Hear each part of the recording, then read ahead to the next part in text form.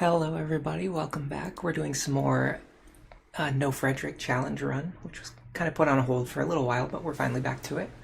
I was just looking at the save file trying to remember what I was planning to do, and it turns out we're at a very important point in the run, because I remembered that people in the chat voted for me to pair Robin together with Sayri. And we're here in the chapter where Sayri first appears. So normally I skip over all of the story scenes in the game, but considering we're going to be doing the Robin-Sayri pairing, I was thinking we could actually just read through this scene before we start playing today. And hello Red Watcher, and hello Tricky, and hello Nev Champion. I'm going to start reading now. I'll look at chat again in a minute. At last, Valm Harbor. It appears well fortified. Perhaps the troops will...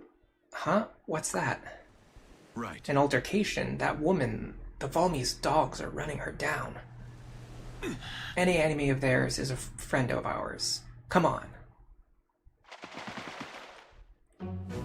That was Frederick's only contribution to this stream. He cannot be fielded. In fact, let me, I just remembered there's something I forgot to change. I forgot to change the text at the bottom of the screen, so let me do that. Because the text at the bottom of the screen is completely wrong. Let me fix that. What does it even say? Current team was not very well planned. Oh, this was me seeing if I could beat Grima with my crappy endgame team, which by the way, this team is extremely crappy. Oh my god, I can't remember the last time I've gotten this far into a run with a team this crappy. For some reason, I'm using both Lonku and Gaius. Like, you would never do that. We're on chapter 15, my Crom still isn't promoted. We have Muriel and Stahl paired together, which is like funny but not really that effective, and neither one of them are very good either. And she's also in Dark Knight for some reason. Okay, here we go. Frederick cannot be deployed. Frederick cannot attack or strike. Can we beat the game without Frederick? There you go. Isn't that more exciting?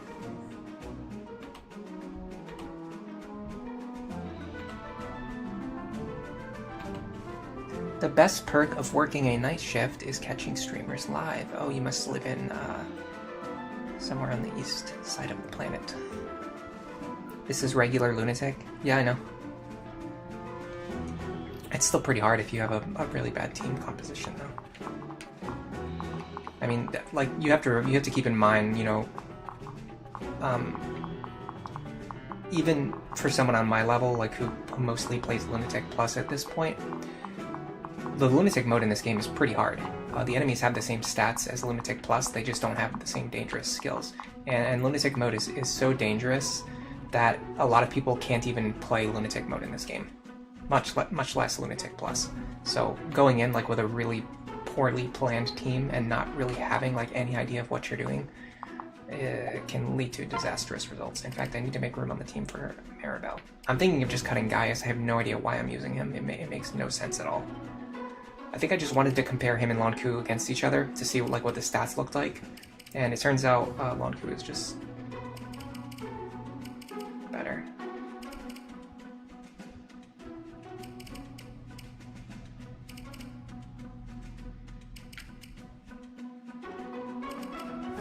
Yeah, I can't see any reason why you would use Gaius over Lonku, looking at these two.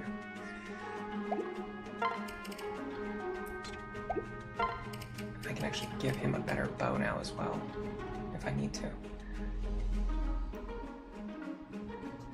Was this a test to try out Gaius? I guess so, but if that's true, we've already done it. We've tested him out. What we've seen is that he's about the same as Lonku, maybe slightly worse. If you just use him straight into Assassin, of course. Like, if you're planning to send one of these characters straight into Assassin, it seems like Lonku's the better option. Which makes sense. Alright, so, if I'm not mistaken, I was doing something like, Cordelia Lonku, and then Lisa with Vake, and then Muriel with Stahl, which they're already paired together. And then we're going to be working on Robin with Sayri. That's why Robin hasn't really built any supports with anyone specifically yet. They just have a bunch of C supports.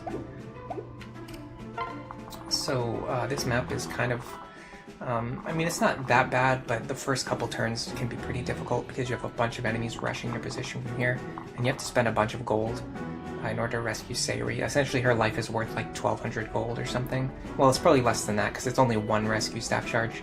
It's not actually the whole stack, but still. If you don't have a rescue staff, you have to go buy one just to save her life, and I'm pretty sure you actually don't have to do it.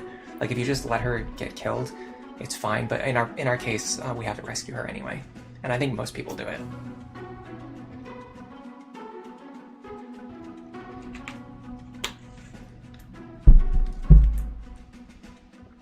I actually don't know if there's any runs that just intentionally let her die, because the concoction that she's holding isn't worth as much as a rescue staff. But I also don't know if it's possible, like maybe if she dies you get a game over or something. It's been so long, I usually just save her. Alright, so we need Maribel in the team for sure, because we need another rescue staff user. I don't know that we particularly need Lucina, but I guess we'll use her. No reason not to. Yeah, it seems like I just put Crom and Sumia like on the bench and just haven't really used them for anything. Alright. Yeah, we're really gonna need to rely on Vake here because he's basically Vake and Robin are basically our only good units here. The Swordmaster girl is real. It's 11 AM for you, Jamsman. Oh, you just woke up a little bit ago. Oh, okay, I see what you're saying. So I thought you were saying that you were watching the stream while working the night shift. What you're saying is you worked the night shift, then you woke up, and now you're watching the stream. That makes more sense. And hello, Chris. Welcome to the stream. How are you doing today? How are you doing today? Is there anyone who I would rather bring ahead of Lucina? I mean, yes, there's a character right here who can fly. That's kind of better than not being able to fly.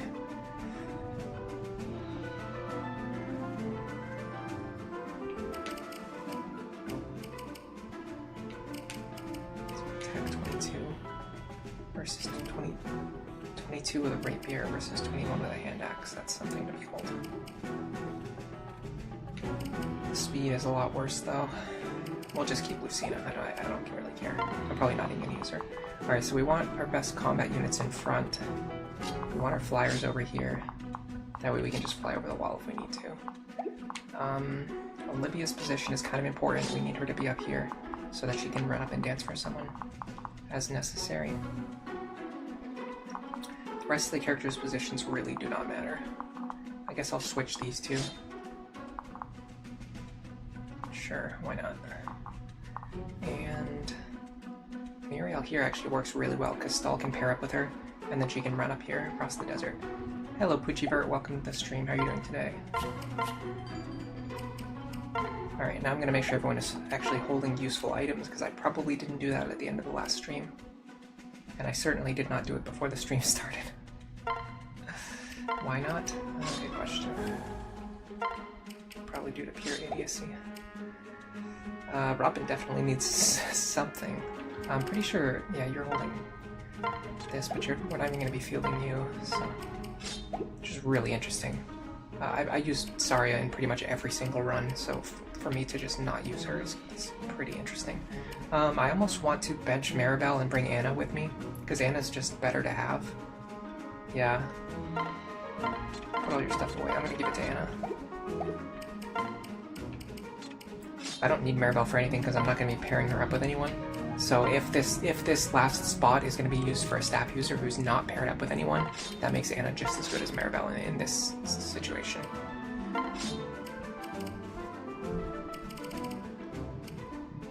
And she's better at attacking too, and I can make use of my Levin sword, which I doubt anyone else can use effectively.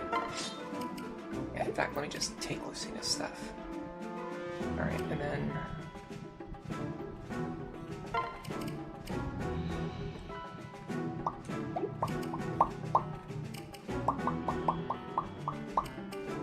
Beast Killer. She's definitely gonna need more tomes.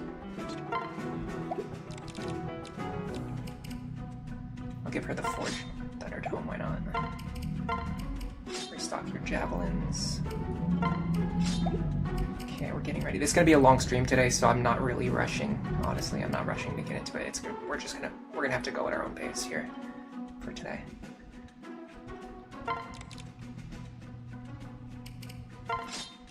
No reason not to give her a men's staff. And then I need to give her a sword that she can spam. Oh yeah, well, I can just give her Gaius' stuff.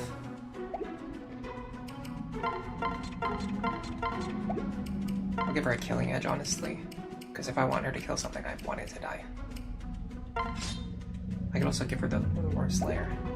I'm not sure. Someone said something recently that really stood out to me. They mentioned that the Worm Slayer is it's basically like a free... It's like a Roy's Blade. Like, if you just ignore the fact that it has worm effectiveness, it's basically just a Roy's Blade for characters with D-ranking swords, which makes it, like, better in my eyes. I'd never really thought about that, but yeah, it's actually a little better than I was using it previously. Okay. What do we have for bows?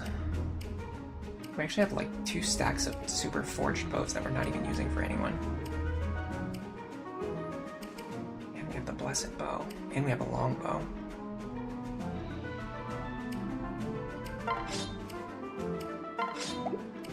Okay, if we have those stacks of super forged bows, is it worth giving one to Lanku? I mean, the iron bow he's holding deals more damage, so not really. Although he's not going to need a bronze sword for anything. I almost feel like I want to get the other killing edge.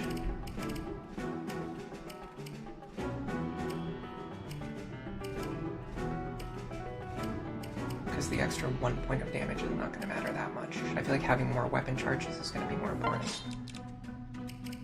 And then we can give him one of these super forged bows. I mean, we'll just give him the one with more charges, we can recombine them later.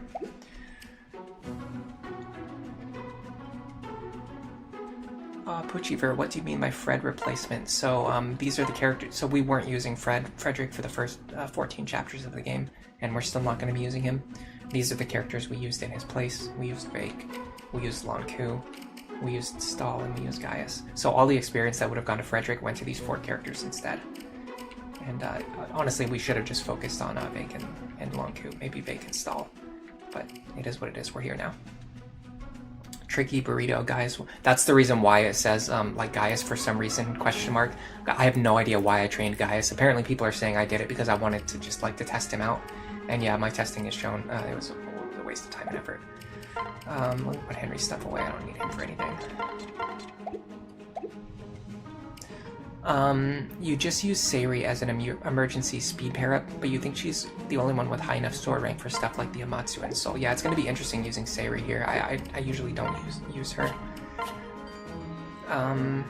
Sorry if you've answered this question before. You're currently repairing your 3DS and you want to get into Lunatic Awakening. Would you recommend no DLC grinding for beginners? So I think the first time... So this is what I recommend. Honestly, the first time you play Lunatic, you can probably play with or without grinding. I think you'll be fine. What you can do though, because I'll explain what I do with Lunatic Plus. When someone wants to get into Lunatic Plus, what I recommend is play the game with grinding one time and beat it with grinding, and then this will give you the information that you need to understand which classes are good, which characters are good, and which skills are good, and then you can use that information to do a no grinding run by thinking, okay, well I want Zeal, Wrath, Gamble, Axe Fair, and whatever 5th skill on this character, right? So which of those can I actually get without grinding? And then you can plan your builds based on that information.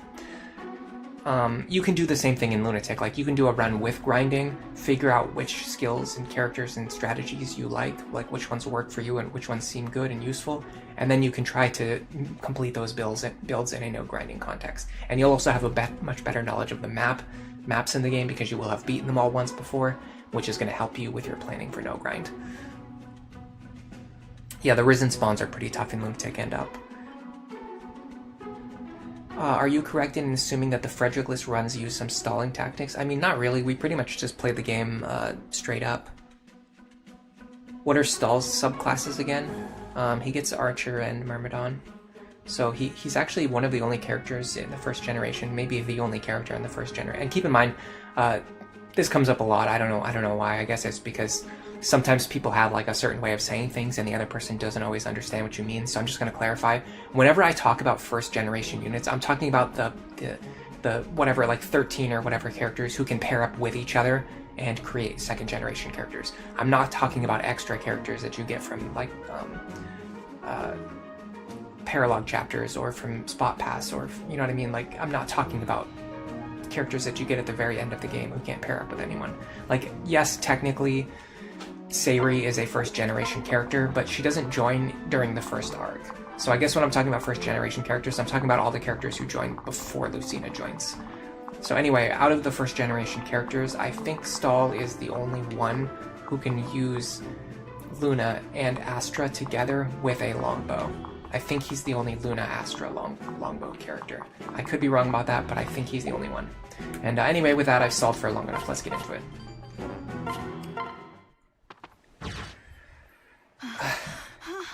Who is that? The Elysian League. So, they have finally landed. Over here! Over here! We have her cornered! Confound these wretched Imperials. Don't let her get away! It's kind of funny that they chose to give like almost like a medieval accent to the characters from whatever country that they're from. I don't even remember. Our first priority is to hurry and save that woman.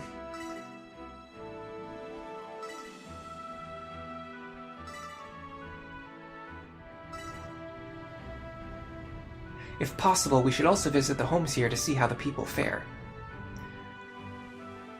Can Sully be an answer to Frederick's replacement? I mean, you can use Sully, you can use Stahl, they're probably fine. The thing is that, like, they'll usually end up about as good as Frederick, but the thing is that Frederick's not really that good of a long-term character anyway. So if you're trying to be, like, super optimal, you probably wouldn't use either of those three characters. You probably wouldn't use Stahl, Sully, or Frederick in the long run. You'd be planning out a different team and trying to build them up in time to replace Frederick. The only reason that you can be in Lunatic mode are the ones with choke points. Yeah, those help a lot. Yeah, I'm talking about Sayri, not the Volmies. I can't remember what country they're from. Anyway, let's go ahead and get on with this. If possible, I'd like to kill this guy. How much does Vake do to him? 31 times 2. Vake just about 2-shots him straight up. The problem is he actually is lacking in strength, but I can use Crom for that. So I'm pretty sure I can get 5 extra strength from him. That will allow us to hit for 36 times 2, which would kill this guy. And oh my god, I love not having to check for Aegis and Pavis. My god, where has this been all my life? I need to go back to playing Lunatic mode regularly. This feels so comfortable, not having to constantly check for Aegis and Pavis. Nonsense. Alright. So there should only be a couple of guys. In fact, maybe only 2 guys who can attack over the wall. They deal 46 and 45 damage. They hit pretty hard.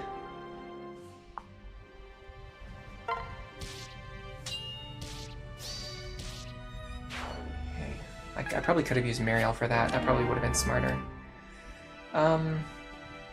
I'll just send this hammer back to the convoy. In fact, oh man, if I had the hand axe in my hand, I could have done this without even using a trade manipulation. Yeah, let's hold on a second. I want to restart this. I want to show off something cool. I love doing trade manipulation, so I'm going to do it whenever I can. And this is going to save me the action economy of needing to have someone trade Vake's equipment. So what we're going to do, we're going to use the same opener, but we're going to do this. We're going to put the hand axe into our inventory, and then the hammer. We're going to do this. Man, he triggered Soul on the first hit, not the second hit. That's one of the reasons I don't like Soul tanks. Okay, so then when we put the hammer away, this is going to put the hand axe into our hands, and with the hand axe in our hands, we'll be able to enemy phase against this guy. Next up, I'm pretty sure we can set up a situation where Robin only needs to fight 3 enemies on enemy phase, and we might even be able to limit that number with an anchor unit. In fact, we're most likely going to be limiting that number with an anchoring unit.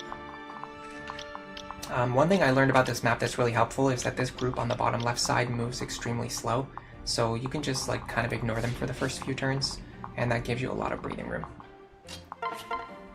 Okay, we can definitely kill this guy, so it's 37 plus 34 plus 33.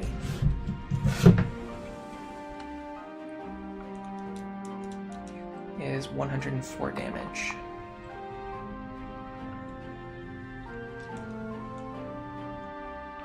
We'll take, no, that's incorrect. 104 minus 20, what is it?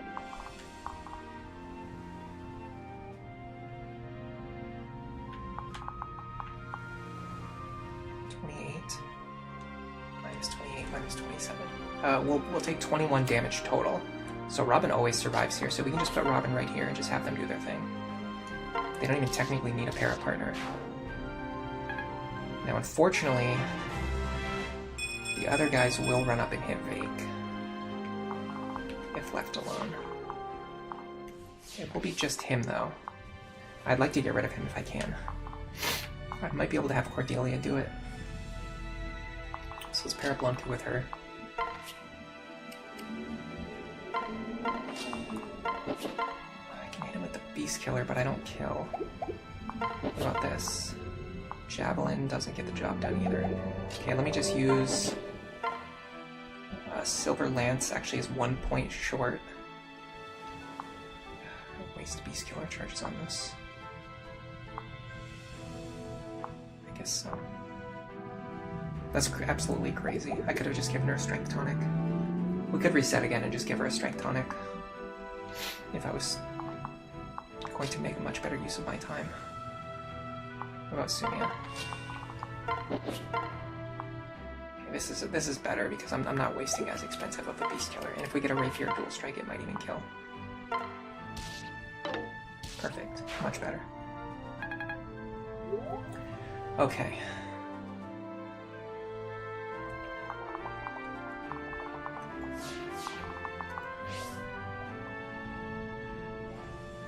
Fortunately, if Olivia dances for Robin, she's going to be in enemy range. So with that in mind, let me think about what these two are going to be doing.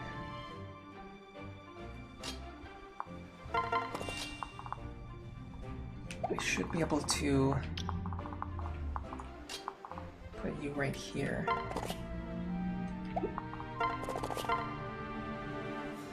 Problem is, will this guy attack Muriel over Robin? Yeah, he will.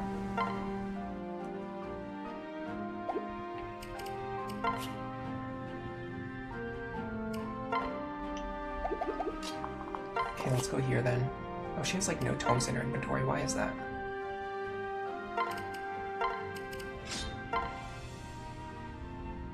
I have no idea why she has like no tomes in her inventory. That makes no sense at all. She's also holding a steel lance. Yeah, I messed something up here.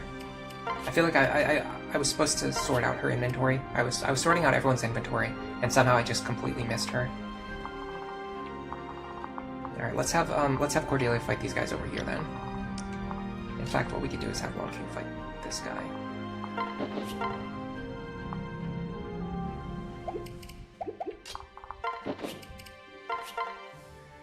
Yeah, so like this.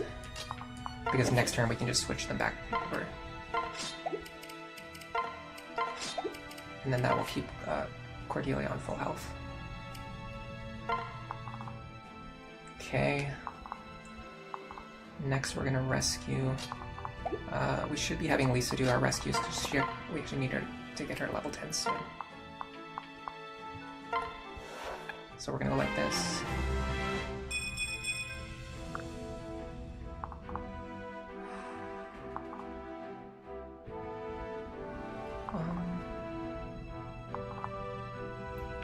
In fact, I can dance for her now. And she can run over Heal Vake. Why is Stahl a great knight? Good question. He'd actually be much better in Paladin. I was probably, like I said, this run was very obviously, like looking at this game file, this run was very obviously, like very poorly planned out. So don't expect pretty much anything from this. I think I did it so that Muriel could get +1 movement and some extra defense. so that I could use her for enemy phasing. Which enemy phasing with Muriel is a really stupid idea. Alright, so everything should be fine here. I think this is really a testament to just like how not threatening like Lunatic mode is. Like after you've played Lunatic Plus as much as I have, like coming back to Lunatic mode, I can just kind of screw around and do whatever I want and I'll be fine. Like this team is god awful, and like they can handle this map just fine with no problems at all.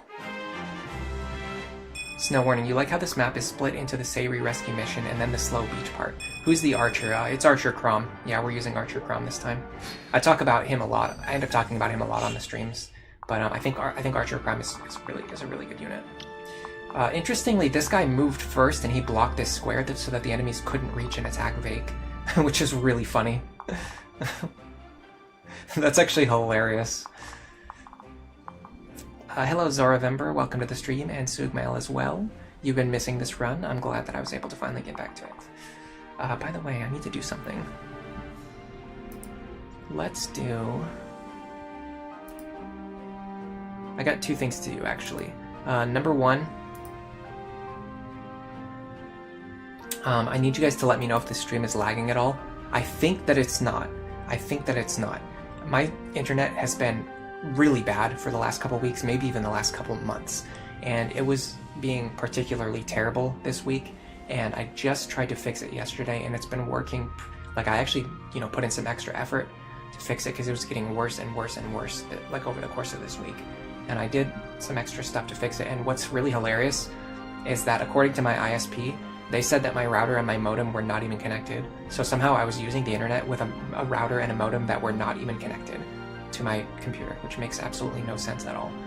But anyway, after that, it's been working a lot better, so I think we're not going to be having as many troubles with the stream lag. The next thing I'm going to do is I'm going to send out 5 gift memberships, so enjoy those.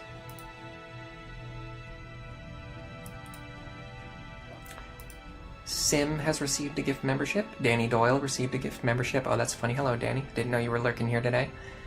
Hello, Nifu, Kuro, and Faulty. Got some gift memberships as well. Thanks for the lurks. I think all the gift memberships went out to lurkers. No, maybe Sim posted something in chat earlier. Is that true? I think I saw your chat icon earlier. I'm not sure. Simone Lunati, welcome to the stream. Hello, Ellery. I hope you're doing well. Will you ever resume the Iron Man? Yes, for sure. I just wanted to take a break and do some easier things first, but I have some really good plans. The Iron Man attempt that failed, we actually got pretty lucky in a couple of regards, but it gave me some good information that I can use going into my next attempt. That I think I can plan for a much better attempt on the next run. So not only have I not given up, but I think we're going to do significantly better next time. Man, I wish Sumi was holding a staff. Why is she not holding one? There's so many things wrong with like everything that I'm doing right now. All right. Anyway, can we just kill the Tomahawk guy straight up? Not exactly. We would need some extra magic, which maybe we can get from Anna. We can get +3 magic. That would give us 27 times 2. I still think that's not enough damage. That would only give us 54 damage. No, that's not enough. Man, this guy's bulky.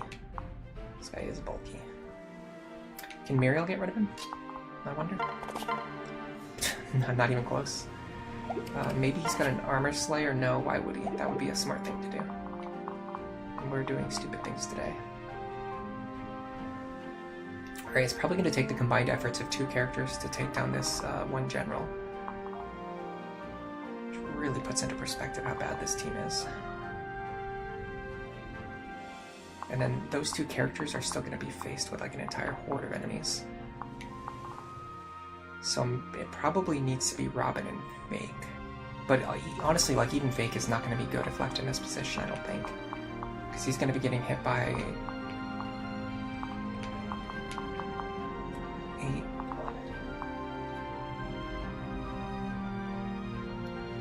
140 damage at minimum.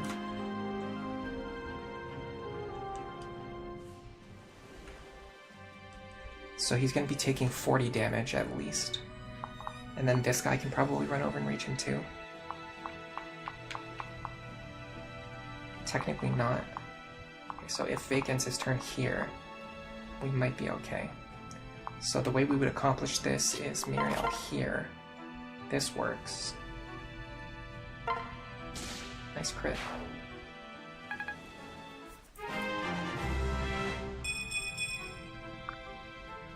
Robin here. Can we get Sayri? No, because he needs Chrom paired up with him. I mean, we can rescue Sayri this turn, but we cannot, like, actually recruit her this turn. Let's rescue her now while we're here, because we need to do it.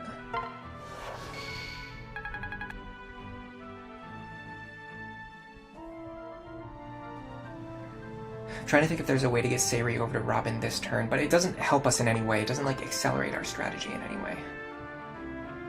Let's just use Anna. What does the 11 sword do? 17 damage is actually pretty good. With the Anna pair up, we might be able to remove this guy with just Robin. If we use our Forged Flux Tome. Didn't work.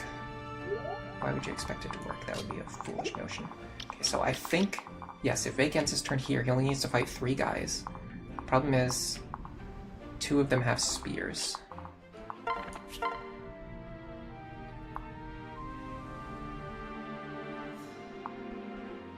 And them having spears is actually a pretty big problem. Because it means I have to take at least 1 hit from this guy. Or if I use the hammer, I need to find someone who can switch over his inventory. Nothing but problems. Alright, let's just start with this. That's going to show us how much territory we have, which is really not a lot. We have like almost no territory. Okay, so I feel like... I honestly feel like sending Robin forward is the smarter play. Who is threatening this tile here? Is it this guy? Who is threatening this tile? It's Mage? It doesn't really concern me. Robin should be fine. They're only going to take 40 damage at most. Honestly, I just want someone to trade Vake's inventory over, but also not die while standing in that position. Can you do it? I mean, I think you'll be fine. But then she's going to have to take 2 attacks, which I don't think she can do. What if I have Chrom do it? 15 defense.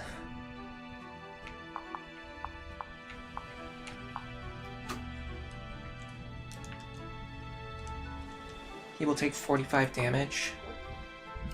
He'll die. So that's not gonna work. I kinda need to move her out of the way too. She's in a really bad position right now. Okay, what if I do this?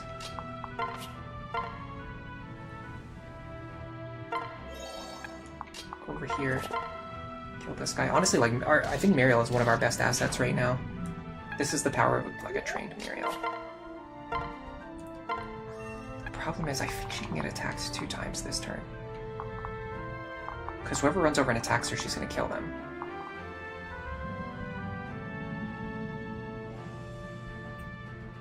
Whoever stands here can get attacked by 2 enemies. I don't think I can trade Vake's equipment anymore. I just can't do it. But the thing is, I don't think anyone's going to attack him. I think they're going to attack Muriel instead. So I think we're fine-ish. We might be okay. We might be fine. We might be in an okay position. Next up, I'm gonna do something like this. I don't necessarily need to kill him, so I don't need to equip the Beast Killer. Just need to fight him for 1 turn.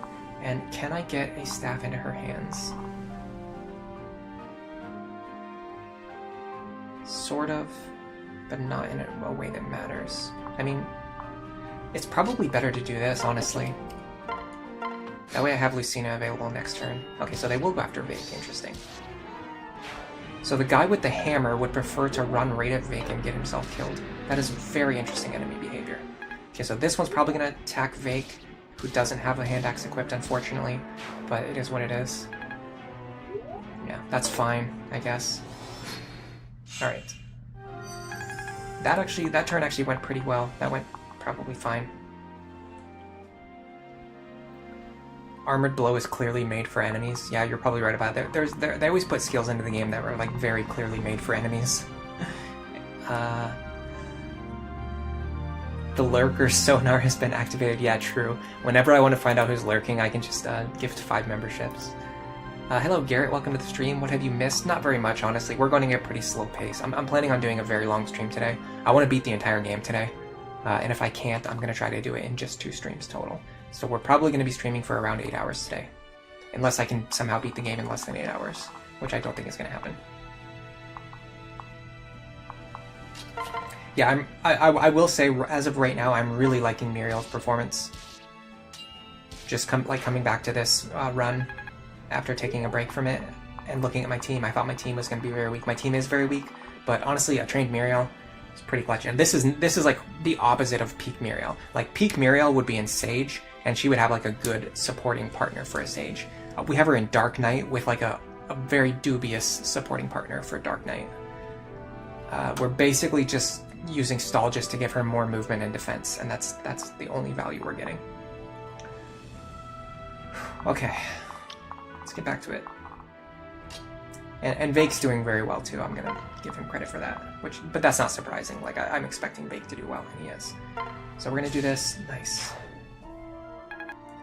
Okay, who threatens this square right here? Is it just the mage or is it a bunch of guys? It's actually a bunch of guys.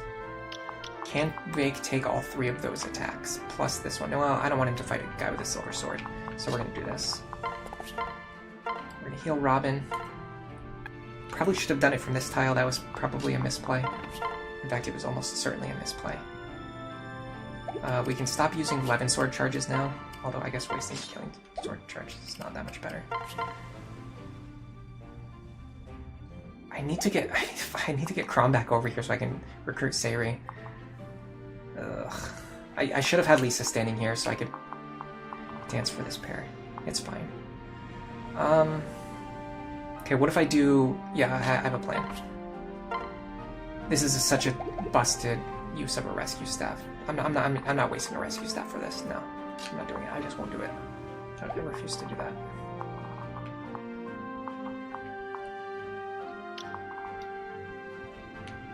Okay, what if we have Robin stand here? Go like this. Wonderful. Okay, who is threatening this square here? So we can use this to our advantage. Yes, okay, we can do this. We can do this.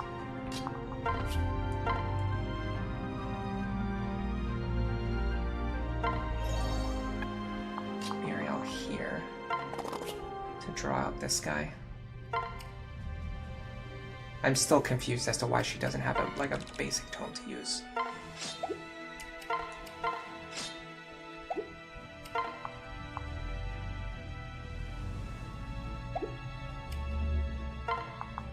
Okay.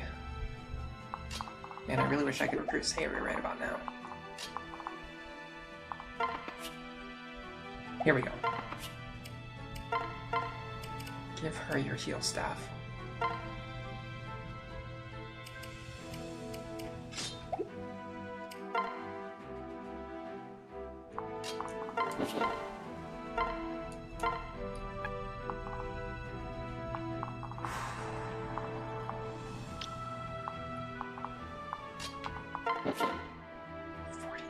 That's absurd. That is obscene. That is disgusting. Okay, we might be able to catch these mages and separate them out next turn, though. I'm gonna plan for that. So this turn should be totally fine.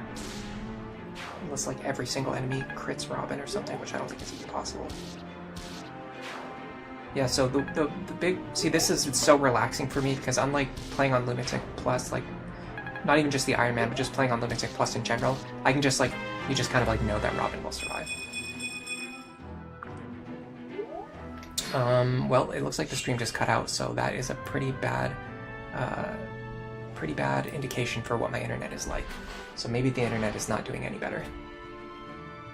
Pixel Donut, 8 hours. Yeah, the thing is, honestly, like, people who stream for a living or, like, who stream regularly, there are people who stream for, like, 8 hours every single day. or at least like 5 days in a row, like 5 days a week or something. Like they treat it like a full-time job, and for them it is a full-time job. So like for me, like the fact that I can only stream for 8 hours like every once in a while really shows the difference between like me and like an actual like full-time streamer. I'm just not on that level, really. Okay, this guy's got Rex Caliber, so we can't fight him. So that was a pretty... Well, Long Q can do it. Yeah, let's have Long Q do it then.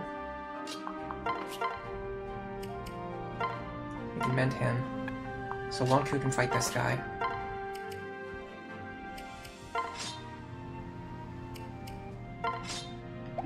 And then we can have you behind him. This should be fine. I don't know if it's going to be ideal, but it should work well enough. Lisa here.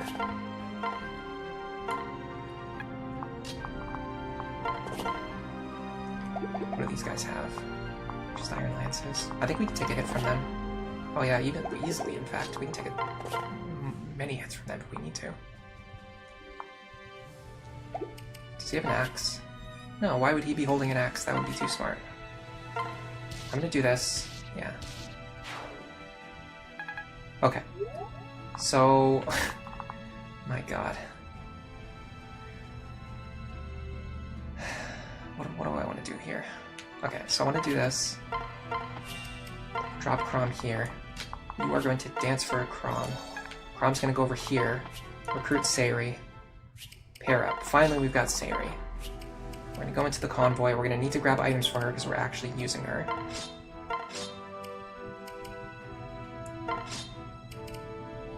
She could use the Levin Sword pretty effectively too, come to think of it. I can just switch her for Anna right now. Like, whatever Anna is doing right now, I can just have Sayri do instead. Oops, I did not mean to do that. That's great. That's like none of the things, like nothing that just happened is what I meant to do. But it is what it is. Alright, so this turn, I would like for Robin to draw out these enemies and kill as many of them as possible. Which is probably going to be approximately all of them. Well, hold on a second, let me... This is kind of more than I need to do, but if I have an extra turn, I want to use the extra turn.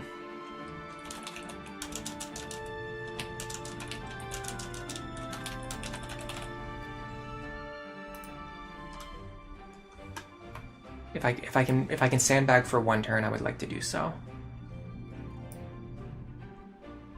Smoldering Resistance. It's going to tell me what turn the enemies start moving. If ever.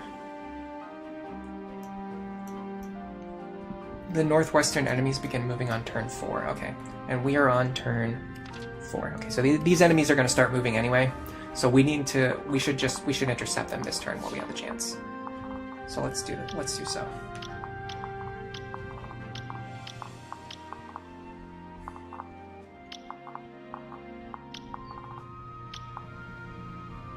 We can either do this or this makes more sense because we want Robin to fight as many enemies as possible. So we can have them fight these 3. I'd like for Sayri to be paired up with Robin right now, but I just can't swing it, so we're just going to do this. Got the dual strike too.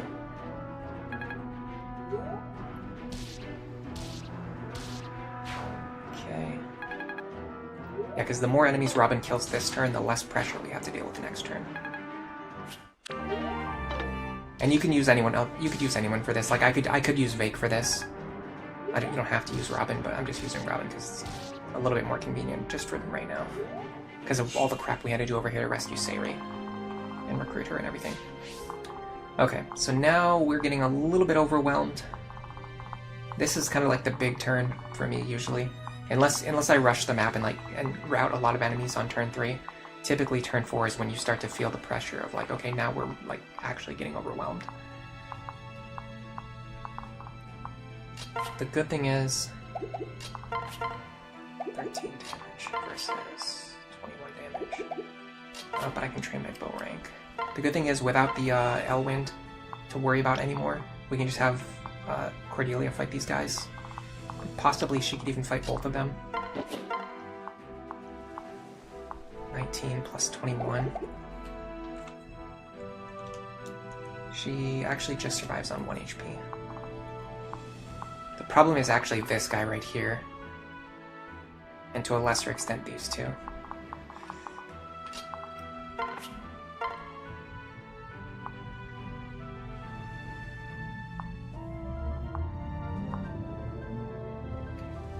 I have some ideas, so I'm gonna go like this. I'm gonna get rid of him. This guy is gonna be alive, but this one's gonna be dead. If everything goes according to my plan. Does Stall have a beast killer? No, why would he? That would make too much sense. You have one, but I don't know if I can get you all the way up there. I can if I can clear the path to prom. Rapier's probably not going to do it, no, because Lucina is a complete weakling. What does Fake do? Not enough. I'm going to have to hand axe this guy anyway. I'm just not getting the damage that I need.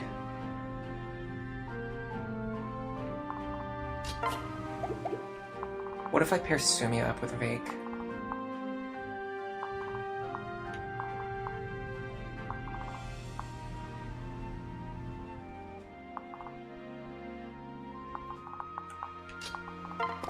Oh, hold on a second. She can block this tile. That'll stop the Dark Knights from getting through.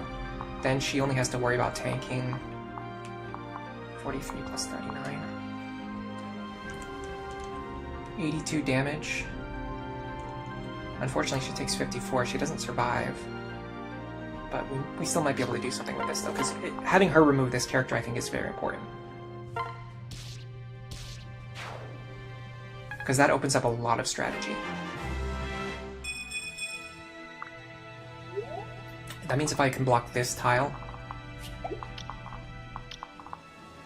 if I can put someone here, it blocks him, and then if I can kill him, we're not really that worried about anything else. Well, no, because then this guy can attack Muriel too. Yeah, I have to actually get rid of him. I might have actually just boxed myself into a corner. I'm trying to think, how would I get out of this situation?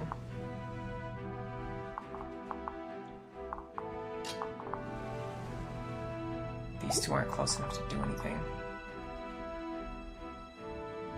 I really doubt I can one-shot this guy with a Beast Killer. So if I kill him, I'm going to take a ton of damage in the process. Sabri's not doing anything this turn, so let's use her to go over here. Go like this. Dance for Muriel. It kind of gives me an opportunity to at least damage this guy, but not really get rid of him.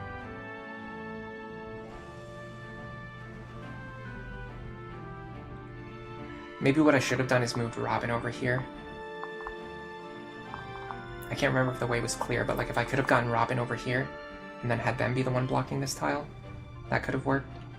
But yeah, I think we just boxed ourselves into a corner. I can still have Fake do something, but I doubt he can take all these attacks. Not even a chance.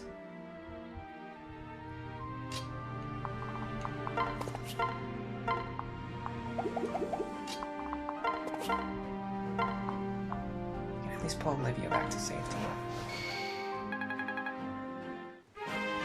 This actually frees up some opportunities for moving Sumia around now, too.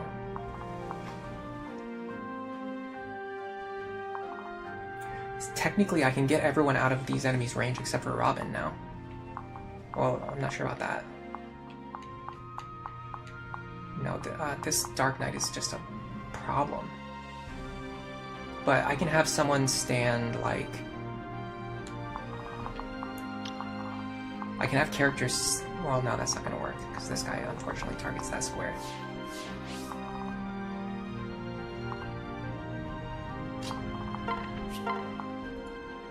I can kill this guy. But then he's going to run over and... Well, no he's not. What am I thinking?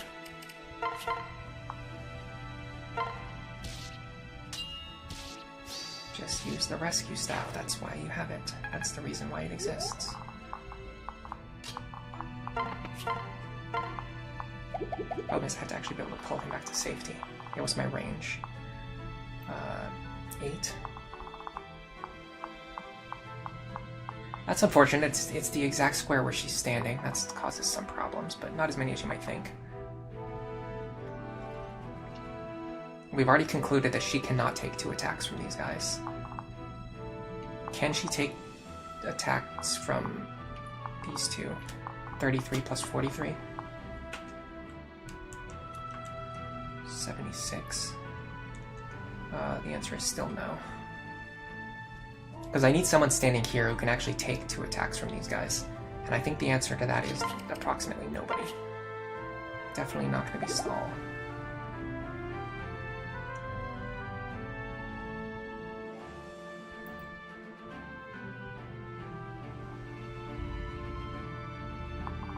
I think we're still screwed, but I don't know. I made the best effort that I could. Maybe if we can get Cordelia up there somehow. Good morning, Bush Ranger. You think Dark Knight has good base stats for Muriel? I mean, it helps with her defense, but it doesn't really help with her, like, the main thing she actually wants to do, which is kill things with her magic score. Although, I mean, she has enough attack to kill things as a Dark Knight, so it's kind of questionable as to whether you need her, like, the extra magic from the Sage class. But you want to get Tome Fair as soon as possible, so, yeah, I don't know. Yeah, the enemies on the beach you can almost, like, just ignore completely.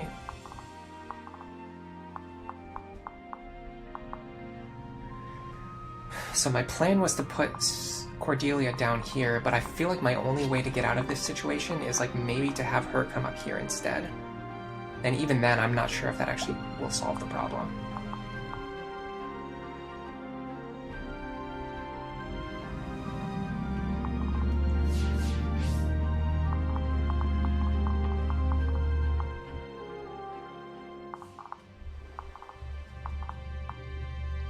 Maybe dodging attacks is the solution. Like, I just don't see what else we can do here. What is their accuracy? I mean, their accuracy is pretty much spot on, so that's not going to be the solution.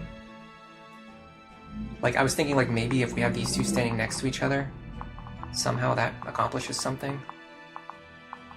But what's going to happen is these two are just going to focus fire whichever one they have the highest chance of killing. Which, if that's Vake, we maybe get bailed out with Soul. This might be a Soul moment.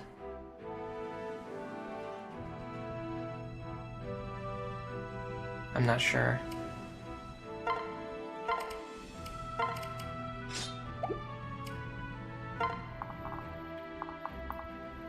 Plus he can run over and attack Olivia too. Which actually, that might draw him away from our other characters. But he might one-shot her. He actually one-shot. Okay, yeah, we're like beyond screwed here. Because he one-shots Olivia. So we have to rescue her like 2 tiles away just to keep her alive. And then I'm pretty sure Lisa's still in danger too. Which again, maybe that actually helps us.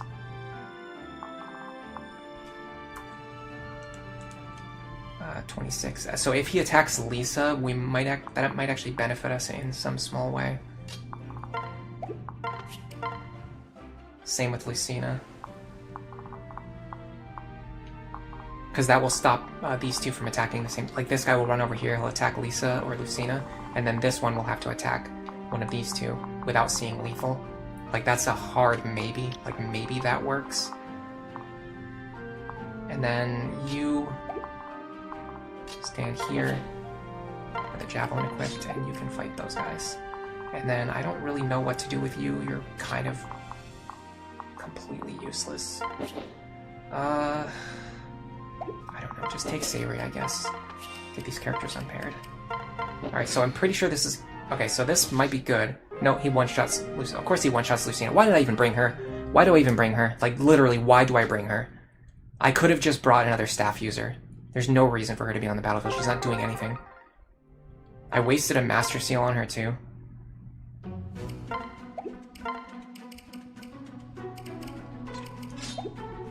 And I need Sumia to be holding stabs as well. She's not doing anything combat-wise. Her combat is horrific.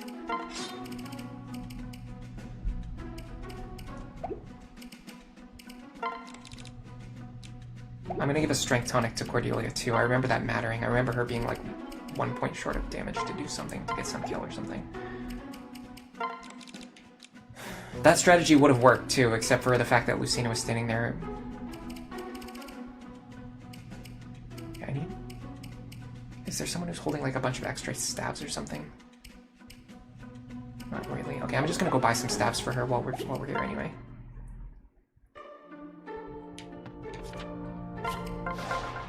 What can I fix you with? It's so pointless to bring a character who's incapable of doing combat when you could just bring another staff user. I don't know what I was thinking. I carry only the finest.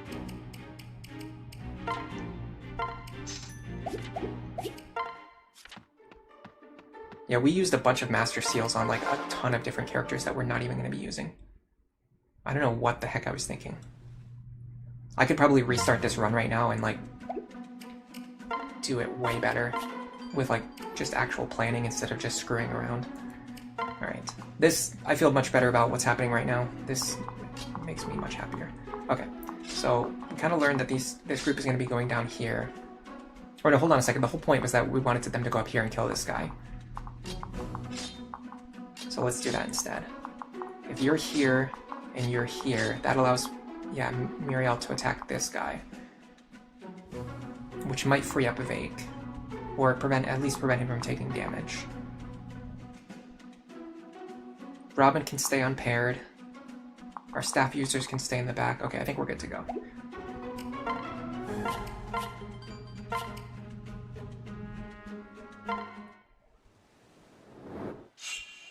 Trickster and Dark Flyer are the good pair-up classes for magic and speed. Right. Of the timed evasion skills, Lucky 7 is your favorite. Yeah, Lucky 7 is by far the best of those skills. Maybe Quick Burn. Like, you can make an argument for Quick Burn, but I feel like Lucky 7 is better than Quick Burn. I mean, it has to be. It's the same bonus, but you just get it for 7 turns. In fact, it's a higher bonus for 7 turns. And then Quick Burn just gets a lower bonus for like the next, 8 turns after that, which don't even matter. All right, so let's do this in a much smarter way than what we did last time. So you... Oh, you know what? I did it in extremely the opposite of what I just said I was going to do, because I forgot to give Muriel any tomes again. Perfect. I don't even know if I saved. I think I just didn't even save. I can't even remember. I'm just too tilted right now. We're like not even 1 chapter into the stream and I'm already getting tilted. Alright. You... here. At least I can one-shot this guy with the hammer now, so I don't have to take any damage.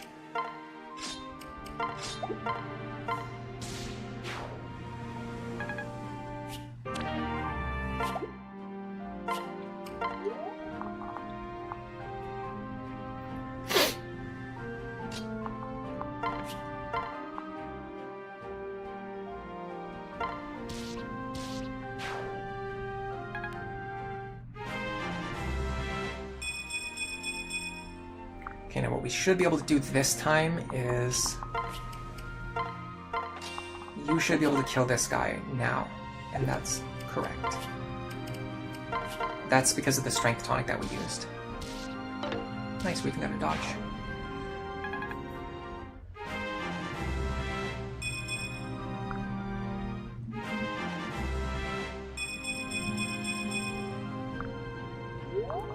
Okay. Now, this guy is a little bit of an annoyance. Especially because his attack range overlaps with like everyone that I want to move forward. But if we think about this in a different way, if I think he is the only guy who can target my back line, that means I can move any character forward that I want as long as they can take a hit from this guy. Yeah, I think Lucina is starting to become the new Donald of this channel. I just can't get over people thinking that she's a good unit. She's a 100% a liability from the moment she joins. And if you train her for like 10 chapters, she eventually becomes like your 3rd best Gale Force attacker. Like, oh boy. That was worth the effort, wasn't it?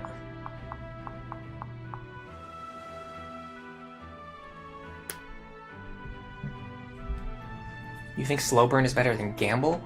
Well, they're different skills. They do different things. Gamble is about crit.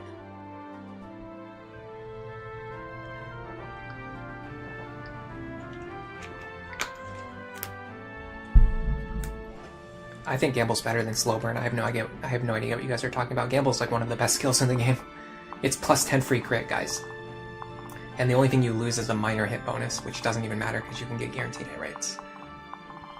Compare that to slow burn, which is basically plus 1 hit and plus 1 avoid. If you think slow burn is better than gamble, I'm sorry, but you're absolutely insane.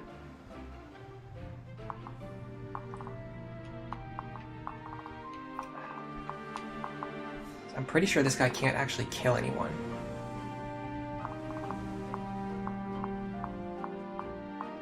So as long as we do this...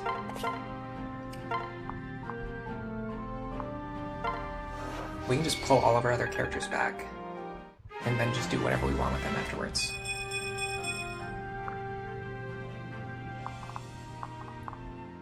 Fortunately, Olivia can't get to the position that I want her to be in. Well, maybe she can. He actually might kill Olivia. Yeah, he kills Olivia. Of course he does. At least she provides value. At least she dances for the rest of the party. Alright, so let me try to get ranged weapons into the hands of any characters who are potentially going to be attacked. Although we know that Lisa's going to be the one who gets attacked, so it doesn't really matter that much.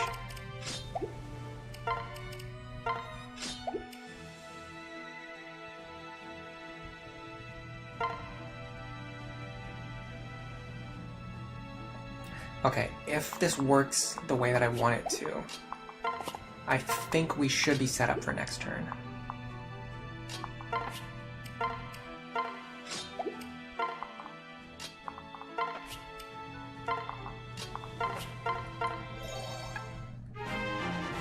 In fact, I can move Libra over here to make it even better. Okay, so that mage should attack Lisa.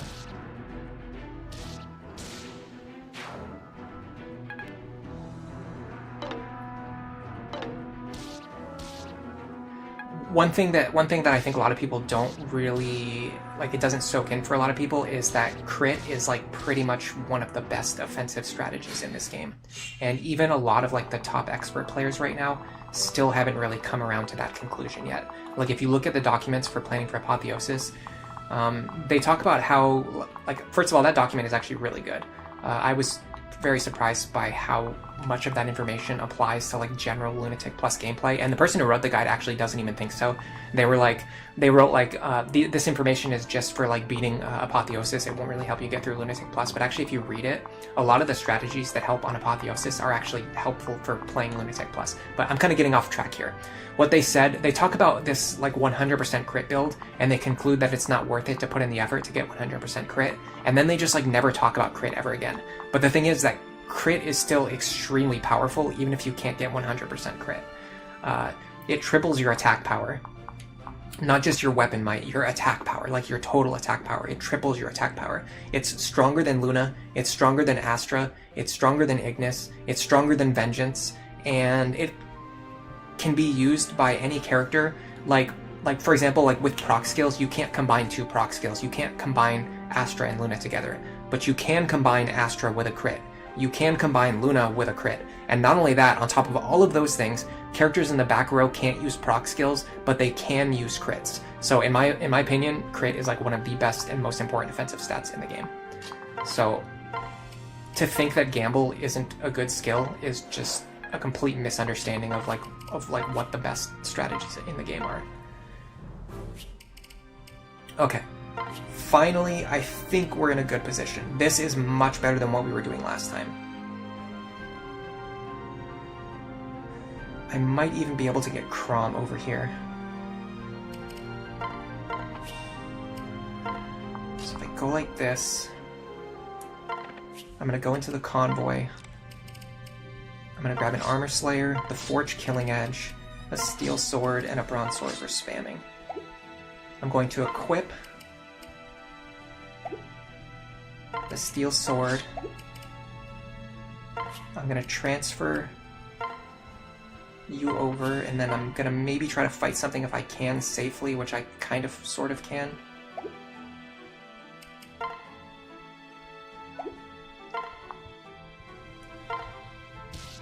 Dual strike. Oh my god, that was disgusting. I should have done the I don't know why I didn't use my calculator there. I could have killed that guy with that dual strike if I just spent an extra 10 seconds using my calculator. But anyway, this gets my characters into the positions that I want them to be in. Now, Robin has definitely taken a beating as compared to our last attempt.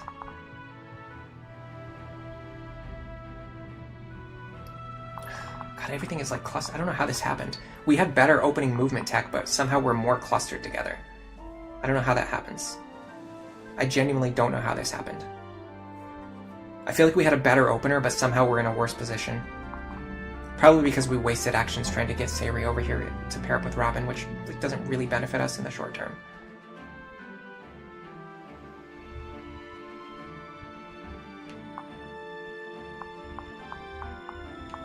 Okay, so if I do this correctly, though... The big problem is Robin. I just can't heal them. Well, I can heal them. I have to use a bunch. I have to use a bunch of rescues. Like I have to use an exorbitant amount of rescues to get out of this situation.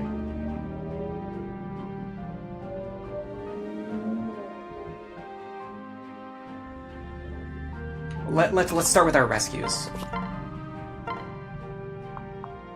I don't know where this is going to put Chrom. I think it's going to put him in the spot above Vake, which actually is a bad spot for him to be in. Let's just rescue Chrom over here. Just get him out of here. So we don't have to worry about him. Okay. Now, if I'm not mistaken, Muriel in this position... No, because she can get attacked from 2 angles. So this doesn't work. She can be in this position, but this doesn't really help because it just gets rid of a mage who's not even a threat. I can get rid of this guy, but that doesn't help me. He's not threatening anyone right now. Robin in this position. Unbelievable.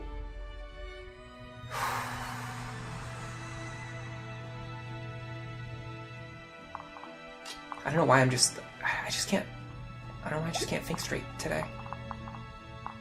I should be doing much better than I'm doing right now.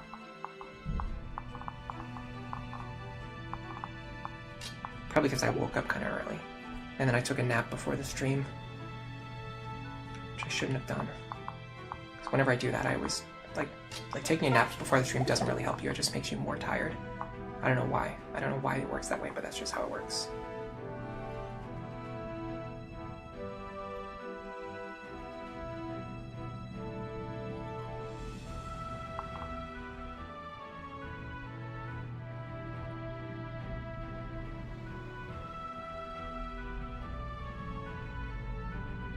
Who are the number 1 and 2 best Gale Force users if Lucina is number 3? I mean, it's whoever you train. Literally any 2 characters that you train to be Gale Force users are going to be better than Lucina. I wasn't even thinking of 2 specific characters. I was just saying, like, if you do a run where you train Lucina up, like, by that time you're already going to have 2 better Gale Force users. Like, even if she joins with Gale Force, she's not even going to be one of your best Gale Force users because she can't kill anything. She can't deal any damage. She can't survive. She just can't do anything. She's a pure combat unit who has horrible combat.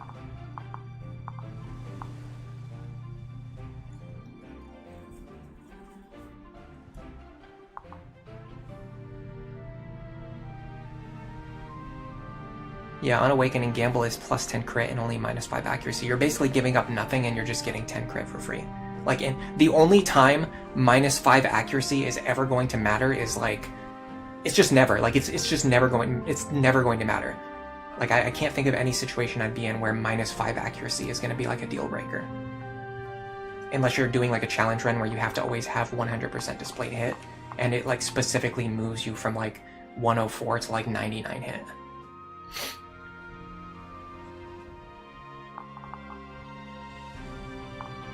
Alright, someone help me get out of this situation. Yeah, the fact that I didn't train, like, a good Gale Force unit this run is really starting to harm me, though. Alright, what about Long Ku? I don't think Long Ku can... Like, nobody can survive in this position except for Robin. Robin's health is already absurdly low. And they can't even get rid of this guy, which is crazy. And the only person... Olivia can pair up with is, I guess, Sunya?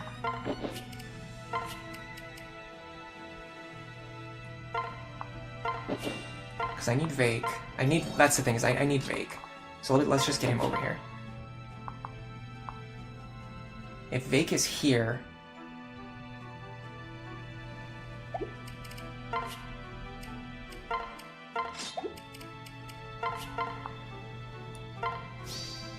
and Robin is in the next square, I think that solves a lot of our problems.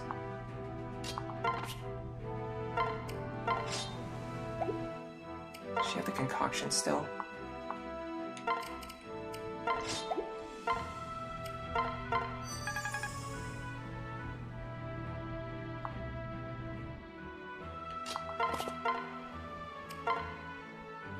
Mendiu.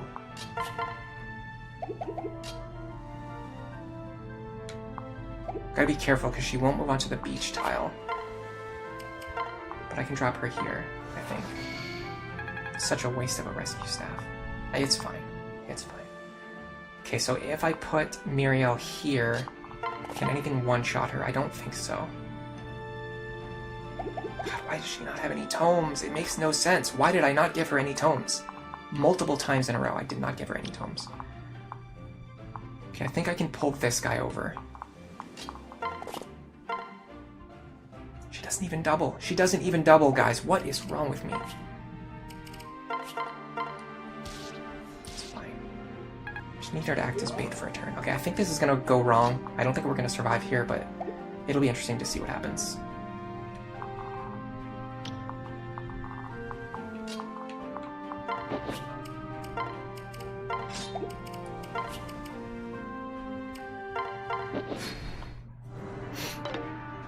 If this doesn't work, we'll know that we have to plan a better opener. Yeah, that's brutal. That's really gonna hurt us. Soul procs, would you ever, like, at any point in your life, like to get a soul proc? No? Okay. Just somehow survived anyway. That was the power of Awakening dodge tanking right there. What were those hit rates, I wonder? I mean, the hit rates weren't great, so I think that was like somewhat deserved. I think what I played there was like our best chance of surviving, and we actually just barely managed to do it, and without a single good soul proc too. So the RNG kind of evened itself out, I guess. All right, now we have to be a little bit more judicious about what we're doing. You here.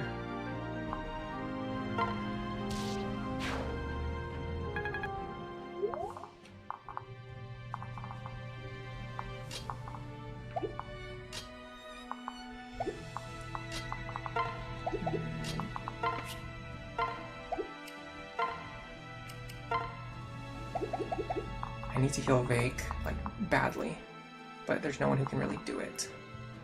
I would have to heal him, like, I would need to heal him with, like, 2 characters. This guy's not really a threat. Does he have a sword? Why does he not have a sword? There's something genuinely wrong with me today. Like, my hero is not holding a sword. My mage is not holding any tomes. And I've had like 6 opportunities to go back to the convoy and like I just haven't done it. Just for no reason other than just pure idiocy. So we go like this. How much did these guys do? 14 damage. Okay, we're fine. They don't have ranged weapons either.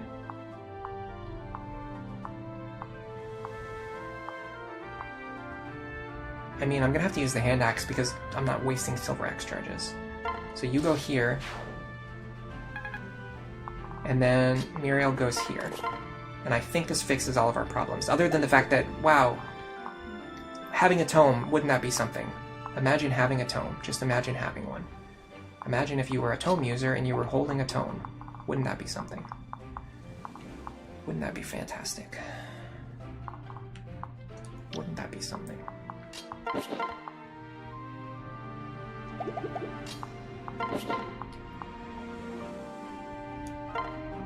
I really needed that to hit, but it did, so I got kind of lucky.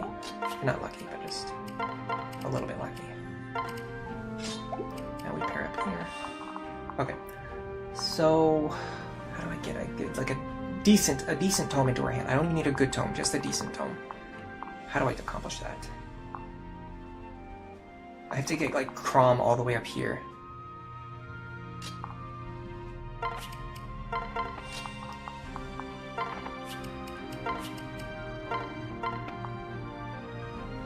Even that doesn't work. Well, I mean, it kind of works. I have to like waste my action getting a tome out of the convoy. I could have just used Anna to pass the tome over to her. What am I doing, guys? What in the world am I doing? Seriously, what am I doing today? Someone help me. Okay, give her actual tomes, which she should be holding already, not a freaking steel lance. And like, she doesn't need a forged wind tome either. Like what? Like why? Like in what world?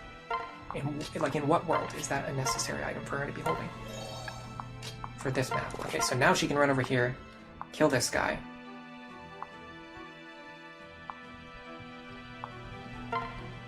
And then that just solves all of our problems. Because now the two guys in front are going to attack Bake. And nothing else can attack over the wall this turn. They might even attack Robin. No, they're going to attack Bake.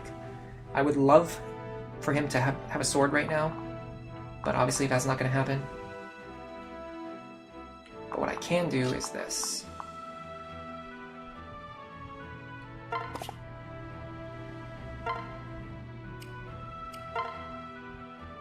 I can at least heal him back up.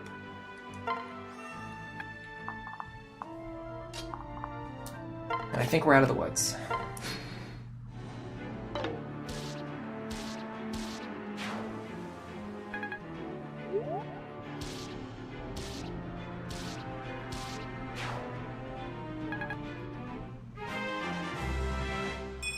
Yeah, does Vake ever want to use a sword? Yeah, he wants to use a sword right now. He literally wants a sword in his hands right this second, this exact turn.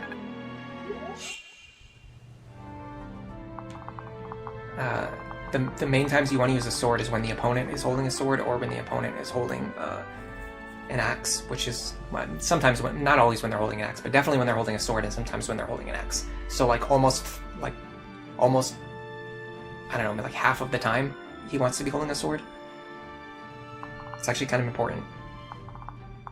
It's one of the reasons why Hero is a good class, because while axes are the best type and swords are the worst type, having axe and sword coverage basically lets you cover every single type of enemy. Now, are we on turn 3 or 4? Okay, this is turn 4, so we need to... Man, we really need to get moving.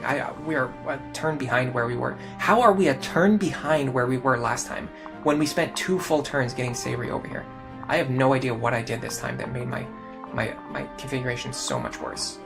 Something is so off here. It's fine. We'll be okay. Alright, so you go up here. Kill these guys.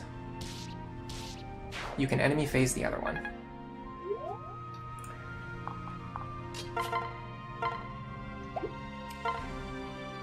I would really love for you to come over here, transfer Crom over, and then mend. Now he actually has a good para partner. Defense.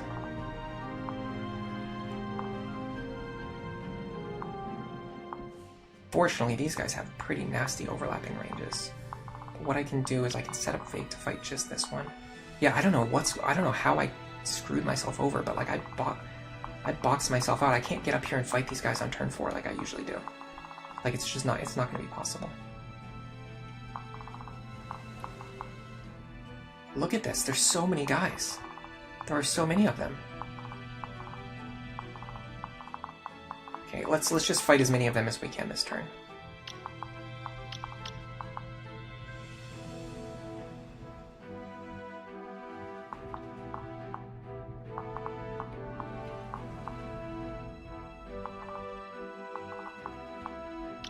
Which is really not that many.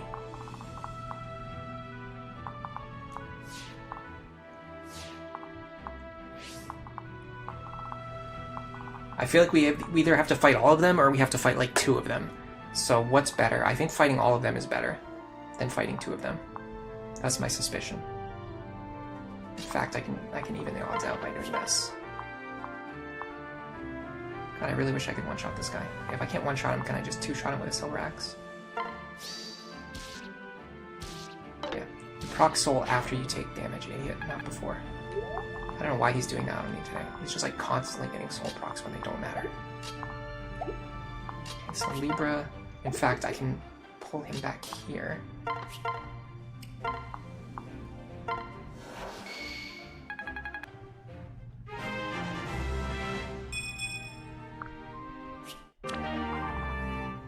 Robin takes this position.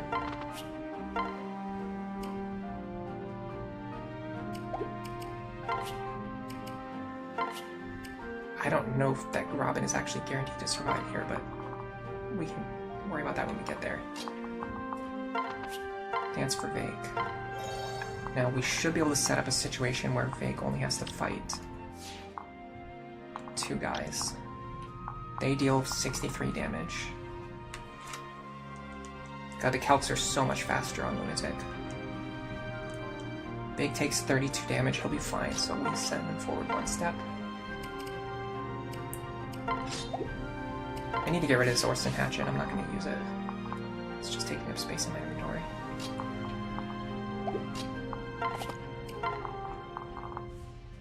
Okay, now I think the mistake I made last time was trying to worry about these guys down here. What I should be doing is getting all of my characters up here, so that I can sweep as many enemies as possible next turn.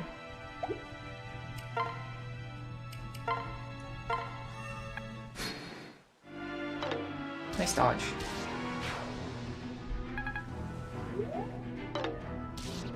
Okay, so Robin should be fine. Even if they don't dodge attacks, my defense and my res are both extremely high. Oh my god, did I do it again? Just look at the end. Just take 5 seconds to look at how much damage you deal. And then equip the right weapon so that you kill the enemies on enemy phase. This is the second time I've done that, on this, just on this attempt alone. Okay, so now we should be able to have Robin plug this choke point. In fact, considering the fact that this guy is no threat to me at all,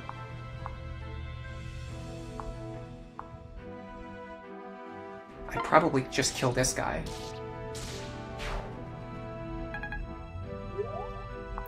Then, on the bottom side, our team only needs to worry about... So this is a problem, but we can get rid of him, and then use a rescue staff to bail out. So if Vake just attacks from here,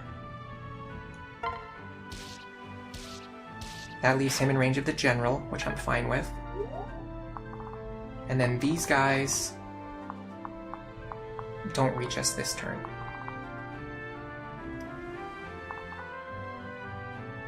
I'm a little worried about Muriel. I can definitely have her kill this guy, but if she does, I don't know that I can rescue her back safely. 48.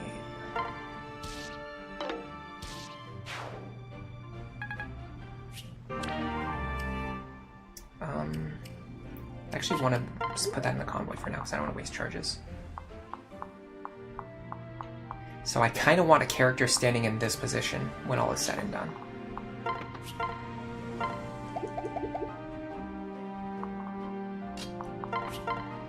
So I can pull Muriel back.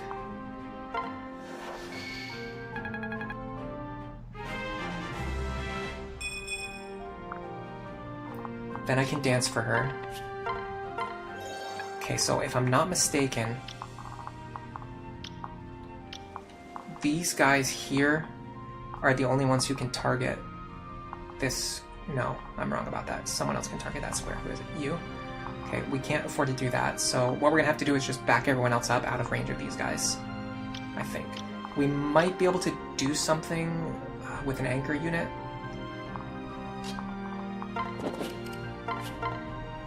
Unfortunately, this is the Rexcalibur guy, so it would have to be someone who can take a Rexcalibur, which I guess would be Long Ku. So if we put Long Ku up here, he can pull this guy over. He actually does not survive. I should have checked that. Alright, well he's either going to dodge or we're going to reset again. or I'm gonna waste a rescue staff. Which is it? I guess I'm gonna waste a rescue staff. This is so pointless. How is he not able to tank an attack? Can I get Maribel to pair up with him? Sort of. No, I can't get her over there fast enough.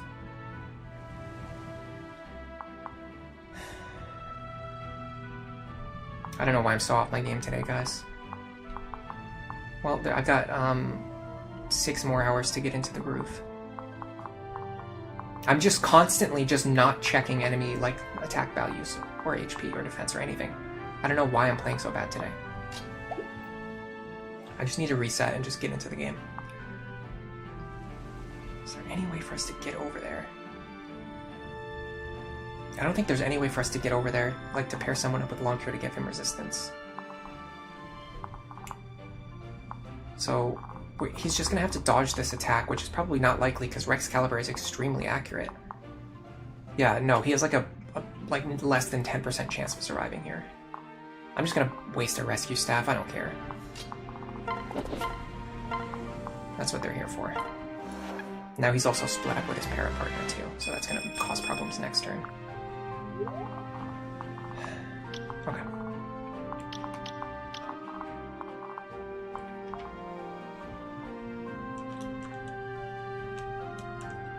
$101 damage. So the problem with Muriel is that even her resistance is actually not that good.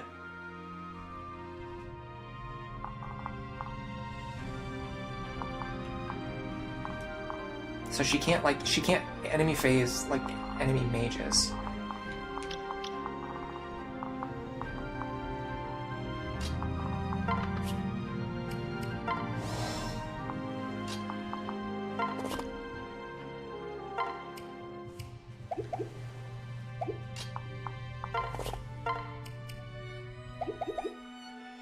I'm just gonna calc my damage. Why am I not doing it? Just calc your damage. Calc your damage. 26. 14. That's not going to be enough. What about with my strongest tome? 34. Minus 14. That will be enough. That's all you have to do. Just take 5 seconds to calc your damage. I don't know why you're not doing it.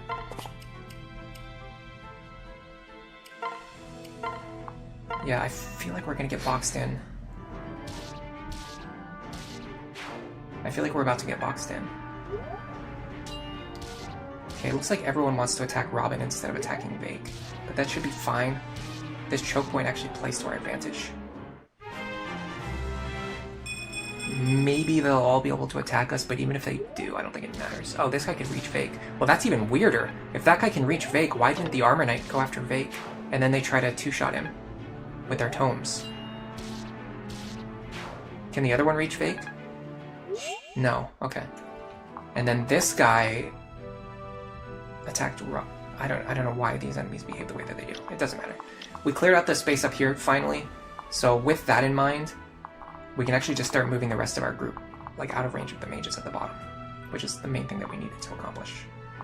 Okay, so we're gonna do this. Hammer here, maybe? Olivia won't be able to reach him no matter what, so just hammer from here. That way he's already out of range of the mages at the bottom. Soul proc would have been nice, but we don't really get those when we've taken damage. Now you go up here, you can remove this one.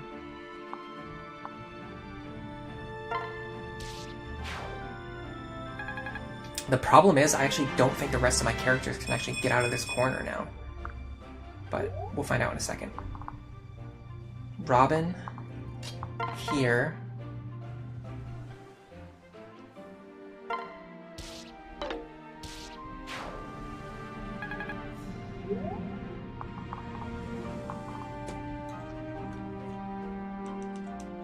She's gonna take 18 damage, she'll be fine.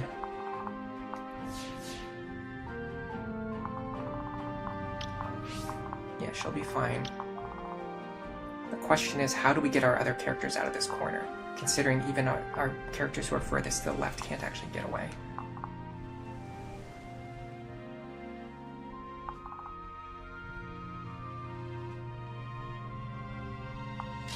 Long Tree kill this guy? Probably not. Almost. I can get him a strength pair up, but there's not one over here. Well, does anyone have 10 strength? Libra does. But if I use Libra, then I'm missing out on my rescue.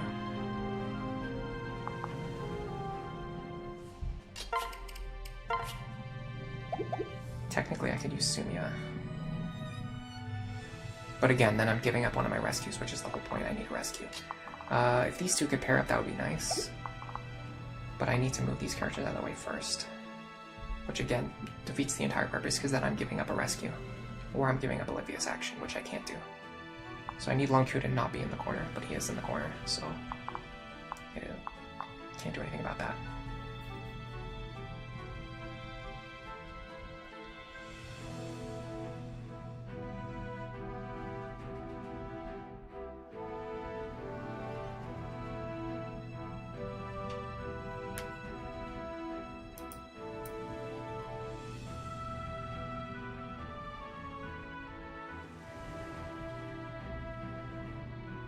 Yeah, this is a really Math Turtle. You're asking why a lot of the class choices on this run have been made. The answer is there was absolutely no logic to it at all. I was basically just showing off that, like, even without using Frederick, I can just kind of use whatever team I want. And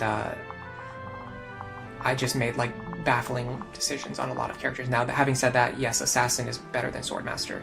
Almost universal. Like, Assassin is literally just Swordmaster, but also with a bow. Like, there's honestly, Swordmaster is, like, pretty bad in this game, because there's no reason to use it. Any character who can get into Swordmaster can just go into Assassin instead. And then you just have the same character, but with a bow. So, yeah. Although, granted, you could eventually get Swordfair, but Swordfair is, like, the least valuable of the fair skills. And Lethality is actually pretty good, too. It's very underrated. Because of the ability to instantly remove enemies, even though the chance is low. There's no, like, downside. Like, anytime Lethality procs, it's always good. If Astra procs, it can actually be bad for you against enemies with counter and things like that.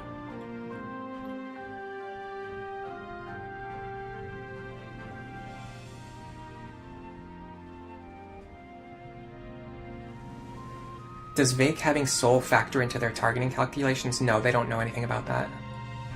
They don't know which skills we have. They actually don't even know which skills they have unless it directly affects the combat forecast. The only thing they can see is the combat forecast. They can't even, like, if they have, for example, if they have Luna Plus, they don't know that they have it. So they won't know that they have lethal on you with the extra damage from Luna Plus. The enemies are very lacking when it comes to, like, AI. If I can get rid of this guy, I can open up a lot of territory, though.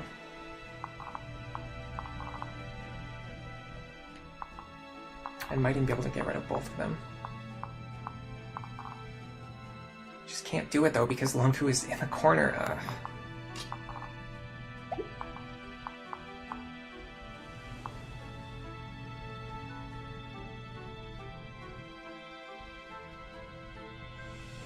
Like, every single thing that I want to do involves Longku not being boxed in the corner. But he is. So I just can't get out of here.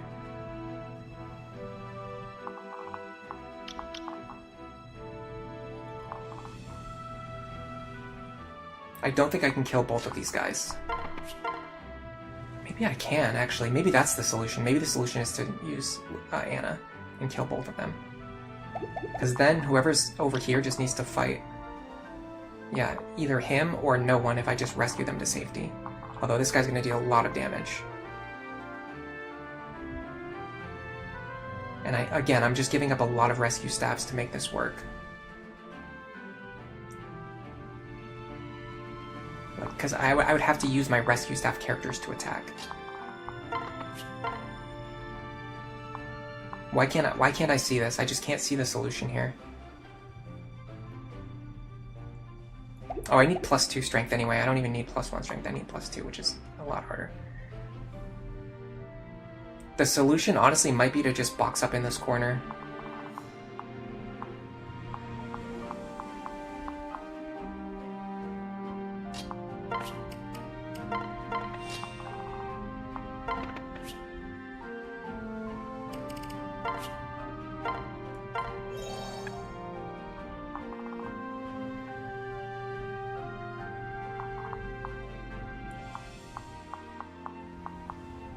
So long Q here.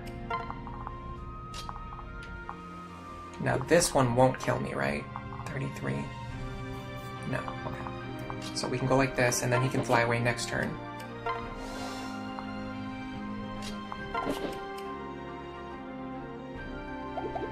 No, I have to be careful because I have to get these two actually out of here. Which it looks like I can with no issues. In fact, I can even do this.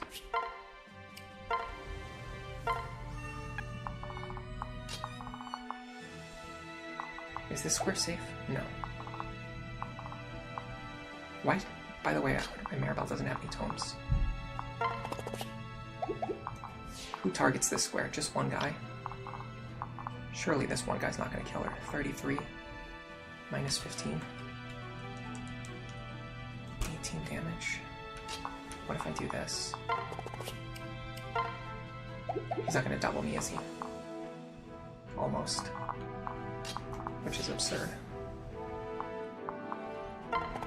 So the problem with Maribel right now is she doesn't actually have like a good para partner.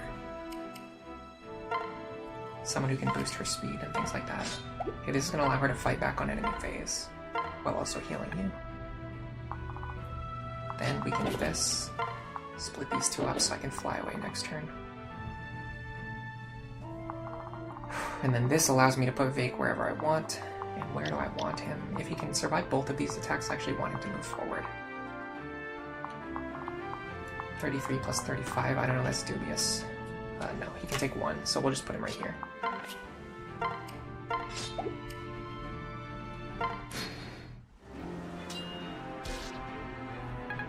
They like attacking Maribel anyway, because she's very weak. Okay, I think we're in a much better position than the last attempt. Now this guy's a little scary, just a little bit, but we can basically just clean up now. Yeah, as I thought, we're actually 1 point of damage short, even with the 1+1 strength pair up. But we can use Cordelia for this instead. And then, if we're going to be using Sayuri, we actually have to give her kills.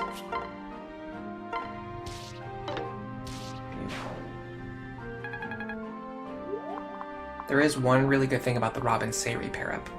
We're not going to see it for a while. It's going to take us a little bit of time and effort to get there, but it's going to really pay off when we get there.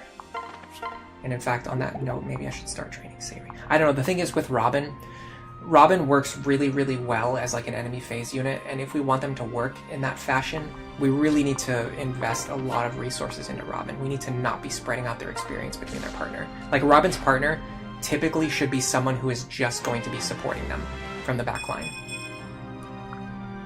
19 times 2 is 38. He had 39 HP. So 38 is not 39.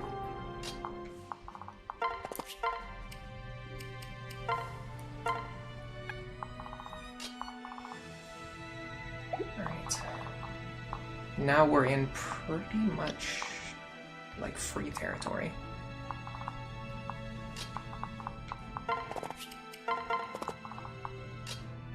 Like, I'm not really that worried. I think we need to find a good partner for Maribel, so after this chapter, I think I'm going to take a little bit of time to do some team building. I'm going to think about how we're going to restructure our team to move into the late game, because right now our team is trash. This team is awful. They have no clear direction, like no goals, like nothing. Like this team just has nothing. Like, there's nothing that makes any sense about this team. They're just all over the place. Nice. So what I would like to do is restructure the team. I want to find a partner for Maribel. We're going to keep this pairing. We're going to find a partner for Maribel. We're going to figure out... We're going to cut any of the characters we've been training who aren't, like, really contributing anything. And then we're going to replace them with staff users. Which honestly might just, it might just be all we need to do is just find a partner for Maribel. Because we kind of already cut all of the characters that we're not really going to be using. Like Lucina and Gaius.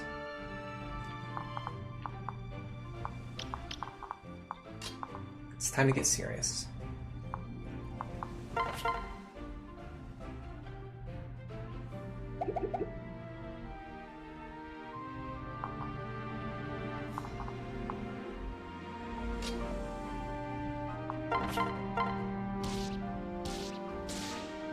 Time to start investing in Fake.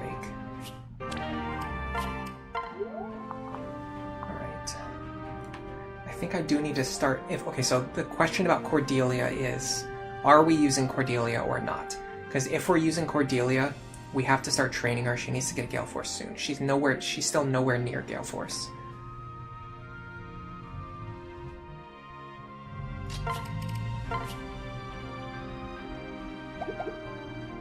Like, I feel like benching Longku... Well, I think the thing about Longku and Cordelia is we just need to get them to pair up so that we can get access to a chapter that we would otherwise not have access to. Because then we can use that to just get experience and stuff for other characters. It's not necessarily that they need experience, it's just that they need to gain enough support points. Oh, what is that noise?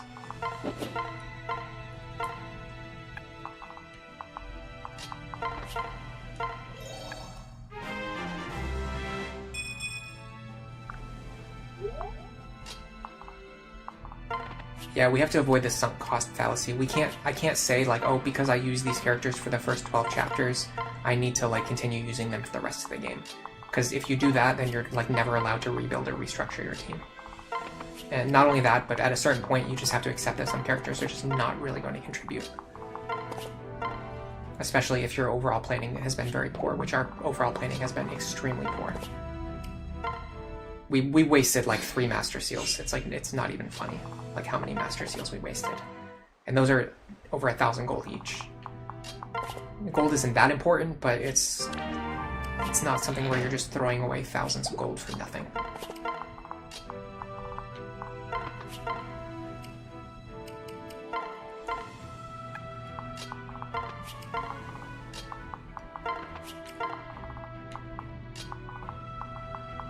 So I think what we're gonna do is we're gonna start taking the characters who aren't really panning out, who aren't really being useful, and we're going to start trying to get them to their S rank pairings so that we can cut them from the team in the long run.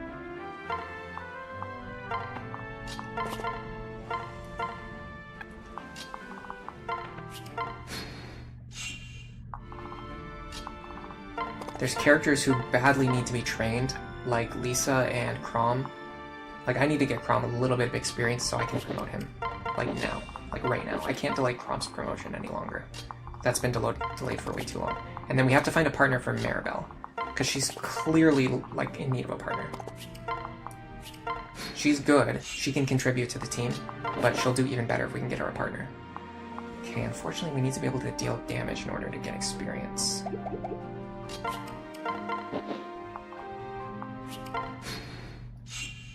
What is our attack? 23. I mean, we have a steel bow, surely.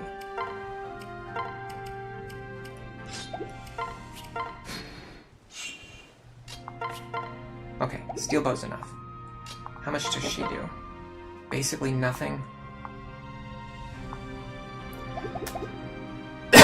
Excuse me, I need to drink some water.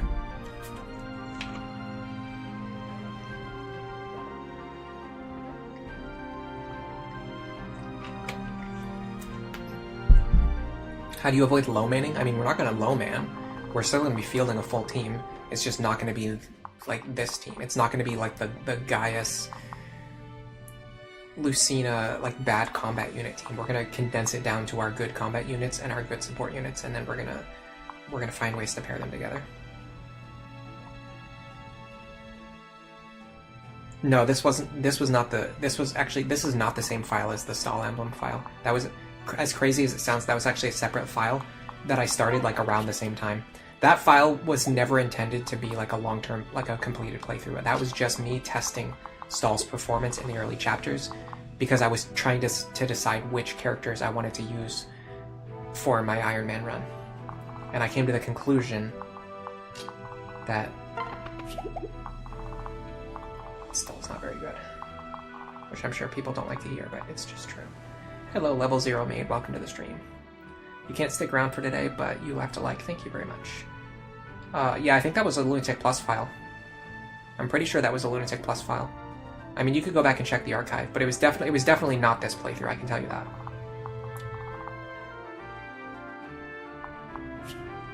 This is definitely the No Frederick file, and I can show you because we can go look at Frederick. He has 0 experience, and he's still level 1.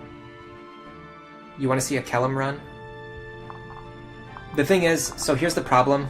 Here's the problem with the stall emblem thing. That was really fun, but there were people who just, like, instead of, like, appreciating what I did, which was show off, you know, Stall's potential and test out his capabilities so that I could consider, like, you know, what roles I would use him for. And then I was like, you know, this is not intended to be a full playthrough. It's just a playthrough where we're just using Stall just for testing purposes.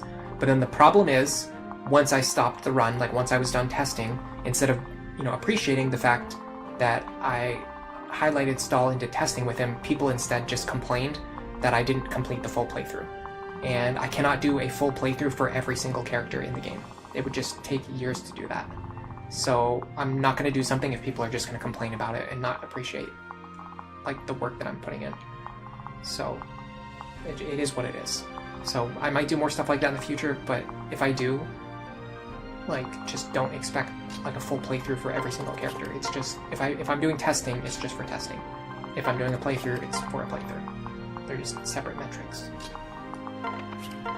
Typically, if I'm testing something, I don't go any further than, like, chapter 12 at the latest. Sometimes I don't even bother to go that far, because you can generally get an idea of characters' potential by, like, chapter 9 or 10.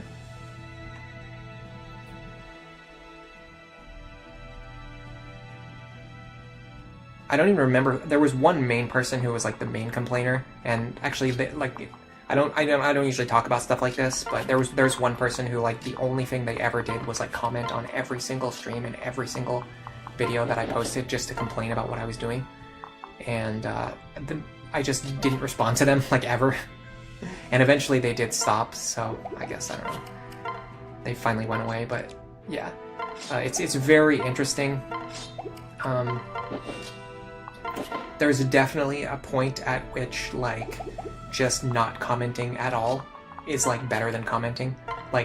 You could come to the conclusion that like oh, like, any engagement is good, like, any views are good, any likes are good, any comments are good, and if your only goal is to make money, like, I guess that's maybe true. Like, you can make the argument that that's true.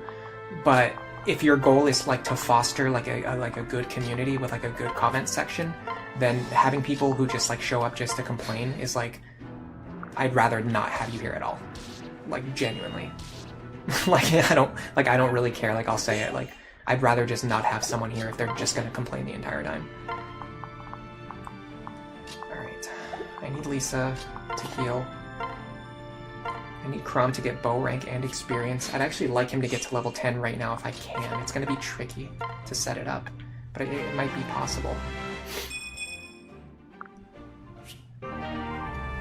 You think I could ban anyone without a second thought if they're being rude? I mean, I'm the kind of person, I tend to not really like using moderation. I look at moderation as a last resort. I don't think I've ever banned anyone from the channel. I have done the thing where you hide someone's comments, but only, that was a very specific case. I think it was maybe 1 or 2 people. It might have even been, like, the same person on, like, an alt account, but someone would go and they would be leaving, like, transphobic comments on, like, a bunch of my videos, which is kind of funny because I don't even like talk at all, like, about anything to do with my gender or my gender identity in any of my videos. So that's, like, a very weird, like, kind of specific hate comment to make. But in my opinion, I wouldn't want other people to see those comments, so I remove them. Like, that's, like, the only case where I would use moderation is, like, if I don't want other people to see those comments. Like, that's kind of, like, the big thing for me. It's like, if I don't want other people to see the comments, then I'll remove them. But I'm not going to remove something just because it annoys me personally. But I am starting to come to the conclusion that a big part of fostering a good community, like a good comment section, is not to encourage, like, bad commenters. Like, just don't, like, if someone is, like, commenting in bad faith, like, just don't respond to them, because it just encourages them to comment more, and then that, like, negatively impacts the comment section as a whole. Anyway, we finally got Lisa to Valkyrie, so that's good. Now we have 2 Valkyries.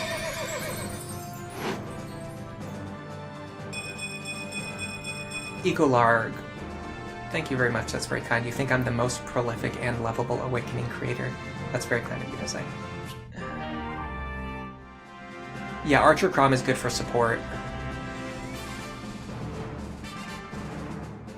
I wonder what prolific actually means. Let's look it up. Prolific. I know what you were trying to say. I'm just interested to see. Productive and creative or inventive. I mean, I can kind of see that being the case. I think what you were trying to say is like the most like well-known at this point, which is kind of wild for me to even think about.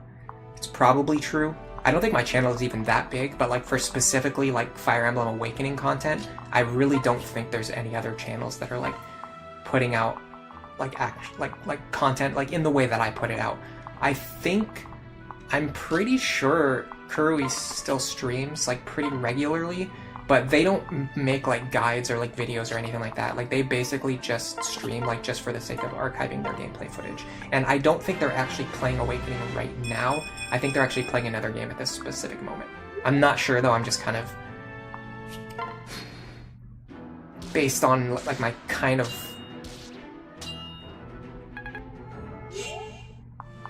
not too direct like awareness. Like I don't pay that close of attention to like to everyone's channel, like what everyone is currently streaming right now and all that stuff. Yeah, most either cover like a large amount of Fire Emblem games, or they cover like specifically like Fates content. Like Fates is like pretty common. Like I think there's probably more like Fire Emblem Fates specific YouTubers compared to any other Fire Emblem game. And then other than that, it's like mostly people who just do like a variety. Okay, we got Chrom and Lisa both to level 10. I think that was our big goal for this chapter. Now we can finally promote these characters who should have been promoted a long time ago, let's be real. So the question is, Bow Knight or Sniper?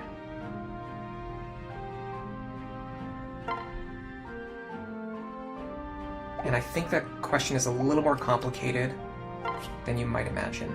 But with our Sumiya being in a physical class and having good speed already, I don't think I need the extra speed from Bow Knight. So I think Sniper is fine here. I think defense and strength are more important for her. So let's do Sniper. I usually do Sniper anyway, but I do think a Bow Knight is a pretty good class, and a pretty good support class too. Is Lisa going to use the arm scroll? Probably not. I never consider, absolutely never consider the sword when I'm thinking of Bow Knight. Not even on the Falchion users. It's just not that significant to me. But no, Lisa doesn't really need an arm scroll because she can just... The thing is, like, tomes, like, don't really scale up that well. So, like, the basic E-rank tomes are usually not that much weaker than just, like, a D-rank tome. So I can just have her use E-rank tomes for now. Now, we have gotten all of the weapon experience from this guy that we can possibly get. So we don't really need to worry about weapon experience. What we need to do now is give support points and like experience to whichever character is going to kill this guy. And I think that might be a Robin Sayri moment or a Vake Lisa moment. So right now, Robin is looking a little bit stronger than Vake, so I think I'm going to give it to Vake. What I will do is this. This experience is more valuable for Robin because they've reset their class more times. I didn't get it anyway, but would have been nice. Alright, so I think Vake can just kill this guy now. He can get a little bit of support with Lisa. And he can get some good boss kill experience. My gratitude. Yeah, there's Zoran, Bad at Life, there's Bloog, there's like a bunch of other ones. There's like honestly, there's like so many Fates creators, and even the ones that play like variety content, a lot of them are like pretty heavily focused on playing Fates as well. Like, let's be real. Like, the kind of person who would make a Fire Emblem channel on YouTube apparently is also the kind of person who considers the Fates games to be very highly rated, is how I would put it. Okay, good. We've got Big Lisa to A support. Now we just need to go push them a little bit further to their S support, and we'll get another Paralog. We've also got Cordelia. So I'm thinking Cordelia and Lonku are going to be cut. So what I'm probably going to do is not focus on getting them much experience from now on. I'm just going to be focusing on getting them their support points for each chapter. I think that's the smart way to do this. Other than that, do we actually have any paralogs we can access right now? Because if not, we actually have no choice but to go right into the next chapter. Yeah, and that heavily limits our options. No, we do have Desert Oasis. Is that Laurent? Yeah, that's gotta be Laurent. Yeah, that's Laurent. Have I seen Hayapao talking about Fates versus Awakening? I mean, I see him post on Reddit still sometimes. I haven't seen him make a video in a while. He likes Awakening more than Fates because of Lunatic Plus. I mean, I'm the same way. The whole reason I like Awakening more than Fates is because of Lunatic Plus. It's in my opinion, I think Lunatic Plus, it's kind of funny that so many people think Lunatic Plus is like not well made or not well balanced, whereas in my opinion, it is like the most well made and most well balanced. Maybe not most well balanced, but definitely the most well made Fire Emblem experience, because it's the only one that separates, like, okay, so typical Fire Emblem, like even on the hardest difficulty, is very binary. Like bad players are gonna have like a 30% chance. Like, these are just vague numbers. That I'm not saying these are the exact numbers, but it's just as an example. Typically, like, a bad player is going to have like a 30% chance to beat the map, and a good player is going to have like a 95% chance to beat the map. And a great player will have like a 100% chance to beat the map. So there's almost no difference between a good player and a great player in a typical Fire Emblem game. What's really special about Lunatic Plus is that a bad player has like a 0% chance to beat the map, and a good player has like a 30% chance to beat the map, and a great player has like a 60% chance to beat the map, and an expert player has like a 90% chance to beat the map. And you have to truly master the game to increase your win rate from 90% to 100%. Like, you've seen how much planning has needed to go into my Lunatic Plus Iron Man route, and it's still very, very hard, even for me. And so the problem with Lunatic Plus is that good players try to play it, and their win rate is only like 30%, and they're like, this is clearly not well made. Like, this is clearly unplayable because I'm good at Fire Emblem, but my win rate is only 30%. So there must be a problem with the game. But no, the problem's not with the game. The problem is with your mentality. You have to realize being good is not good enough for the hardest difficulty. You have to actually take the time to develop your strategy and learn how to play Lunatic Plus correctly to increase your win rate. And once you become great at the game, not just good, once you become great at the game, then you can have like a 60% win rate. And once you become an expert at the game, then you can have like a 90% win rate. And there's no other Fire Emblem that actually separates the players on like to that extent, and actually rewards like game knowledge and strategy to that extent. Like it's only Lunatic Plus, in my opinion. So here's the question: what would Muriel actually want to pass down? Because the answer seems to be nothing. And what would Stahl want to pass down? Again, the answer seems to be nothing. Like, I could have him pass down Luna, maybe, if I can get him a few more levels. It seems like if I'm going to use... I'm probably not going to use Laurent. So if I'm going to use the Laurent chapter for anything, it's just going to be for getting experience and support ranks and things like that. So if we're struggling with the Milo tree, we'll come back here. But I think I can beat the Milo tree on Lunatic. It's not that bad on Lunatic. It's really only bad on Lunatic Plus because of so many enemies having counter and pass.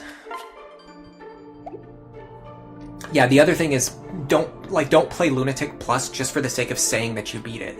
It's really something that you play for the sake of enjoyment.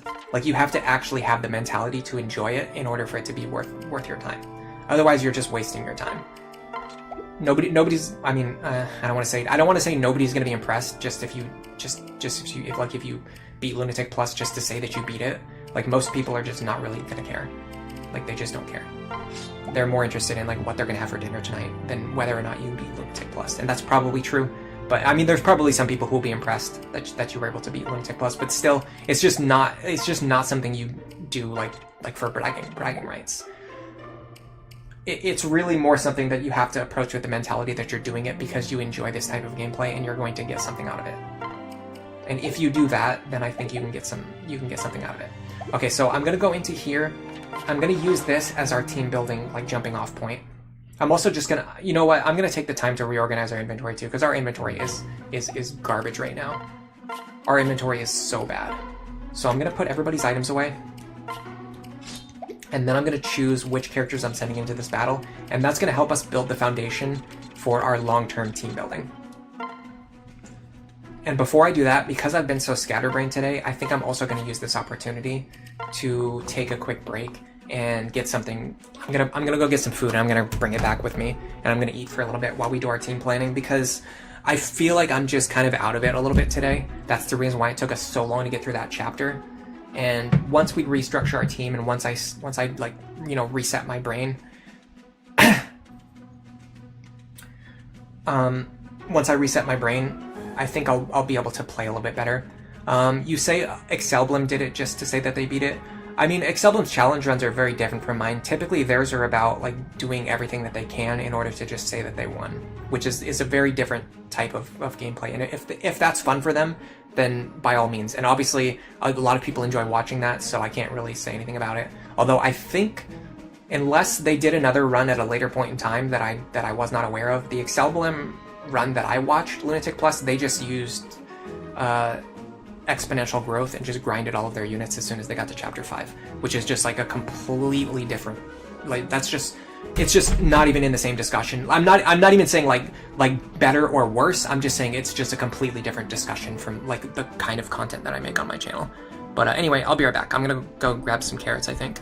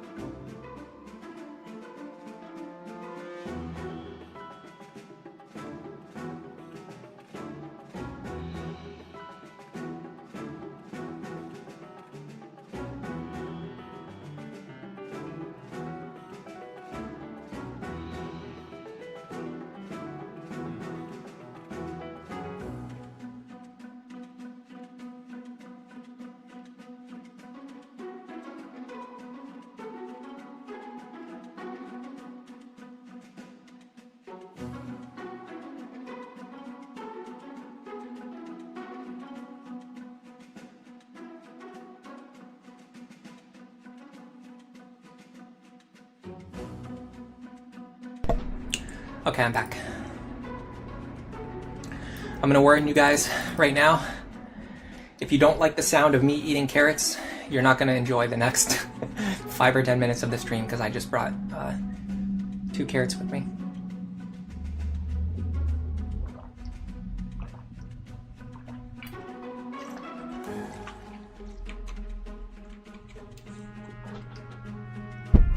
Ecolarg says provecho, which means eat well. Is that Italian or Spanish? It sounds like it would be either Italian or Spanish, but I'm not sure. Yeah, there's a button that lets you remove all items. It's really useful. Excuse me. 3 Houses Maddening versus Awakening Lunatic. I'm actually not sure. I'm not really an expert on 3 Houses. Sorry, I am an expert on Awakening. I'm not an expert on 3 Houses. Okay, so time to start chomping on these carrots.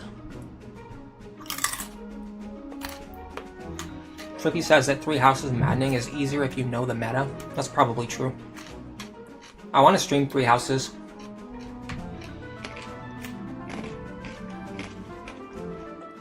I've only ever beaten one of the routes, and I don't even remember which one it was. It was a long time ago. It was right when the game first came out. I played it a little bit more since then, but I never did like another completed run.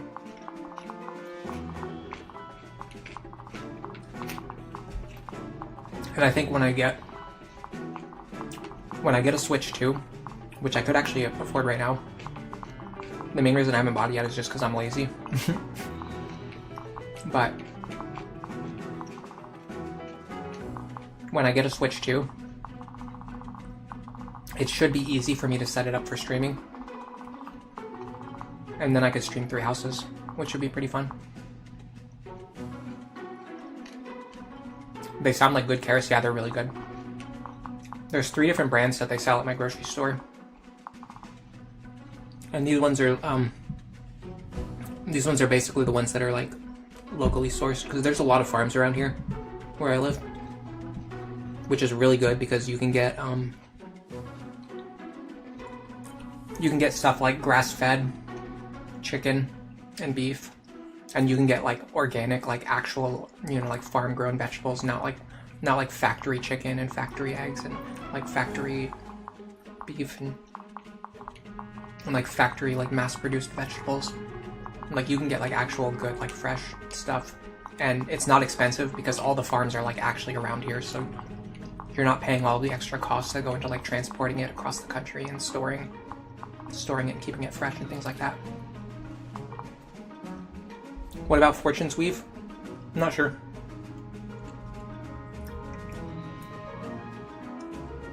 I'll give me 1 second.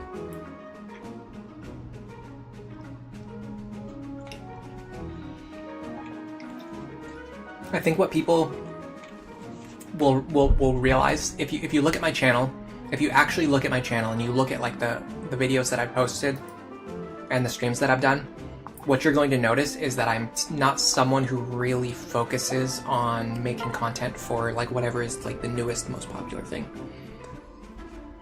Typically, I just play the games that I enjoy, that I've been playing over and over again. Like I've been playing Bloodborne for like however many years it's been out. I've been playing Awakening, for years. I've been playing Pokemon, like my Pokemon videos. I was just like streaming Pokemon, like just doing that.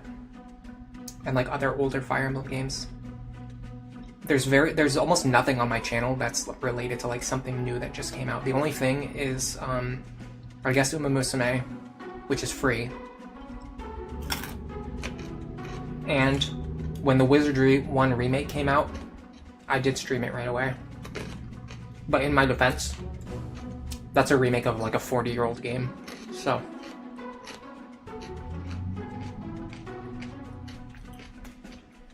But yeah, I'm probably not even going to buy Fortune's Weave when it first comes out. I'm probably going to wait till it goes on sale. That's what I did with 3 Houses. The only reason I got to play 3 Houses right away, when it first came out, is because my friend who I was living with at the time bought it. Because he was like a huge Fire Emblem fan, probably even bigger than I am.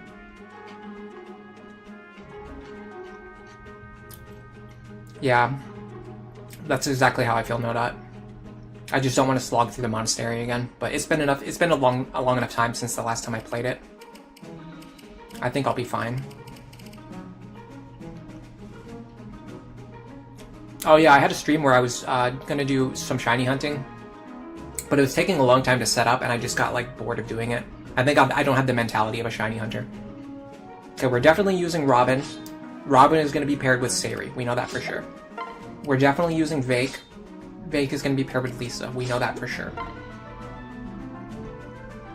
For our long-term planning goals,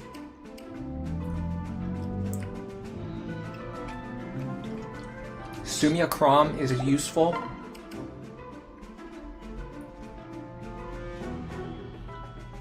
Muriel Stahl, I think it's like the gimmick pairing of this run, so we're probably going to keep them around no matter what. Now we've got 6 more spaces, and we only have 1 staff user right now. So what we really want is more staff users, so we definitely want Maribel. If we're using Maribel, we need a partner for her. This might be a way to keep Lonku on the team, or Gaius.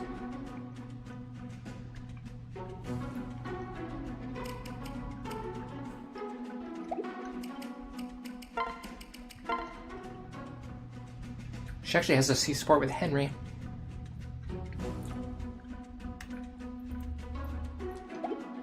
Do we do Maribel Henry? I feel like Henry generates more value than most other characters. He'll give her, he doesn't give her speed though, and she actually needs speed more than anything.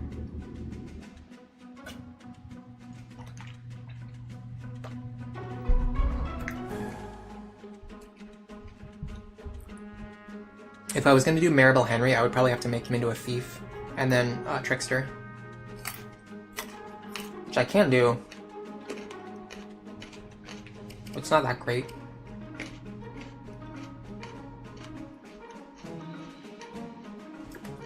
You've played the Wizardry MMO?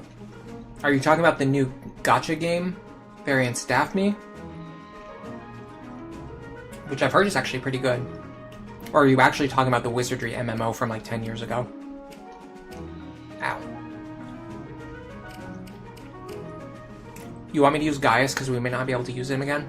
I mean, honestly, with the way that I'm restructuring the team right now,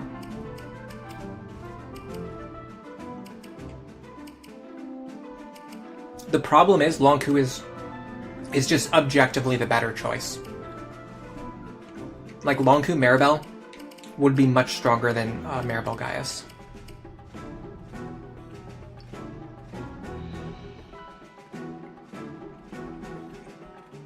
It's just the same thing, but it's just the same exact thing, but worse. It's the same exact pairing, but worse.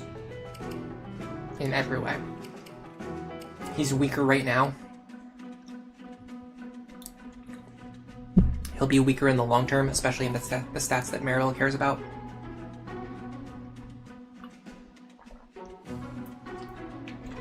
He has worse weapon ranks, so it'll take longer to train him up to the point where he matters. Like, if we're seriously thinking about how do we want to beat the game, I just don't see how we can put Gaius on the team. If we had sent him into Trickster, if I'd planned this out better...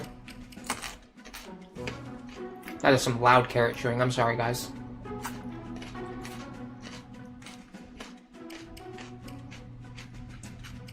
If we had sent Gaius into Trickster, we could have paired him up with a Maribel, and we could have made it work.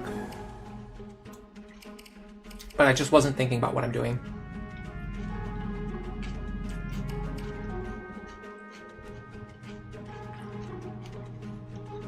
Yeah, I don't know if our Maribel just got stat screwed or if something else happened. She does feel pretty weak.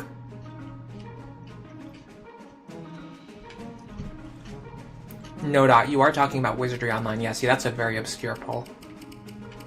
I didn't think anyone else in the planet had ever played that game other than me.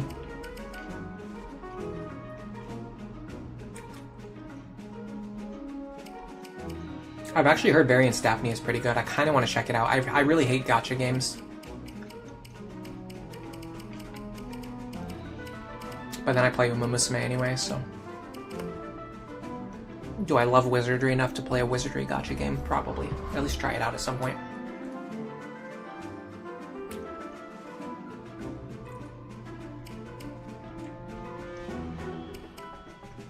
You know what? For the fans, we'll do it.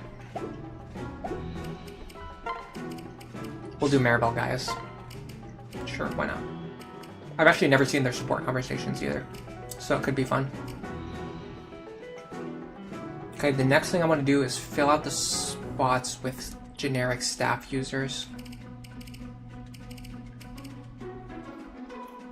I don't see Lonku Cordelia going anywhere in the long term. But the problem is she's one of my only characters that I can use as a Gale Force attacker right now. So I almost feel like I have to use them. And she's not even close to Gale Force either, because of bad management on my part.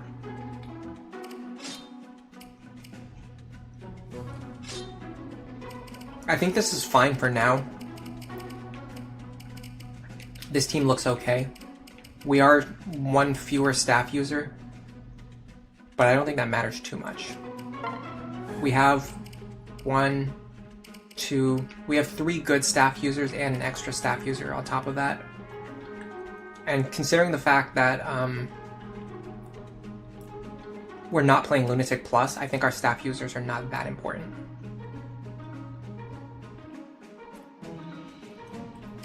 Typically, Anna is like the first person that I'm going to cut if I run out of slots, because she doesn't pair with anyone.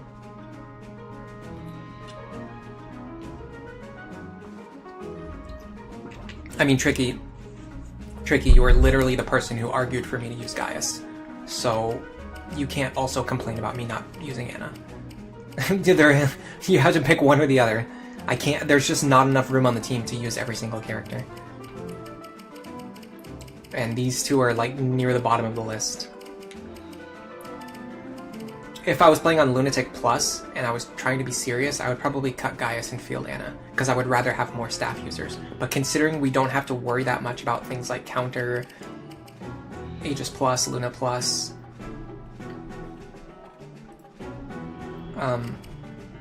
Pavis Plus, like, we don't need like 5 staff users, like 3 is fine.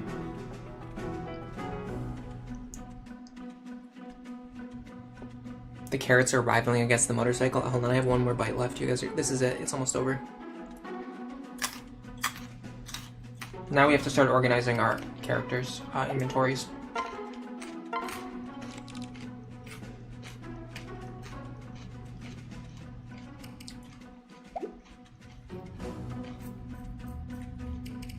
I'm going to start with the characters who have more limited inventory space. Or more limited weapon ranks. Like, for example, he can only use E-rank bows, so I'd rather have him to have the forged bow. His sword rank is worse than Lonku's.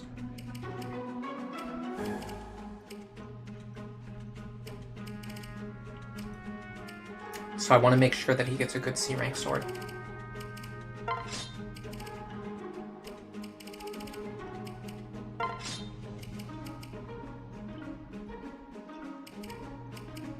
And then a good sword for spamming.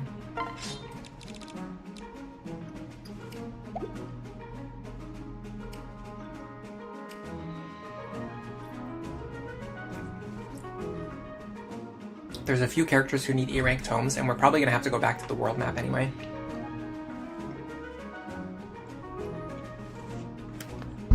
Would Anna be a good partner for Sorcerer Robin? I think Anna is one of the best partners for male Robin. And I think male Robin is one of the best partners for Anna. You honestly cannot go wrong with a Robin-Anna partnership. It also solves her main problem, which is her lack of supports. They're fantastic for each other. But people voted for Sayri, so we're gonna use Sayri. And Sayri has a special thing that she can do, which we're gonna probably not see later, because I'm probably gonna focus on just building up Robin.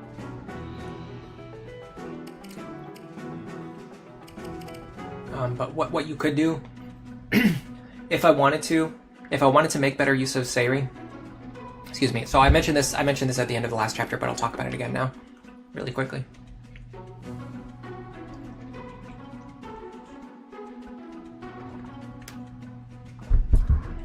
So the thing about Robin is that they are really good at enemy phase, especially male Robin, and so you typically want to have Robin gain a lot of levels and have a partner who supports them without stealing too much experience. So one of the problems we saw during our last run, like the full Lunatic Plus run, when I was using Robin Saria, I kind of switched them back and forth. I would have Robin in the lead for a while, then I'd have Saria in the lead for a while. I was trying to level them both up. And what this caused was that neither of them were actually extremely powerful. Both of them were just like middling powerful. By focusing on Robin and just building Robin up, I made Robin very powerful. And now I can just have Sayri support him. Excuse me. God. I can just have Robin support him from the back row. So I can have Sayri support him from the back row. If you want to use Sayri, what I would recommend is having Robin go with a more supportive build and then focus on Sayri as a lead unit. Because she can go into, she can get Astra, and then you can change her into a Dark Flyer, and then she can get Gale Force. So you can get a Gale Force unit with Astra, which is pretty economical. You think Robin is the best partner for everyone? Maybe true, yeah, but there's a little bit of context that goes into that consideration, like who needs Robin and who has like partners other than Robin that are very good, so that like they don't really need, you don't need to use Robin to fix this character because they have someone else who is like already good enough for them, where they just don't need the big investment of having Robin as their partner. Like who's a good example? I mean, the classic example that I always talk about all the time is Chrom, like Chrom Robin. Like, people are obsessed with pairing Chrom and Robin, and it's just not worth it. Like, Chrom is good enough without Robin. Robin is good enough without Chrom. You want them to have other partners. Vake, for example, like, Vake doesn't really need a Robin pair-up. Like, you can make Vake work with anyone. Lisa, Robin's not that good because Lisa is just fine, like, without a Robin pair-up. And there's plenty of other people you can pair with Lisa. I think Sumia and Cordelia work really well with Robin, but they also work fine without Robin.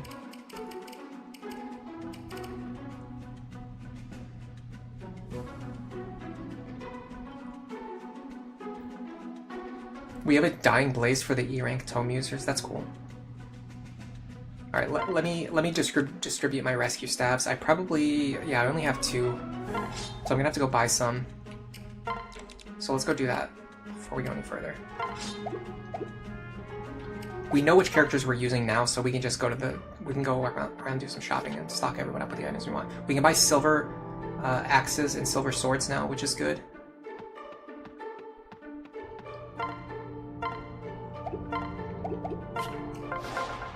What can I fix you with? We're gonna sell the bullions we've been holding on to. Oh yeah, I wanted to show you guys this too. Yeah, Frederick, Great Knight, level 1, 0 experience. He's never fought in any combat before. He has not even dual striked or dual guarded a single time. I know he has, but I know for sure he hasn't dual striked. I think if you dual guard, you get experience, but that might just be in Fates. I don't know why, I can't remember. Anyway, let's give everyone a rescue staff who can hold one. That includes Sumia, because we have plenty of gold now. We want Libra to have one too. Okay. Next, we're going to go back into our convoy. We're going to distribute the rest of our staves. I think we want her to be staff user, so I'm going to give her a heal staff as well. Lisa wants a heal, mend, physic, and she needs a tome. I want her to have a very efficient E-rank tome. Yeah, so like for example, the difference between 2 damage and 4 damage is like who cares? Like literally who cares? It's just not that significant. Like we could just give her a wind tome and she'd probably be just about as strong. I think I will give her the fire tome. Just so I don't have to sell it. I can just get it out of my inventory just by having her use up all the charges.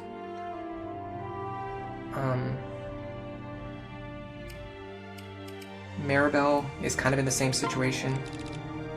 She needs a heal staff, a mend staff.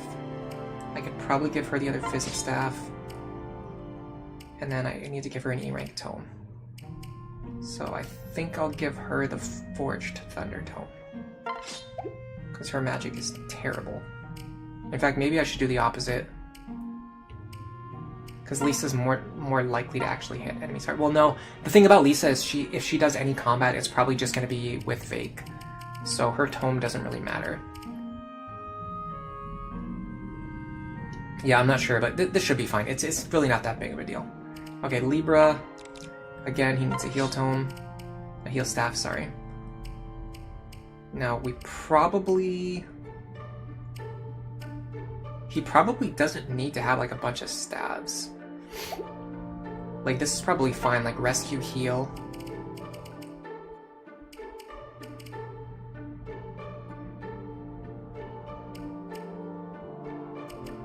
I'll actually let him hold the Orson Hatchet so I don't have to deal with it. And then an Iron Axe. Like, I'm not going to really be using him for combat, just as like a staff user. If anything, what I would do is give him another stack of rescue stabs. But I don't have any right now, and I'm not sure if I'm going to have the money, so let's wait on that. Okay, Olivia.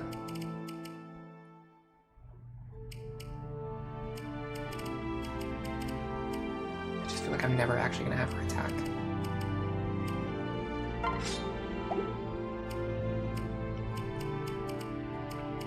Okay, so Cordelia would be like a good Dying Blaze user, because if she needs to attack with magic, we want her to hit very hard. Then we need to give her a tome that she can spam. I'm gonna go buy a wind tome for her rather than using this 5-stack. But let's look at her lance situation first. She has A-rank lances, so we can give her a silver lance, a javelin, and I'm pretty sure beast killers matter on this map. So let's give her the Beast Killer, or one of the Beast Killers, and then we're gonna go get a Wind Tome for her.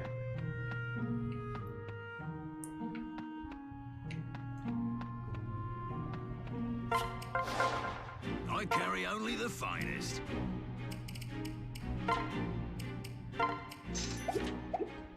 Okay, that's one down. You guys are still talking about the motorcycle guy? Oh, you guys can hear him? At this point, I think I filter it out. Like, I genuinely was not even hearing him. I guess you guys are hearing him right now. I didn't even realize he was out there. It's just, at this point, like, I don't even hear him anymore. Okay. Lonk. We're gonna give him our best D-rank bow, which is probably approximately nothing. I mean, I could forge this iron bow. Probably not worth it. Then the other bronze bow, and then silver sword, killing edge. I mean, the killing edge is basically just like a worse silver sword, so I don't think he needs a killing edge. What he really wants is something like this to hit super hard if he needs to, and then something he can spam, which I guess we'll use a steel sword for this. We have actually a bunch of steel swords. So that's one more done. We're making progress. We've got 1, 2, 3, 4, 5, 6 characters. Plus Lisa. We got 7 characters done. Okay, Stahl needs an axe. I don't know why he's not holding one already. He's actually like our only axe user too, other than Vake. I'm actually gonna forge an axe for him. I'm pretty sure I'm gonna forge an axe for him. I'm gonna wait until I'm done sorting everyone else's inventory just to make sure I have the gold, but I'm pretty sure I'm gonna forge an axe for him. So he definitely wants an axe. So the one good thing about your Great Knight, either Frederick or, you know, Stahl or Sully or whoever else you put into that role later, is typically you don't really need them to hold like garbage weapons. Like typically you just want them to have the best in slot for every weapon type. So for example, I'm just gonna give him a, well, I can maybe buy him a silver sword. Or just give him a killing edge. I don't know, waste expensive killing edge charges. I'll go buy him a silver sword. We're gonna buy, he's gonna use a silver lance. Yeah, he can't use hand axes, so it's gonna be a javelin. So we're gonna do bronze axe, silver lance, javelin, silver sword.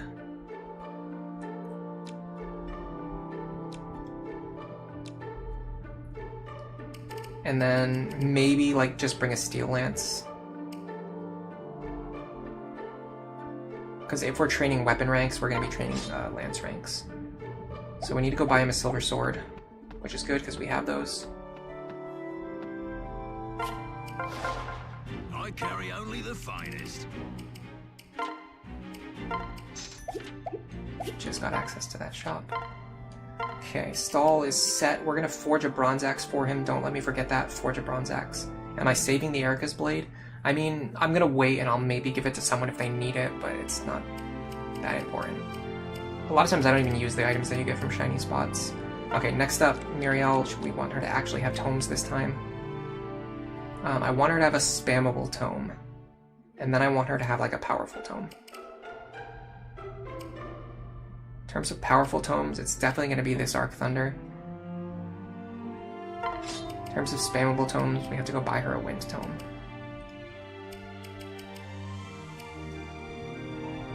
I'm also going to let her hold the Celica's Gale for now. And I could give her a Bronze Sword. I don't foresee her using it, but there's no downside to letting her hold it.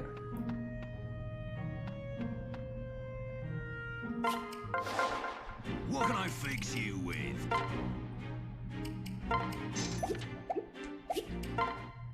Okay.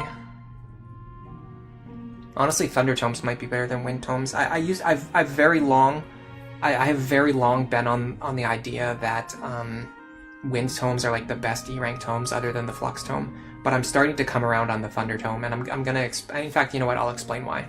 While we're here anyway, I'm gonna explain why. I carry only the finest. So, the difference in price between these items. A Thunder Tome is 630, and a Wind Tome is 450. That's 180 difference, which is only 30 gold more than a Magic Tonic. But a Magic Tonic is only going to apply for one chapter, whereas a Thunder Tome is something you're going to be able to use for a very long time. So you really save a lot of money in the long run. It's basically like using a Thunder Tome instead of using a Wind Tome is basically like just having a Magic Tonic like all the time.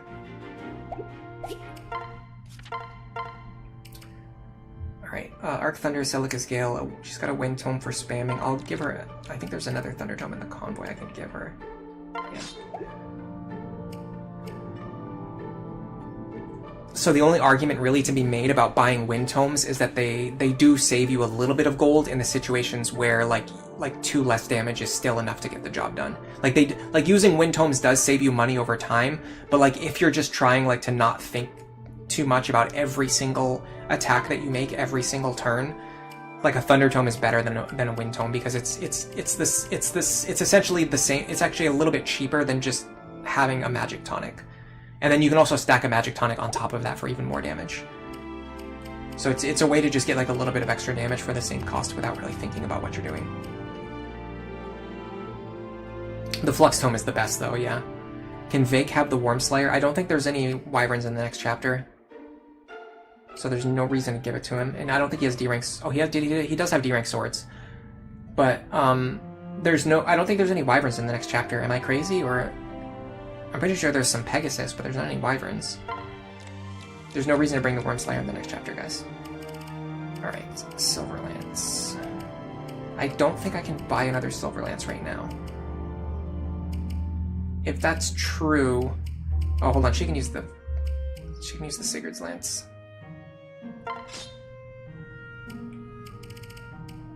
The Forged Beast Killer. And...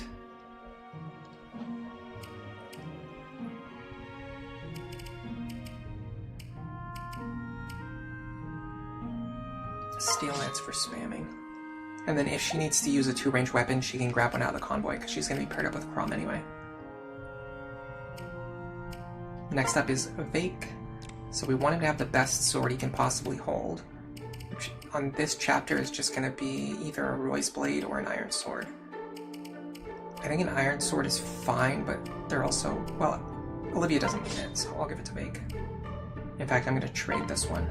So Gaius has the one with fewer charges. And is Gaius holding a bunch of steel swords for some reason? No. The convoy was just showing a weird thing. A weird thing. Okay, Steel Axe, Silver Axe, Hand Axe.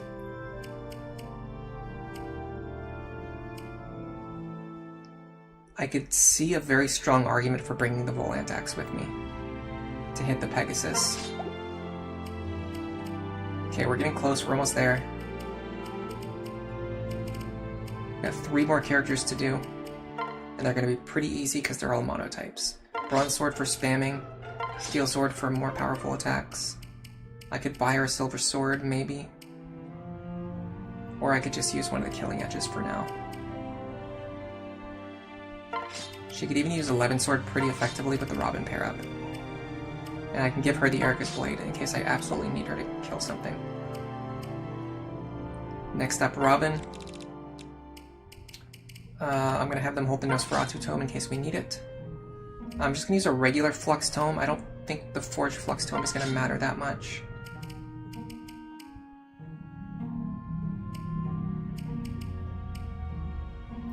And then if we have a Wind Tome, I'll just give it to them.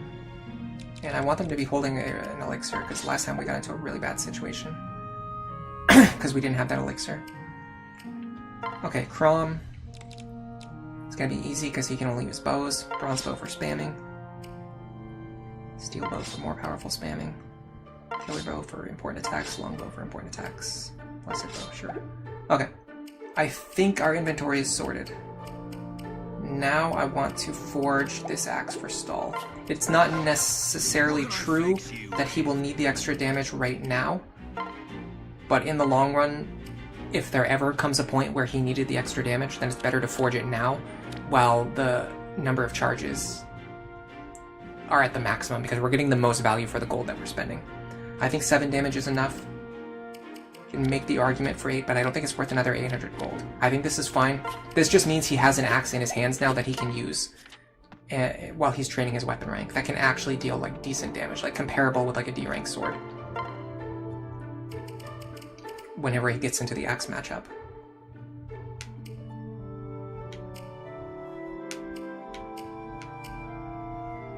Yeah, it's actually pretty comparable to the Iron Sword, considering that Vake has 9 extra points of strength. I'm gonna buy some tonics while we're here. Honestly, I don't really use tonics a lot on Lunatic. Most situations you can kind of just get through with brute force without needing to use tonics. It's mostly on Lunatic Plus. Honestly, I think I actually play, like, whenever you, like, the lower you make the difficulty mode, the worse that I play, for some reason. Like, whenever the game is more difficult, it causes me to focus more and think more about what I'm doing, so I play better. But then as soon as you relax the difficulty even a little bit, my brain is like, oh, I don't need to focus as much, and then I just start constantly making mistakes. And I think that's what we're seeing today. That's a little bit of what we're seeing today. It's not the whole thing, but it's a little bit of what we're seeing today. I did have a really nice breakfast, though. We went out for breakfast today. I had bacon for the first time in a while. I don't usually eat bacon because of my acid reflux.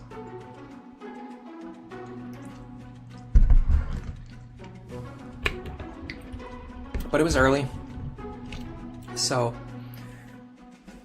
I figured I could eat that and then it would be a long time before stream, so I wouldn't really have to worry, like, whatever negative effects I had would probably wear off by stream time. You think dragon enemies are pretty rare? Yeah, I almost never use the Worm Slayer. I usually just sell it for money.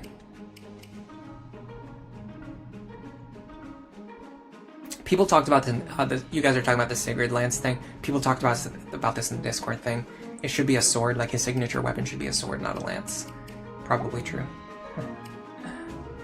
Yeah, so the thing about wyverns is they're always weak against bows anyway, and wind tomes. So, like, it makes the Worm Slayer even less important to have. Okay, so the big problem right now is that I actually don't have any Gale Force users, which are typically kind of powerful on this map. This is the one map where, like, Gale Force, like, really pops off. Because, like, for example, you can fly up here, kill this enemy, and then kill the thief, but I won't be able to do that. So I have to kill this enemy and then kind of, like, just, like, let the thief go. Or I can maybe see about sending both of my Pegasus on this side. So she could kill him, and then Cordelia, I would need to dance for her. Well, maybe I can use the Frederick pair-up. Or, sorry, the stall pair-up. If she uses the stall pair-up, she can just barely reach the thief, but she's not going to double him. And she's not going to deal very much damage, so I don't think I can kill him and get the Master Seal. Maybe I just worry about the thieves next turn. I think Robin and Vake on this side makes sense. So we want their partners over here as well. Now I am going to start getting confused about Maribel and Lisa because they have this almost the same exact spray. Okay, hold on a second. What if Muriel kills this guy? And then Sumia can kill this guy.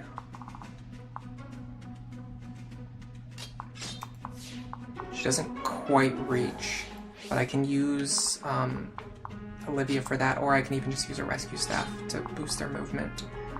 But that'll be a little bit tricky because this guy reaches pretty far. I might actually be able to make that work. So what about Maribel here? We do need someone to kill this guy then. But then whoever kills him doesn't need to be in range of anything. Okay, so what about Lonku? Okay, I'm starting to get some ideas. You guys have to bear with me. So Lonku, Cordelia kill this guy. Muriel kills this guy. Maribel rescues Sumia Crom over here, and then they kill this guy. I think that solves all of the problems, other than the fact that this guy will be in range of Muriel, and he has counter, which is really bad for me. So then I'd have to use another rescue staff to pull her back to safety,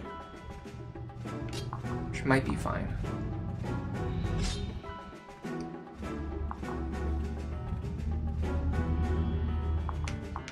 Let's test this opener out and see how it works.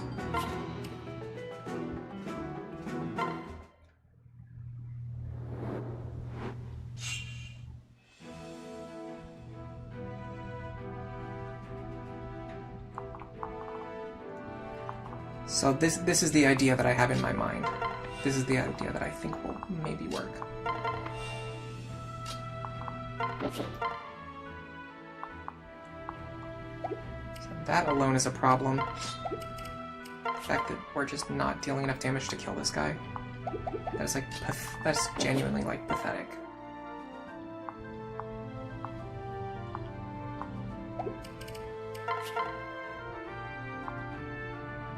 I would have to use the Alms Blade, and then I would be standing in range of a bunch of enemies. Oh, actually, we end up in range of this guy no matter what. That's something we have to be careful of. So whoever does this needs to be capable of fighting this guy. Well, hold on a second. What if we use a dual strike strategy? So we go like this. Javelin. Okay, one dual strike is enough. And then she can enemy phase the hero. There's a Tomahawk. I'd like to switch her over to a Tome if I can, with that in mind, but I don't think I can.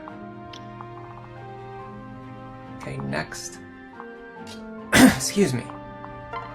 Yeah, maybe the bacon is actually causing problems for me. Pair up here. We want you to go up here and kill this enemy, which actually, your combat against them is pretty bad. It's because Pegasus Knights have such high resistance. Maybe I get a dual strike here, or a crit. Okay, this gives me a beast killer. Now I have to rescue her back to safety.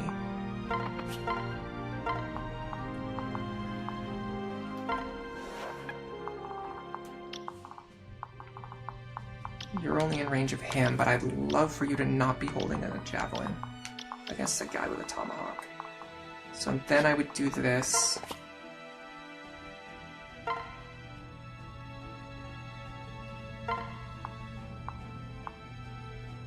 Oh, this is a problem. My rescue range is not that great.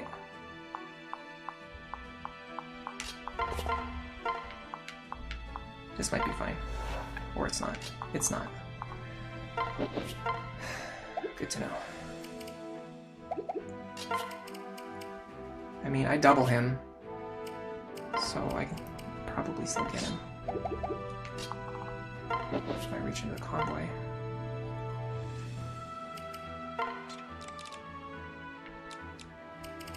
I'm gonna grab the short spear just in case. I need extra damage. Oh, I didn't even need it. It's fine. Okay, so that's one thief down. Now I'm pretty sure...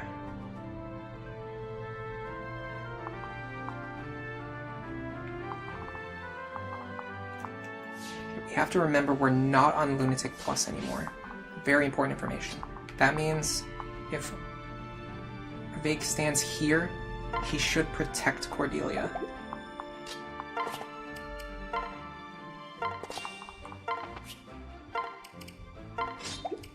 Yes, because we don't have to worry about pass anymore. So we can always just use strategies like this, where we just actually block enemies. And we don't have to worry about them having counter either. So our body blockers are a lot more efficient. I think that's the big difference. Like, if you want to really highlight the big difference between, like, how the skills change the gameplay, the existence of counter and pass make your body blocking units, like your tanking units, less effective at stopping enemies, and also, like, sometimes completely incapable of stopping them. Okay, now the question is, how much pressure is on this square? Just these attacks here. 40, 45, 53, 40, 42. 220 damage. Seems like a lot. Might not be as much as you think. Can Robin actually reach? Yes.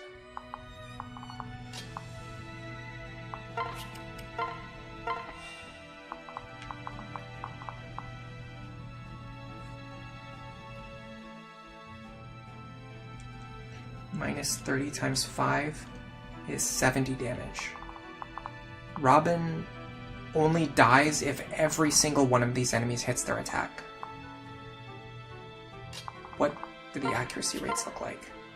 I am willing to gamble this on dodge tanking, because the only way we die here is if every single enemy hits us without fail. And also if every single one of them attack us, which might not even happen, because this guy is probably going to go after Vake. If this guy goes after Vake, Robin is guaranteed to survive. If all of the enemies attack Robin, they have to all hit their attacks. And several of them have significantly less than 50% hit rates. Okay.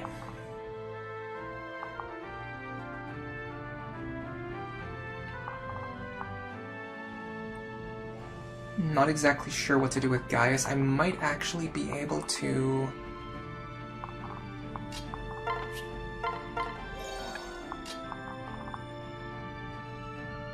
It's not super significant, but it's not nothing. I can maybe move these two closer together for next turn.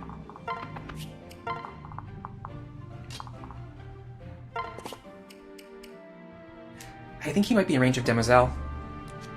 Yeah. It's a slight bonus to Vake's survival. Okay, they are going after Robin first, and of course the guy with the low accuracy hit his first attack. That's a bad start. Of course, the guy with the bad accuracy landed his attack. That's a bad start. Of course, the guy with the bad accuracy landed his attack. That's a bad start. They literally have barely exact lethal on Robin, only if all of their attacks hit me. And of course, he hits me. Why wouldn't he, right? Oh, the other guy can't reach me, so I was guaranteed to survive anyway. That is absurd, by the way. That is absurd. That every single one of those guys hit their attacks, though. Like, that should not have happened. I mean, these guys were a little more likely to land, but those other two axe fighters, at least one of them should have missed, if not both. Alright. Next up, there's one thief left. Fortunately, he's in a really tricky spot. I think Cordelia can get rid of him, though. This guy we're going to have to kill with ranged attacks no matter what.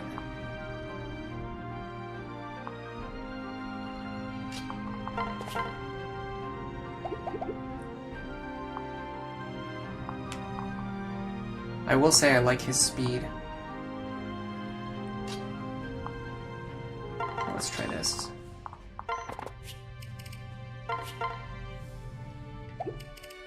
It's not the most significant thing, but it's chip damage, and it starts building up a support for two characters who absolutely need to be supported if we're going to be using them. The hit rates were like 33, 33, 66, 66.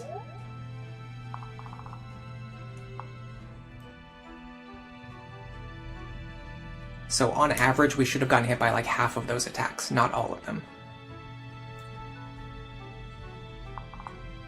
It's fine, like we're gonna be fine, but it's just mildly annoying. I'm the kind of person who just gets annoyed by like RNG not working out the way that it should, even though, like, obviously, you know, reality is never that clean.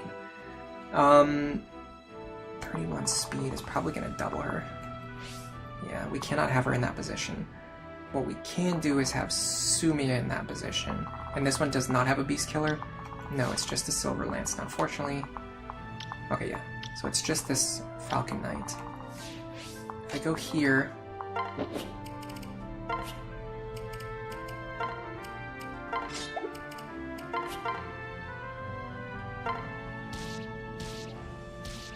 Again, we're just slowly chipping this guy down. I would like for Long Q to be able to kill this guy in one range. No, never mind. I have to do this first.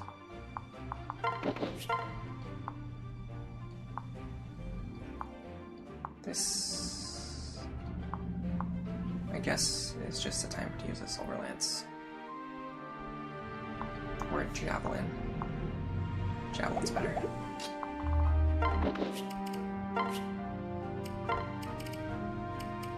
Train our bow rank.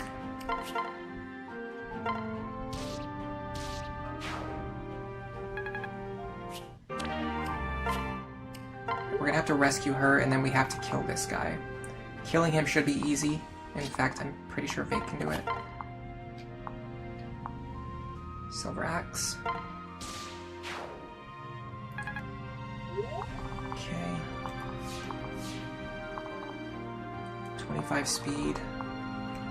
This is 28 speed. The one really good thing about the Valkyrie pair-up for Vake is that it gives him speed and resistance. And resistance is one of the stats that Vake badly wants, and speed is one of the stats that he would like to have a little bit of extra.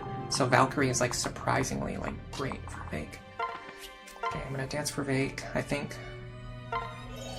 Then we're gonna go...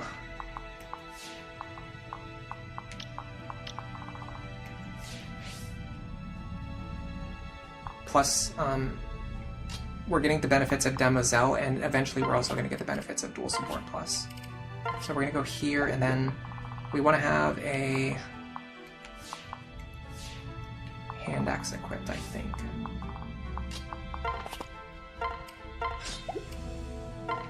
Okay, next up.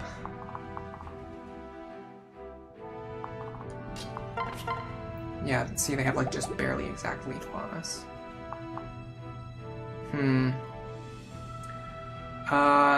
Yes, okay, I'm seeing the way forward. It's a little bit weird. Like, it seems weird. The problem is these guys both being able to reach Sumiya. If we could somehow block this tile with a character, but I don't think we can do it with anybody who they don't want to fight. Is there any other one-tile choke points over here? It doesn't seem to be the case. Okay.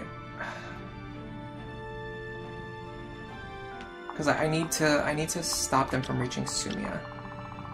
But Robin's health is too low to do what I need them to do. Like, I could have Robin kill this guy, and then with Vantage, he could kill these enemies. Oh, hold on a second.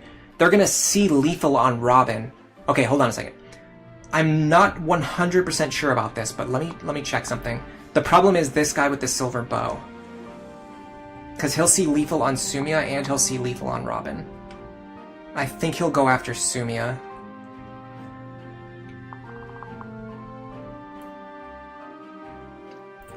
If it wasn't for that... And then the problem is I can't leave this guy alive because he'll kill me. Yeah, I can't figure this out.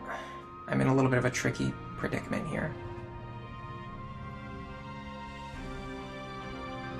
Okay, what about...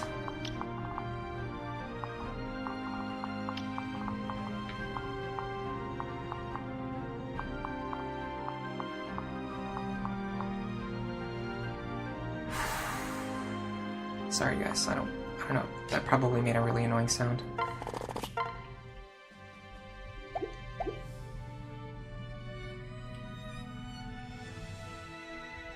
The big problem is this guy right here.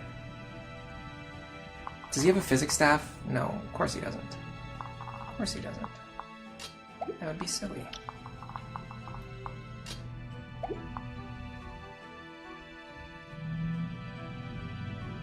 How close can Libra get?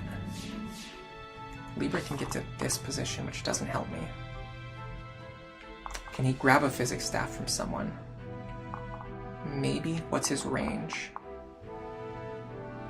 8 tiles. Okay.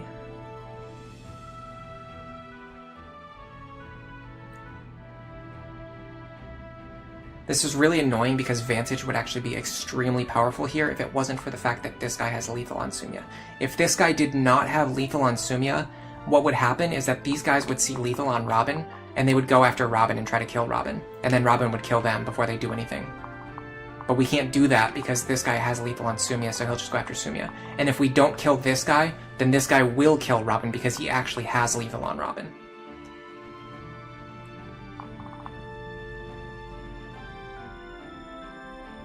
So what if I...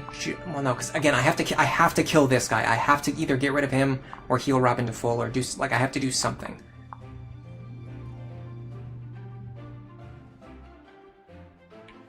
I think we have to physics staff it. Okay, so we go like this. Well, what about Stall? I haven't really been thinking of Stall as a character, but it's because his speed is too bad. Yeah, his speed is too bad. Will this guy double me? Yes, he will. I can't leave her up here either.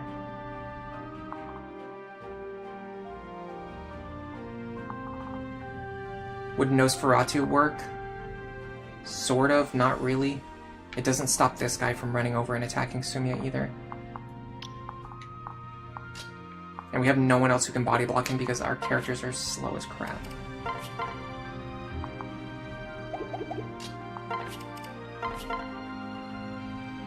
Yeah, no, she's not going to survive. Nosferatu would work, sort of, but again, we have to get rid of this guy and we have to get rid of this guy. We can't do both things. Like, Robin has to get rid of him and him. But we just can't do both. Actually, Nosferatu saves me here. Even if it only heals me for 1 damage, because remember, they only have exact lethal on me. So, this guy's gonna hit me for 14 damage. If I can heal for 2 damage, then I'll be safe. And I can heal for exactly 2 damage, so I'm gonna be safe. So Robin goes here.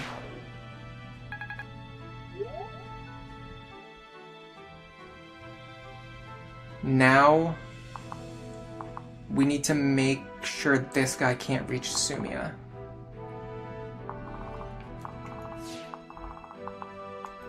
Oh, and we still have to rescue this guy. Oh my god. Good thing we still haven't used Libra's action yet. Tomahawk. He will double either of these characters. Will he kill Stall in 2 hits? That's the question. 42 damage is a lot of damage.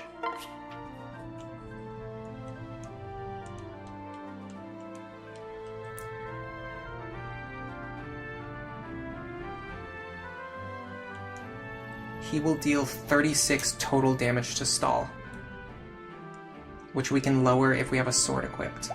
I think Stall can block this choke point. He can't fight, but he can block the choke point.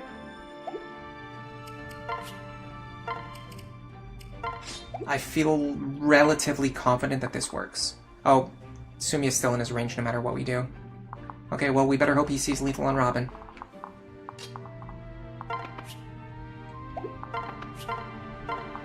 Alright, let's see what happens. I'm very curious to see how this pans out. Okay, this is kind of good. No, because now... Yeah, because we healed up for too much. Now this guy's not going to see lethal on us anymore, so he's going to go after Sumia instead. He might go after Stall. Honestly, he might go after Stall. I'm going to throw away the Nosferatu Tome, because I don't want to keep wasting charges for it. They really like attacking Vague. Okay, Sumia is actually fine, because the Pegasus wanted to fight Vake anyway. Okay, I need to check which turn the reinforcements appear. Because honestly, I don't want to be in range of the stupid flying Pegasus. I might just try to beat the map before the reinforcements show up. They appear on turn 4, which I think is next turn, I hope. Yeah, I have one more turn to clean up the map. I think I'll be fine. I need Robin to do a bit of sweeping this turn, though, which is going to be hard because I just threw away my Nosferatu Tome.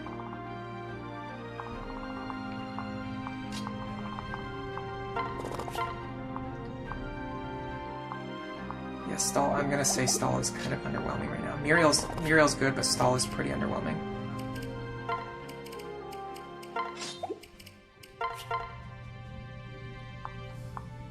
Especially because neither of them have speed, and he doesn't give her speed.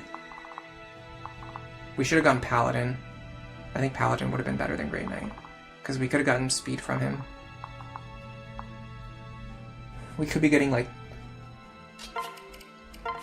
I think 3, 4, 5, like 5 or 6 speed instead of 1 speed, and that would actually put her in the range where she's actually, like, useful.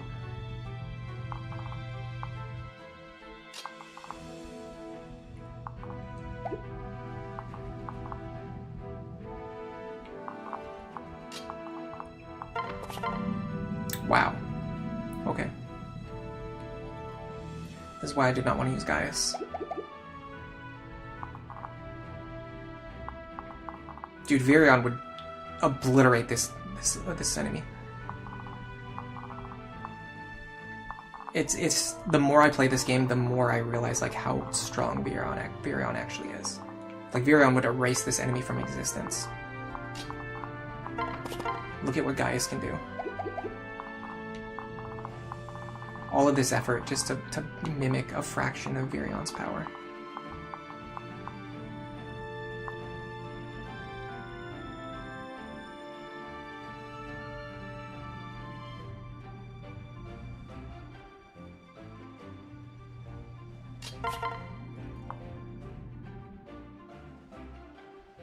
Soul proc, please? No? Okay.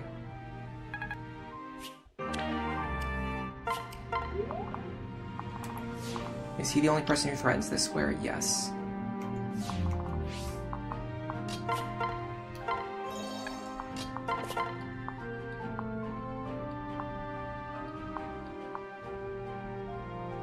Soul proc, please? No? Okay. Cool story, bro. I'm a little worried about our speed.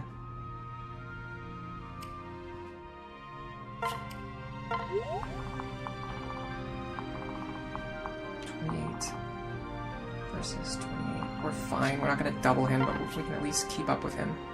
So I'm going to trade the Iron Sword back into my hand now. The sword versus sword matchup is actually where the sword is like the most important to have. Because it stops the enemy from having weapon triangle advantage over you and just completely screwing your offense. Because we don't have Swordbreaker, we have Axebreaker. Excuse me, we don't have Axebreaker. We have Axebreaker, we can't rely on Swordbreaker. So our only way to beat opponents with swords is by having swords or lances, and we can't equip lances. Vake does not have any lance-using classes, in fact. If you didn't know.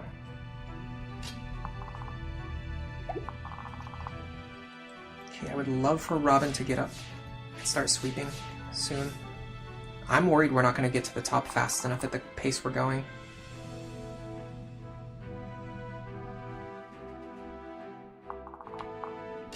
Let's try this.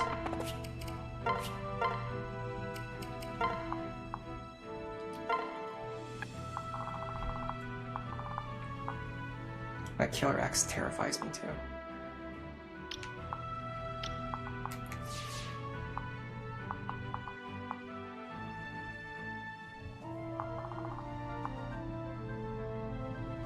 We can take 30 damage on a crit. Yeah, I don't think I should have thrown away my Nosferatu Tome. I think I need it. I wanted to switch my inventory so that I wouldn't waste Nosferatu charges, but it just ended up with me putting myself in a position where I can't effectively, like, fight anymore. Okay, what is his actual... I don't know what his actual crit chance is. I mean, it's 39... minus 27 minus 5. It's 7 at best, a 7% crit chance. What is the actual damage of these characters combined anyway? 41, 53, 40. 134 damage.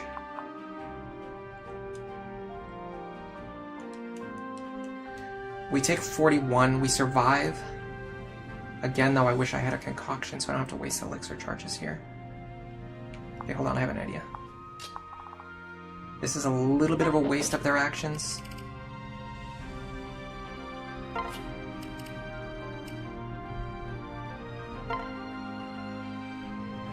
Oh, hold on. That's not how I want to do it. Okay, let me put away the short spear. Put away the steel lance. We're gonna grab a heal staff, and we're gonna grab the Nosferatu tome. We're going to trade the Nosferatu over to Robin, then we're gonna heal him with a heal staff. Now, he won't die unless the guy with the axe crits him.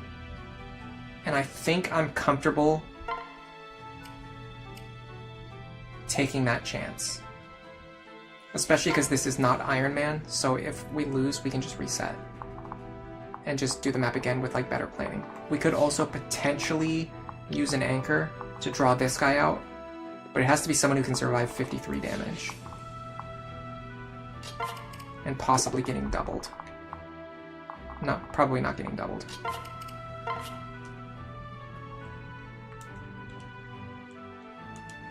Muriel actually takes it. I'm gonna send Muriel here. I want her to pull this attack away from Robin if at all possible.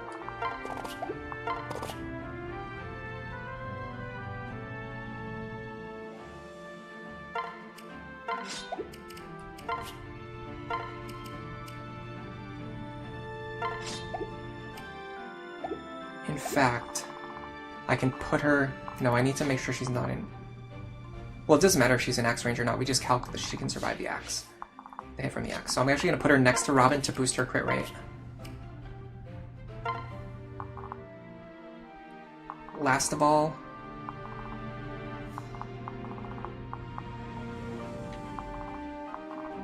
I think I just want these two to be in a good position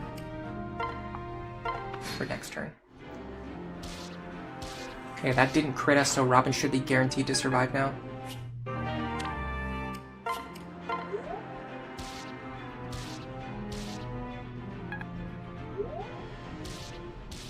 Yeah, the fact that Muriel takes that is awesome.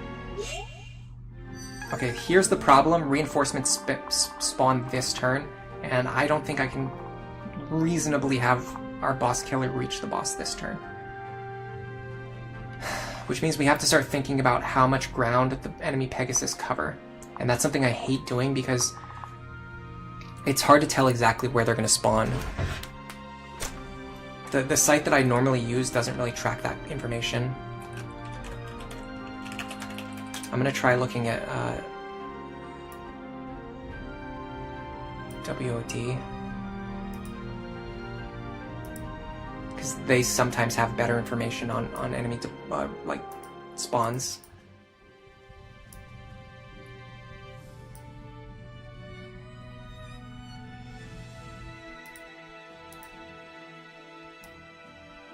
Yes, we can see exactly where they're going to spawn from. And they have 7 movement.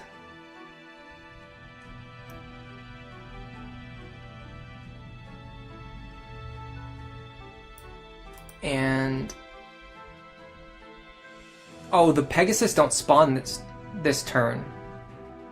It's only the enemies at the bottom, so we actually have another turn to get ready for the Pegasus. I'm not in as much trouble as I thought I was. Yeah, the Pegasus spawn next turn, so we actually have time. Yeah, WOD shows the exact tiles.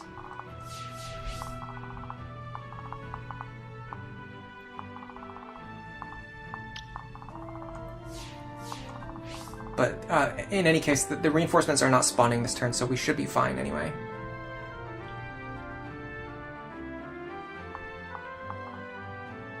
We have another turn to get into position with our boss killer, and that's a lot. That's like a lot. We just have to make sure we're not too close to the bottom of the map.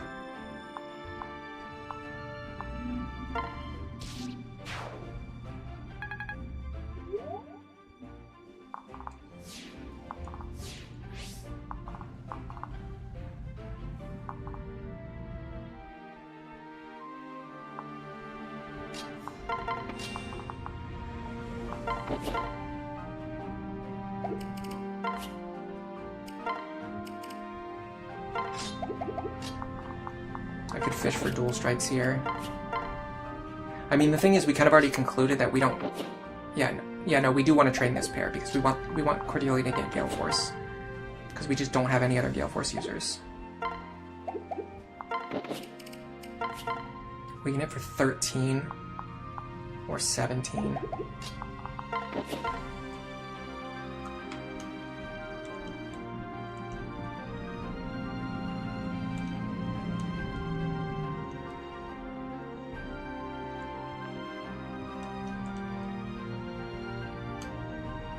Okay.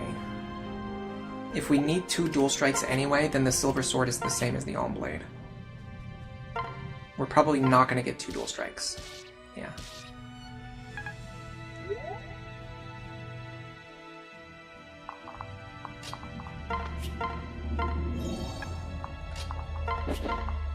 What we can do is this.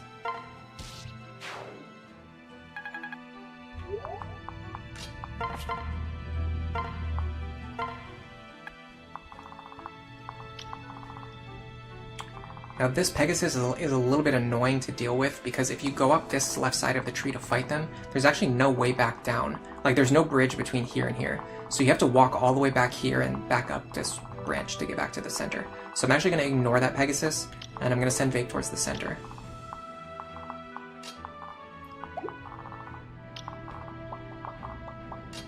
He should be able to survive these 2 attacks. 41 plus 40.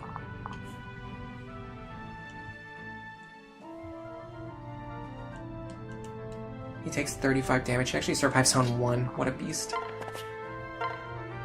We're going to need a hand axe for this.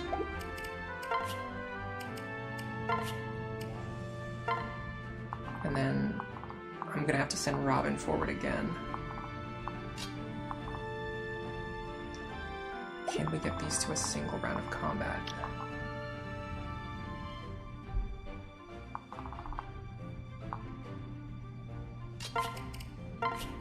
Yes, but it prevents Maribel from healing or being in the front, and I want her to either heal or be in the front. So I'm going to do this instead. Yeah, this is better.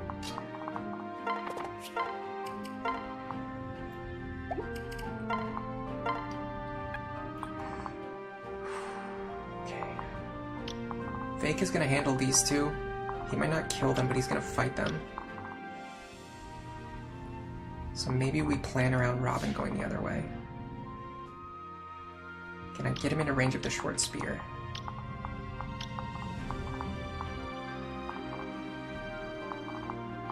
He can't get far enough over there. I can maybe rescue him, but it doesn't give him that much extra movement. And it leaves Sumia within range of a bow, so that doesn't work. Okay, what if we just push towards the center instead, then?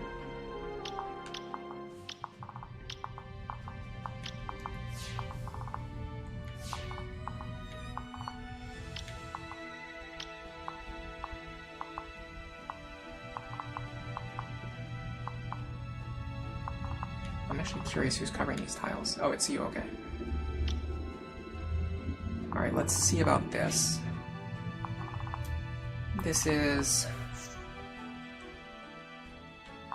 at most 40 plus 41 plus 45 plus 42 plus 53 plus 25. 246 damage from 6 attacks.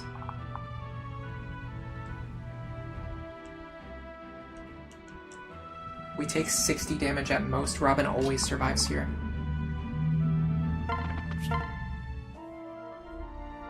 We could even preemptively kill this guy and we'd be fine.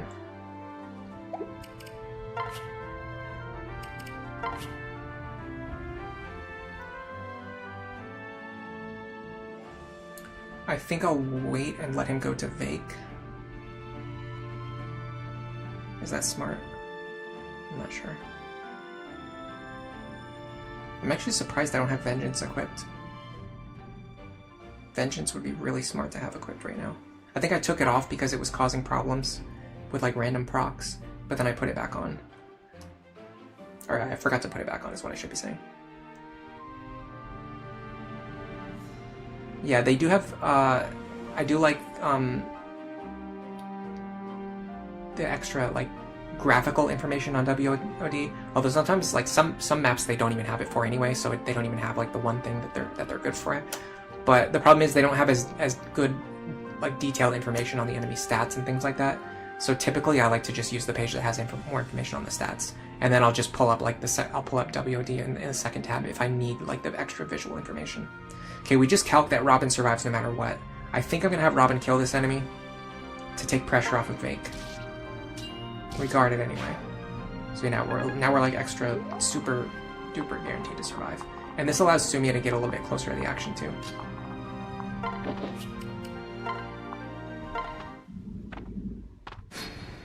Okay, so now we're gonna have to worry about Pegasus spawning on the sides. I find it extremely unlikely that we're going to get into a situation where we can get all of our characters standing in tiles that are not threatened by Pegasus. And from my experience, typically, even when you're able to do that, the problem is that the Pegasus just have you surrounded and then they just kill you on the next turn. So with that in mind, I'm going to focus on trying to kill the boss this turn if I can. The question is, can I? So Robin can deal...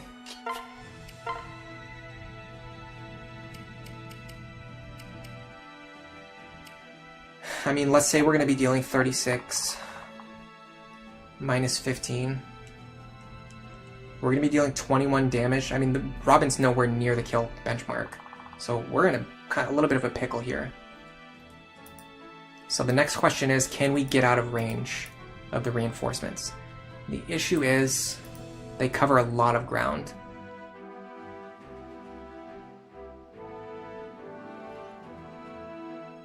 The ones with the spears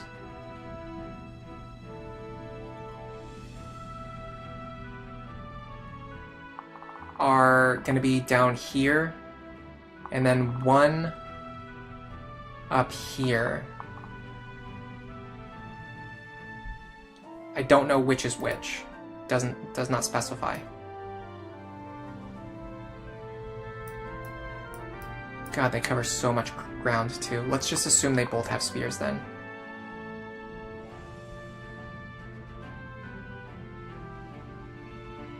Hold on a second. I can do it this way. Oh no, because this guy moved already. Okay, hold on. 1, 2, 3, 4, 5, 6. Okay. 1, 2, 3, 4, 5, 6, 7, 8, 9, 10. So in order to be safe, we have to get out of this range.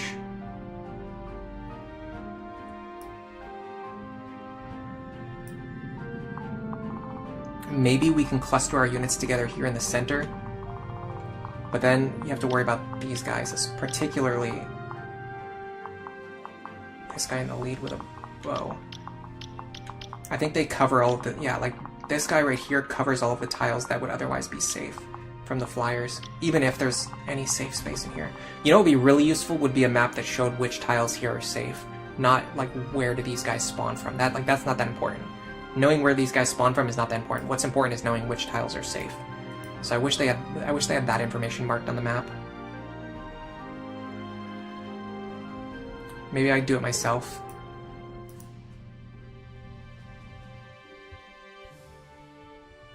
Pretty sure I can do that myself.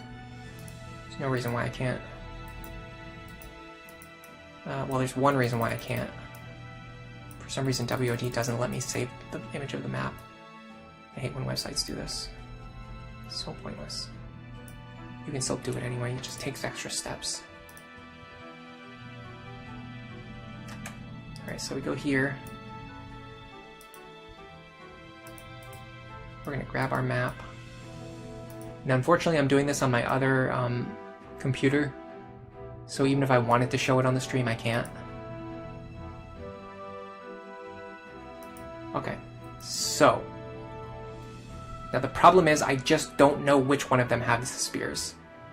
The WOD doesn't tell me that, and even the information on Fire Emblem Wiki is not that specific about which ones are holding the spears.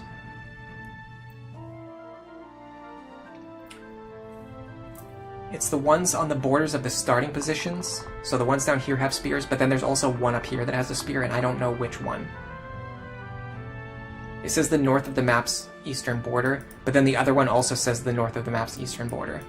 The one with the silver lance is also in the north of... So there's like there's one with a spear who's in the north of the map's eastern border, and then there's one with a silver lance who's in the north of the map's eastern border. Like, it doesn't tell me which is which. It doesn't tell me which one is more north and which one's more south. So that just doesn't help me at all. Let's just assume that they have full coverage. Let's assume they both have spears and like go from there. So first of all,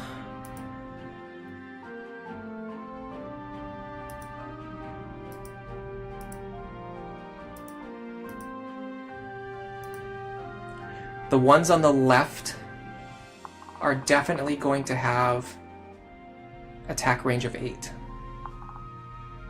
And they spawn on these two tiles right here. So they're going to go 1, 2, 3, 4. Hold on a second. 1, 2, 3, 4, 5, 6, 7, 8. So here,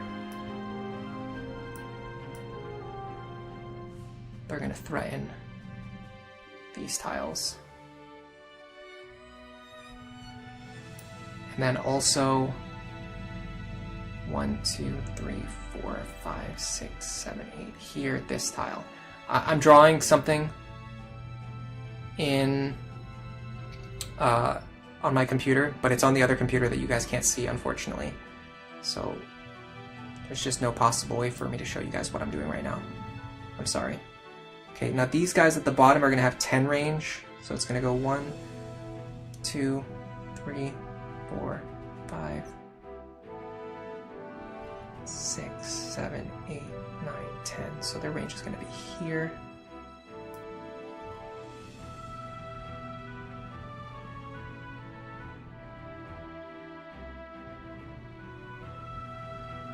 Okay, what I'm seeing right now is there is a lot of safe territory. God, the map is really hard to see. They should have made they had the grid on like semi-transparent mode.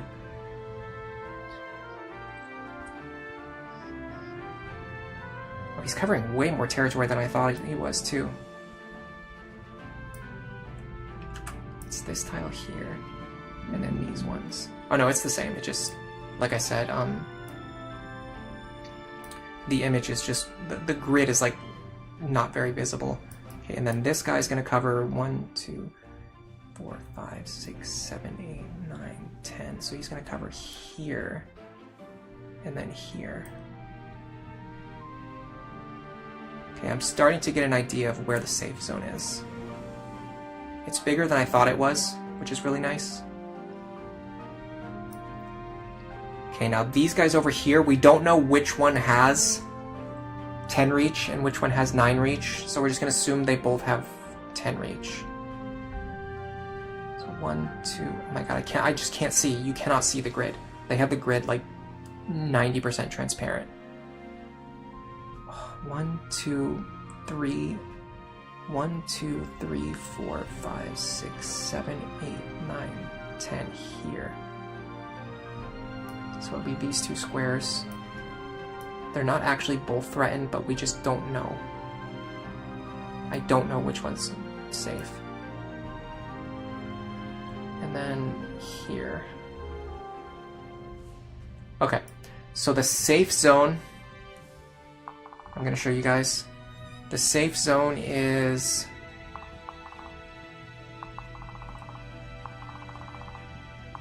it's based around this trunk. Not here on the bend. The bend is threatened. There's actually a safe zone up here too. It's not as significant, but there is a safe zone down here. Okay, so the bend is threatened. The tile below the bend is threatened. This tile is not threatened. This tile does not seem like it's threatened either, so I think these two tiles are actually safe. So the spot where Robin is standing right now is actually safe.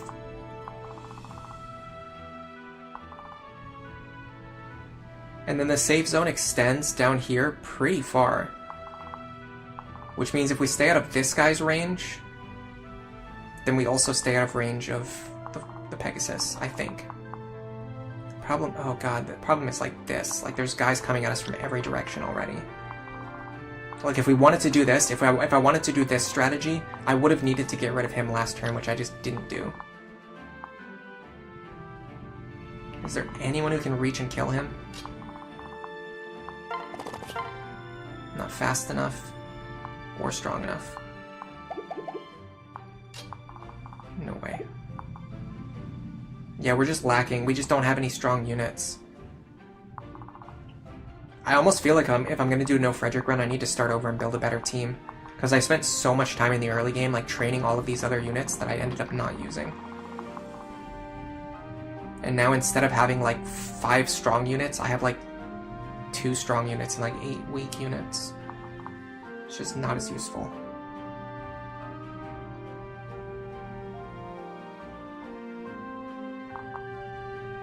Like I could definitely beat this map and I could probably continue on for the rest of the run and like probably beat it, but it's going to be it's going to take way more time, way more effort, way more hassle doing it this way. It's really worth considering if that's worth my time. Or if it's just faster to just restart. Okay, hold on a second. This tile here is safe. So what if she goes here? Kills this guy.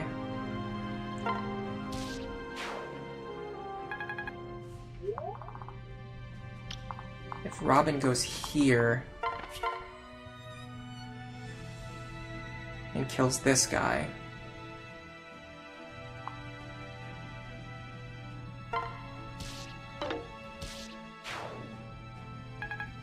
that stops him from getting into the center. Yes. Now, this tile we know is safe. I hope my calculations are correct. Okay, let me ask. I haven't been reading chat for a while. Let me ask a question in chat. Hello, Nef Champion. Welcome back. Hello, Das. Da. I'm just gonna call you Da. Das. Welcome to the stream. I have a question. I'm gonna make a poll for this. Because we've spent a lot of time just on Chapter 15 and Chapter 16. And I don't see this problem getting any better anytime soon.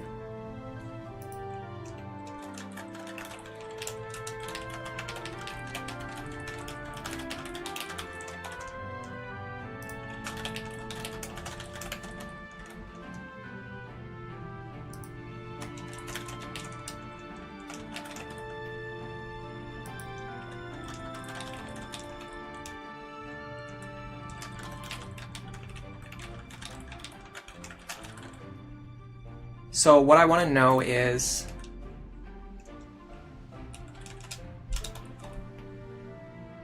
if this attempt fails, which it might if I did a bad job.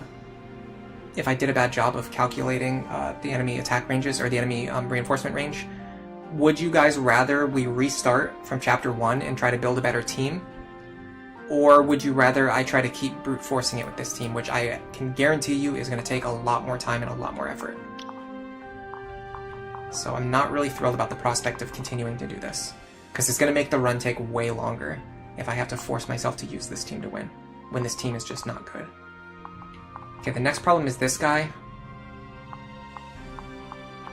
The good thing is nobody is standing on his movement tiles, so his displayed range is actually his range, which means all of these tiles here in the middle should be safe. Let me bring back up my map.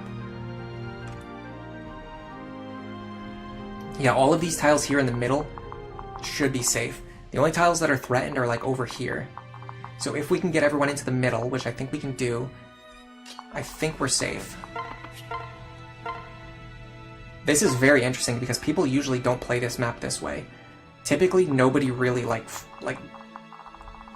does this, like calculates the exact movement range, reinforcement range of these Pegasus, and tries to plan around them.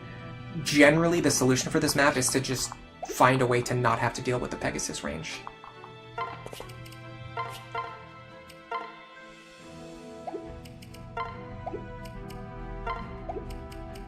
I'm gonna heal her up just in case. I need you to physic Robin just in case. Oh my god, I did rescue instead of physic. Well, Olivia still has her action. I could have sworn I just picked physic. I have no idea how that happened. Wasting rescue staffs left and right here. I can switch to Nosferatu here. When can you buy Nosferatu?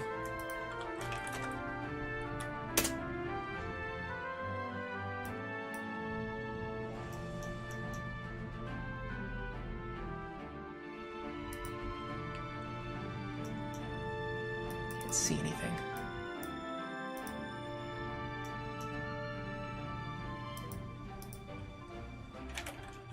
Nosferatu. Okay, oh, I think I could buy it already. I could buy it from the Chapter 13 shop. So I'm fine. I can use some Nosferatu charges here. I'm doing this just because I want Robin's health to go back up. Not because they necessarily need it to survive. Okay, so if... I think if Sumia stands here... Oh, I can even rally speed.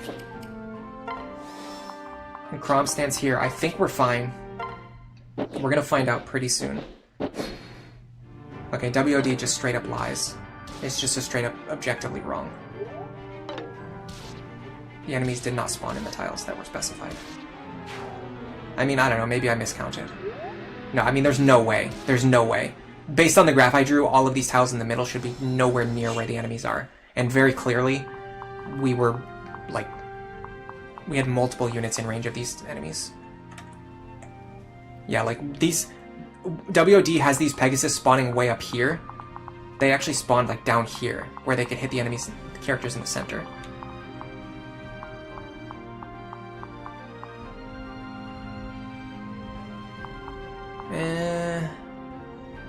One, two, three... I don't know, maybe I was wrong, maybe I was wrong. It's because of this branch. But even still, I don't know, something about this is off. 2, 3, 4, 5, 6. I think I marked them as... yeah, it was my fault. I'll say it was at least partially my fault. So I think 3 factors went into this. Number 1, this branch being drawn the way that it is. Number 2, the diagram on WOD has the grid like barely visible, so you can't see or count the tiles. But then number 3, I would say the biggest mistake is that on top of not being 100% sure where these enemies were spawning, I counted them as having 8. I counted them as threatening 8 tiles when they actually are threatening 9 tiles. Because I used this Pegasus Knight, who has 7 movement, instead of these Falcons who have 8 movement. I was looking at him with 7 movement, and thinking that they were going to be able to reach 8 tiles and attack, but they actually have 8 movement, so they could reach 9 tiles and attack. Thankfully, we actually survived anyway, somehow. Less good is the fact that the entire map is now covered in red, which means we either kill the boss right now, which is going to be pretty tough with this team, or we somehow clear out enough safe territory for our characters to stand. And that would involve clearing...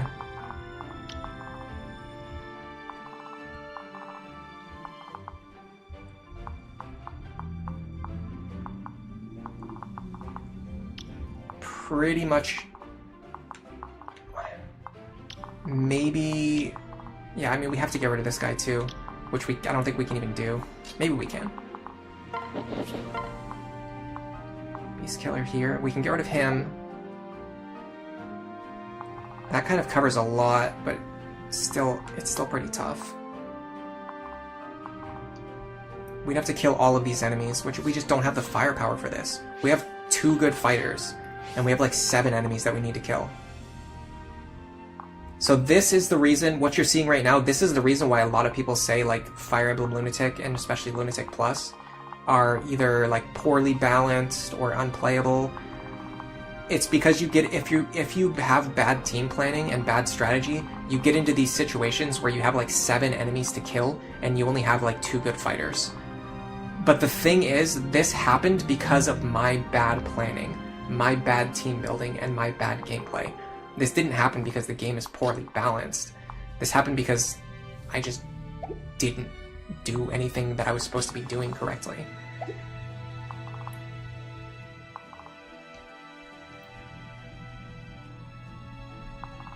I just don't see how we get through this. I don't see how. It just doesn't seem feasible to me. I maybe rush the boss and kill him, but I don't think I can clear all of these enemies. At best, what I should have done was had Cordelia with a Beast Killer equipped and Sumia with a Beast Killer equipped. That way I could have killed these 2 on enemy phase. That would have taken a lot of pressure off my team. But I genuinely did not think that they could reach me. And I was planning around them not being able to reach me.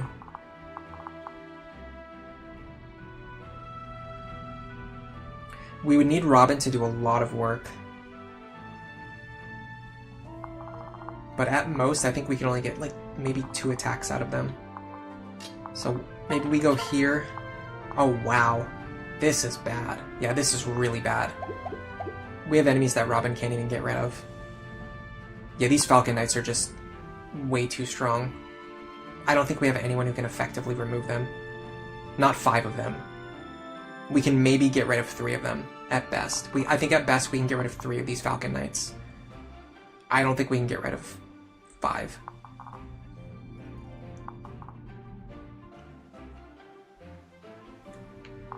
Because as we learned earlier, look at this. Even Gaius is only dealing 15 damage to them. And they have 53 HP.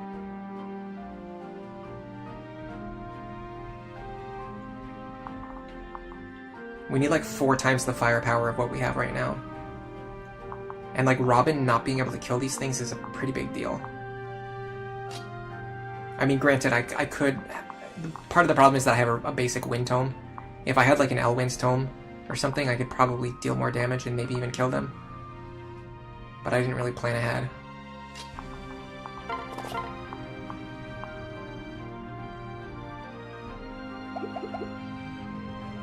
Like, it would require so many of our attacks to get through this. Attacks that we just don't have. It's getting close to being a 50-50 split. We can't grind paralogs. We only have 1 paralog available, and it's not an easy one.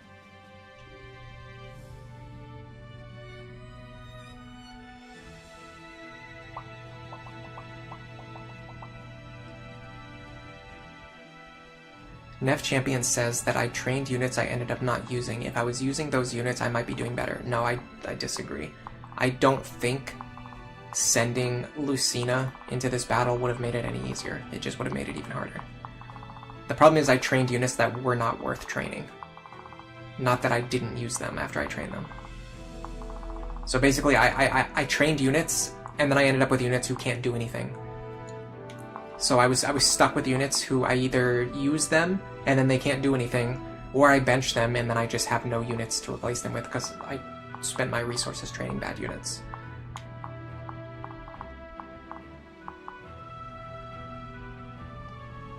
So this feels like a good restart point. If we're gonna be doing no Frederick challenges, this feels like a good restart point, because I learned a very valuable lesson, which is that I have to take the game a little bit more seriously.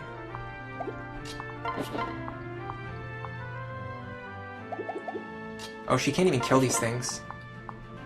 She can kill the regular Pegasus, but she can't kill the Falcons reliably. So yeah, I doubt we could even get rid of... I doubt we could even get rid of 3 of these. I seriously doubt we even get rid of 3 of these. Let's see, like, what's the furthest we could push this?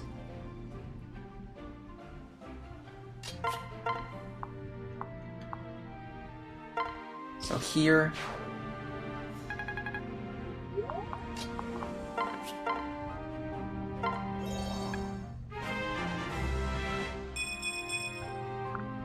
Now the problem is she is the only one who can kill this guy. Maybe that's not true. Well, she can't kill this one because his HP is too high. What about Crom? Can Crom do it? No, not even close. So I need a dual strike here. And if I need a dual strike anyway, then I just use the steel bow.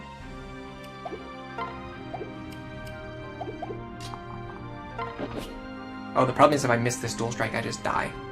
That's kind of an issue. Got it. Then we would need someone to take care of this Falcon Knight on the right side, who can also survive against whatever else comes from the right side, which is, I guess, just him. So that's not too bad. No, there's something else that's threatening that tile. What is it? I actually don't know. Oh, it's this Pegasus. So Vake over here is like a hard maybe. Yeah, no. He gets doubled. This is just not tenable, guys. This is just not tenable. What I should have done is invest more resources into Vake.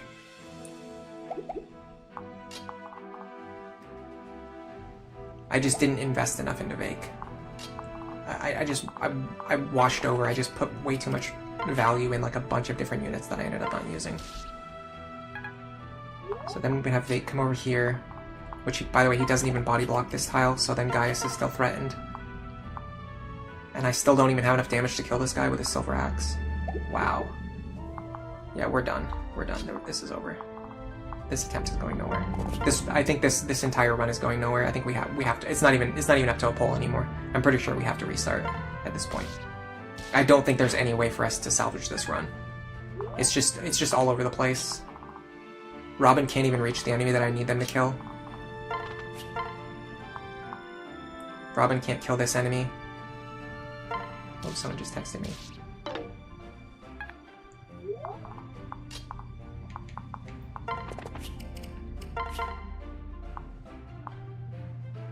I just want to see, like, how bad this turn is going to look.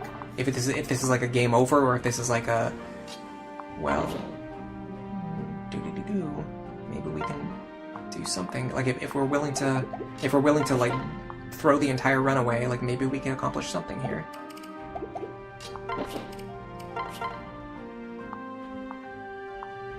And then, like, also training both Gaius and Lonku, like, for testing. Like, the problem is, I know exactly what the problem is. Hold on a second, I have to check this text just in case it's from someone important.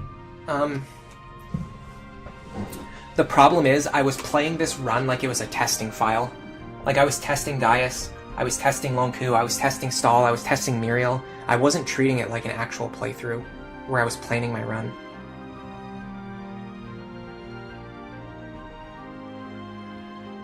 Okay.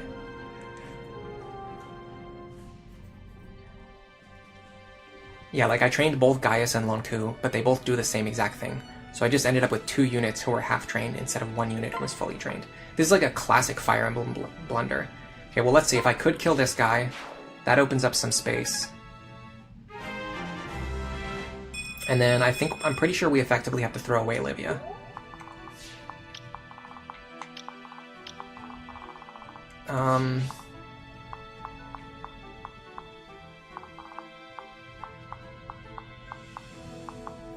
Yeah, I don't see any way to keep Olivia alive here. Unless maybe Libra here. Can Libra reach that tile? Okay, if Libra goes here and rescues Olivia, she might survive? Question mark? Yes. Okay, so let's see if this is like a game over or if it's just like we lose most of our characters. And theoretically, we could continue. But either way, like this has really illustrated to me that this entire run is going nowhere.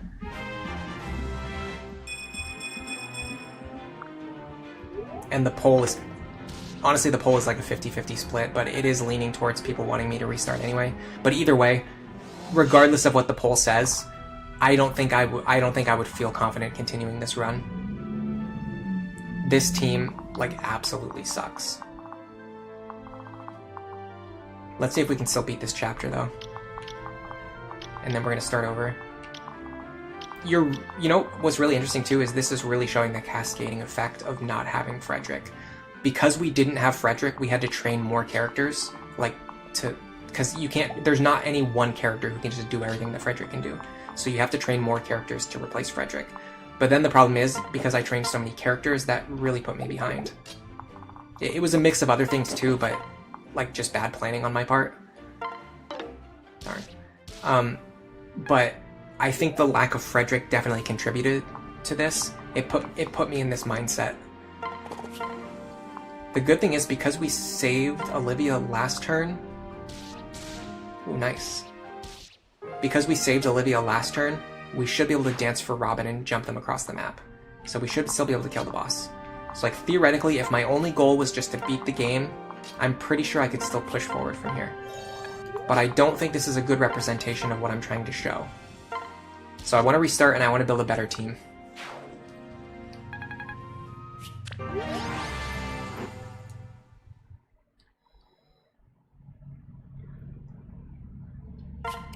Anna, remember to take breaks. Thank you, Anna. Yeah, let's start over. I think I can handle the early game a lot easier, a lot better this time too, because I'm going to have much better planning. Like, when I started this run, it was before I even started my Iron Man planning. So, like, my strategies for the early chapters have significantly improved since then. So let's look at our final team. We had Crom, the not fully trained sniper. We had Robin, our one good unit, really, like our one good unit. Honestly, having Sayri join and being able to support Robin right away is kind of nice, but the problem is Robin is already fast enough, so they don't actually need a Swordmaster as their support character. I think I'm going to plan around having a good supporter for Robin. Someone who probably gives them magic. And I'm not sure what else. Like magic. I mean, magic and speed would be good, so Valkyrie, so again, we're just going back to Maribel. Maybe Lisa. But I want it to be someone who normally wouldn't use a staff. I want it to be someone who normally wouldn't use a staff.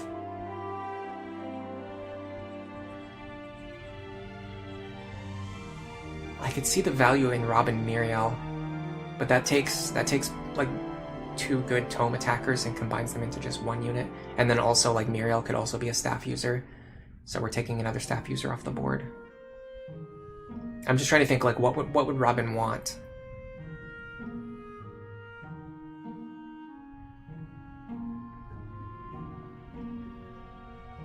I think this is a plus defense Robin, by the way. Their defense seems very high. I don't think going out of the way to get Vantage on Robin was a good move either. Vake, again, is like, honestly, like, this Vake is good, but he could have been even better because we just did not train him as much as he deserved. So, if we're going to do this again, I think we should focus more on training Vake and Robin. And less on training, like, 10 other characters.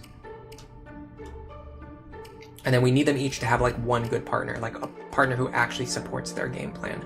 I do like the idea of having Vake paired up with a Valkyrie.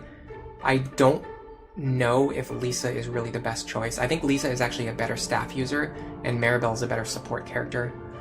So maybe what we do is we have Maribel pair up with Vake, so Vake can get the benefits of having a Valkyrie partner, but without needing to take away Lisa's utility by having her as like a more lead unit. Because then we could also send her directly into Sage. Yeah, these units are bad, guys. Sumia, bad. Again, like, she's one of our best units, and even she is, like, underwhelming, because we just, again, did not really actually train her. It's honestly, like, this, we have Sumia Cordelia.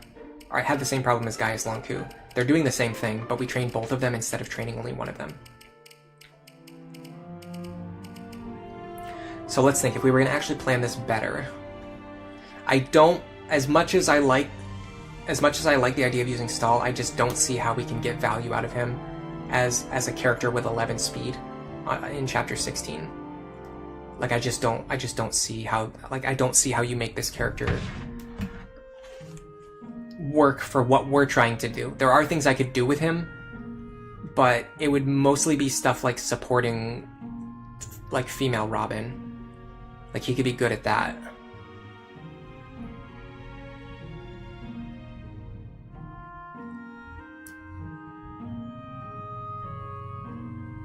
I'm gonna correct my chart because it was wrong. And then I'm gonna upload it to the Discord so you guys can see it. In case anyone wants it. I'm not 100% sure this is correct, and we didn't actually confirm. We didn't actually confirm which of the enemies had the spear up top. Maybe we should do that. Let me look at the archive. Let me look at the footage. I probably didn't check.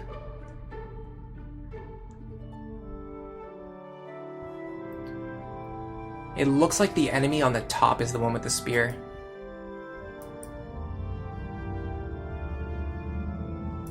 Let me go back a little bit.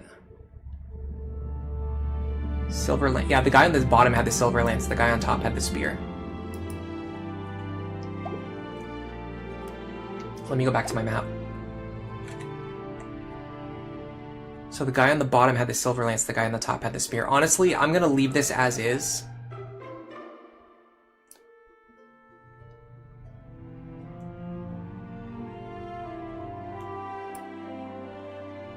So theoretically,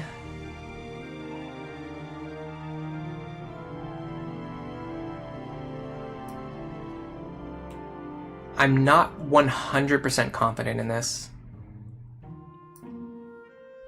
chart, but I think I have like a pretty good picture of where the safe zone is. It actually might be overestimating the enemy range a little bit. But I think, as we just saw with my attempt there, it's actually better to overestimate the enemy attack range rather than underestimating it. Because if you underestimate it and then the enemies just run up and kill your units, then you're in a pretty bad position.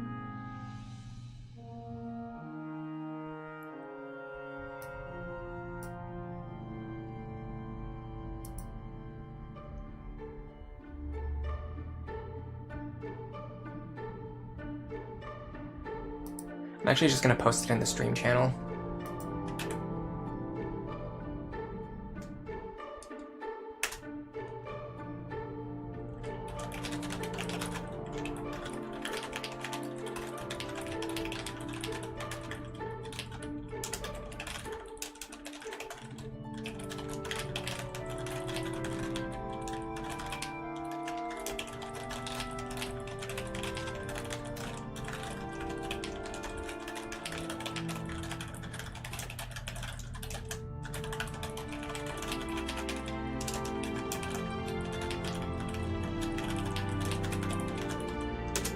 Okay.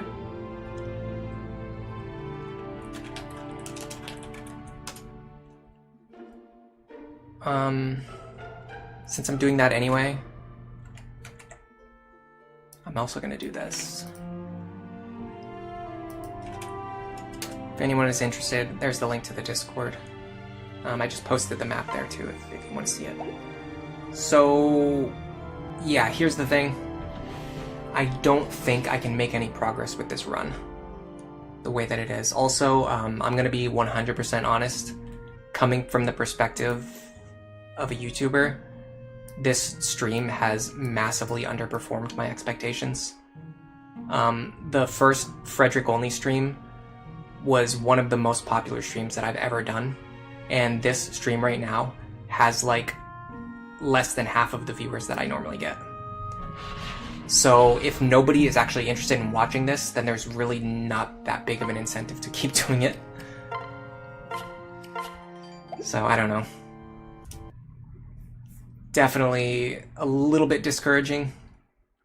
Not only is the run going nowhere, but like I'm just not even getting any views on this. like anywhere close to my normal views. If I was gonna do this, if I was gonna do it again, I want to plan it out ahead of time. And what I want to do is, now granted, I just spent like the last 30 minutes just like talking and not playing the game at all, so I could see how the number of viewers would go down. But either the stream, like the views have not been very good at all today, which, you know, it is what it is. But it's definitely a consideration. Okay, so if I was gonna do this, I think we have to actually plan out the team before we do anything.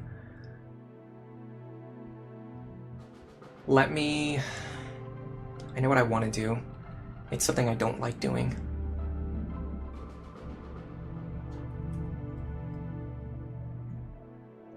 I don't like screen sharing stuff from my spreadsheets, or even like from my browser in general.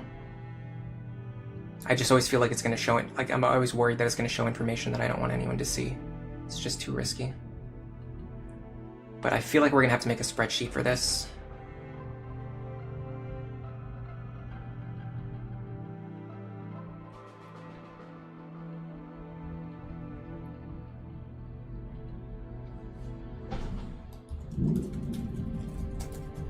No Frederick challenge. The other annoying thing is that if I do restart the run right now, it's going to be in the middle of like a really long stream, which is going to make it harder to get the footage later, and it's also going to be harder for people to watch the archive, because in order to see the start of the run, you're going to have to like go find like another, like you're going to have to find the run that starts like halfway in the middle of another stream, which is kind of wonky.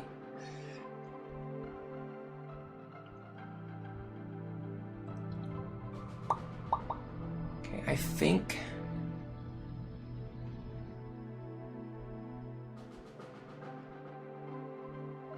go like this.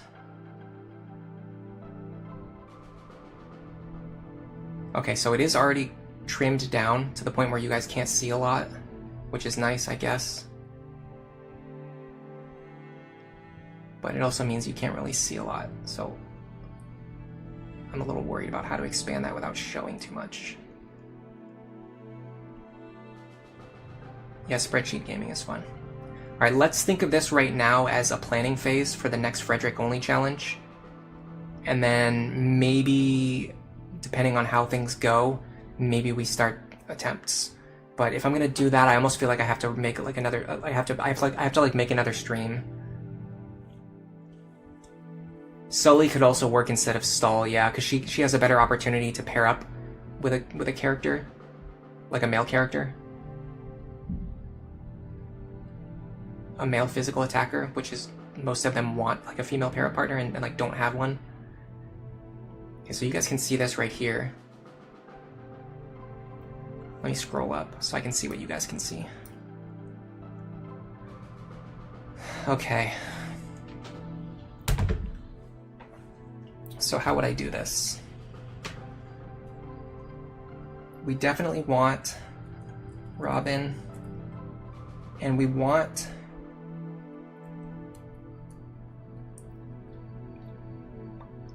Is Mozu Donald done right? Yeah, I think Mozu fixes every single problem that Donald has. It's very clear to me, and this is another reason why I get I'm gonna say I get annoyed when people just don't admit that Donald is like a bad character. Even the designers of the game understood that Donald was bad. That's why they fixed every single one of his problems when they created Mozu, because they understood exactly what was wrong with him, and they fixed all of those problems.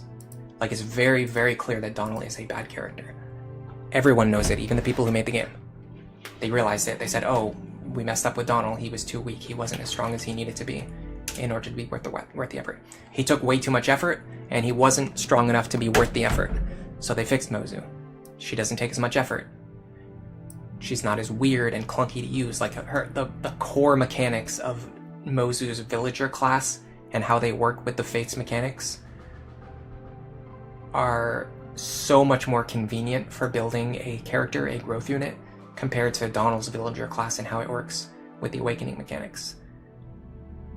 And they made it so that a fully trained Mozu is actually very strong and has a serious niche, as opposed to Donald, who just does the same thing as Vake, and then eventually becomes a weaker version of Vake.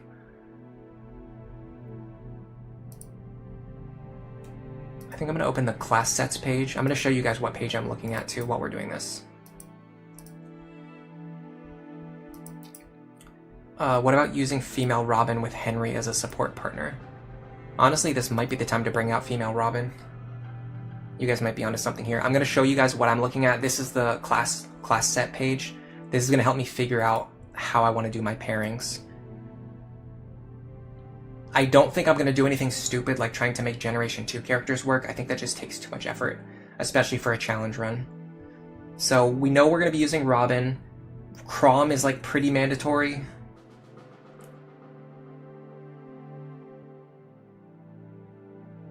Excuse me, I would like to use Vake.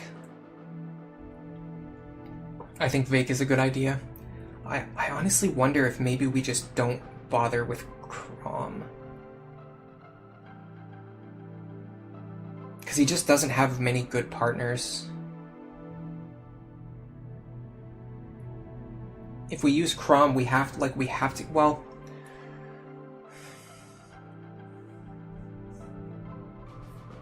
Who would we pair Chrom with? Maybe... This is gonna sound crazy, but maybe we do Chrom and then Cleric Sumia.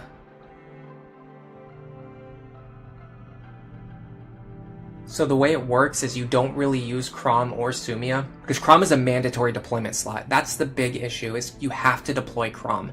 So he's wasting a spot on your team no matter what. And this doesn't matter as much on low man, but when you're building a team, this is actually a big consideration. You have to figure out what you're going to do with Chrom. So what if we barely use Chrom, we barely use Sumia? We just get her to the point where we can switch her over to a cleric, and then we have a staff user who is taking up one of our mandatory deployment slots, because you always have to deploy her, so we just use her as a staff user.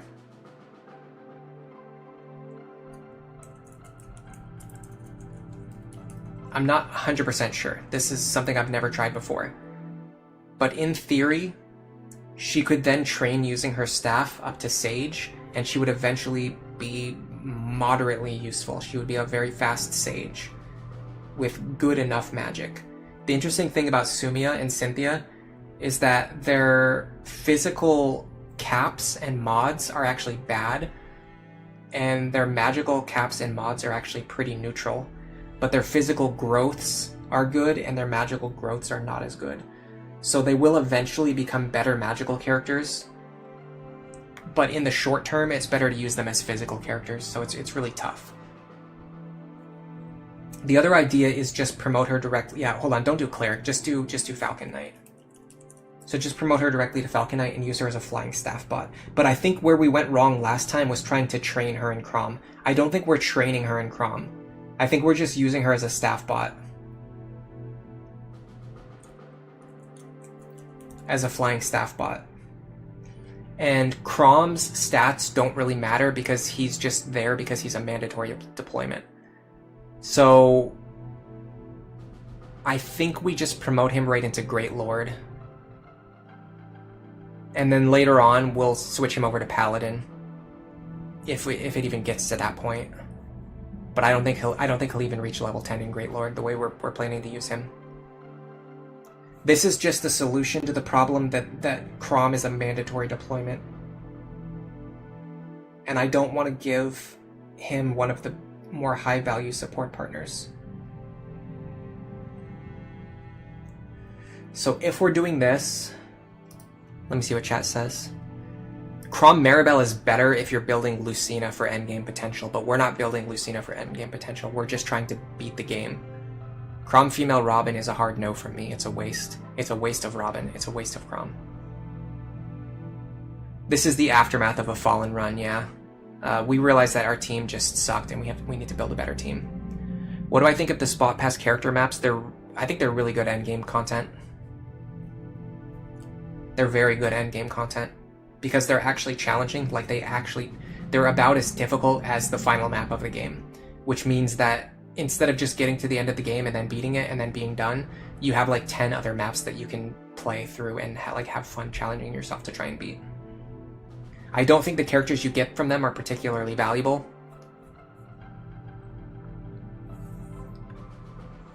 Our Robin this run was fine, but we can make a better Robin, and more importantly, I think we can build a better like pairing for Robin.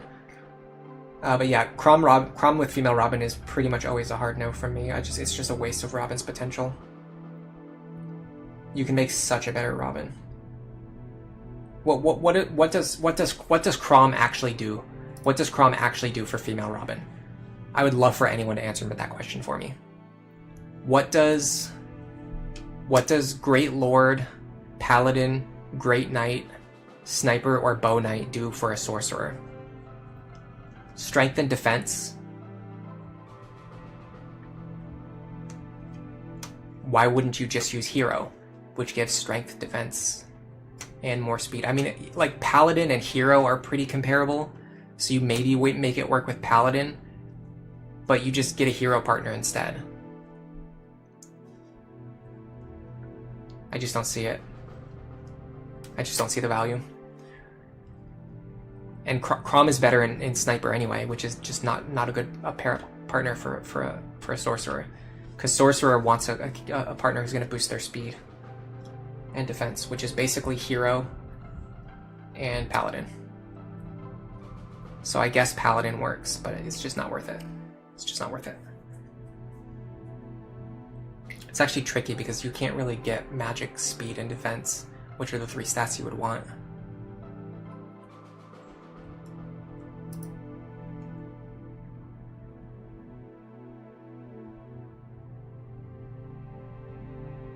Bronze Vixen, no, I can make a better backpack for Robin. I don't need to use Crom. There's no reason to do it.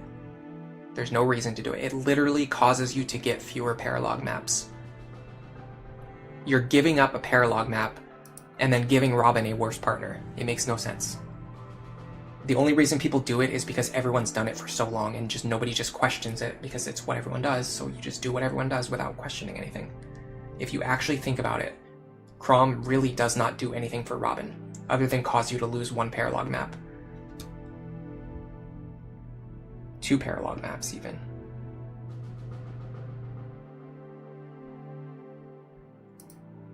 I'm going to show you right now. So Crom plus Robin, you get Lucina with no paralog, and then you get Morgan with a paralog. That is 1 paralog map worth of experience. Now let's look at Crom with Sully and Robin with Saria. You get Lucina with no paralog. You get Kiel with a paralog. You get Morgan with a paralog. You get Noir with a paralog. You get 3 paralogs. Maps worth of experience. The only reason people like this pairing is because they want to beat the game as fast as possible, so they don't want to do any paralogs. They just want to beat the game quickly without having to train any characters other than Crom and Robin. The only reason to use this pairing is if you're just trying to use Crom and Robin and no other characters. Which is fine, it's a strong enough group, it's a strong enough pairing to beat the game, but it is nowhere near the best partner for Crom or the best partner for Robin. What other problems does it cause? Robin wants a partner who gives magic, speed, defense. So the only option we have is Paladin, which is pretty good. On the other hand, this Robin, if you're not pairing up with Crom, can pair with anyone who has Hero, Paladin, Dark Knight, Valkyrie, probably others. Crom also is better in Archer. So again, Archer Crom can support Sully, Sumia effectively. Do you see the problems? There's a million reasons why this is better. Here,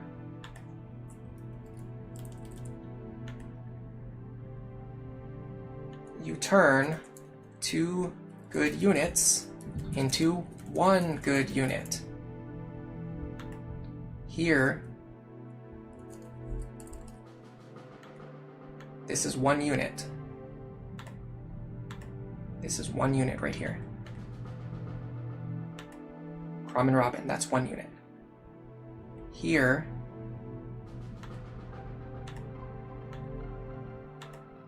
you get Crom Sully, and you get Robin Saria.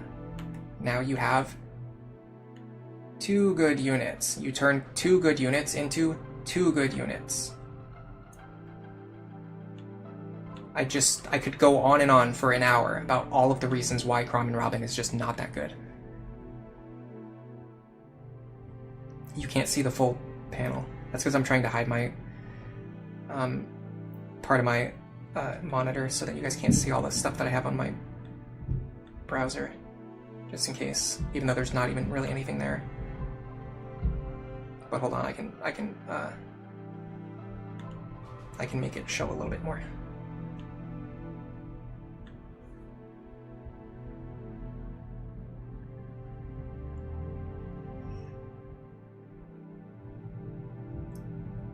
There you go.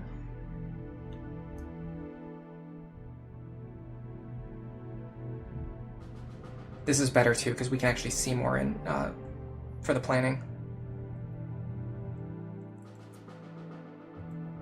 Okay. You want me to make a Robin and Crom is bad video? I mean, I could, but the problem is, based on my experience from the Donald video, working on this type of video, it takes a lot of time, a lot of effort, and it's very stressful. And the returns are not very good. It just, like, the Donald video just performed like about as good as like any other video that I could make, but also like got more hate comments than my average video and more dislikes than my average video.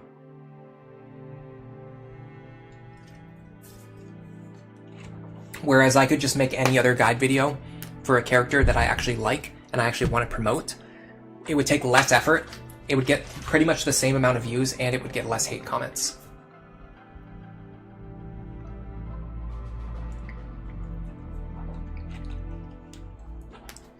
Yeah, this pairing here, let me go back to this page. This pairing here, which I actually don't know if you guys can see my cursor or not. I never checked if that was hidden or visible. But either way, this pairing here, Crom and Robin, is only good if you're trying to beat the game as fast as possible without playing any paralogs, without like actually generating resources, without making complete builds, because they can beat the game even as an incomplete build. But it's not it's not the strongest Crom, it's not the strongest Robin, it's just good enough to beat the game. And that's only if you want to play the game in a very specific way, which I don't like playing because it's boring.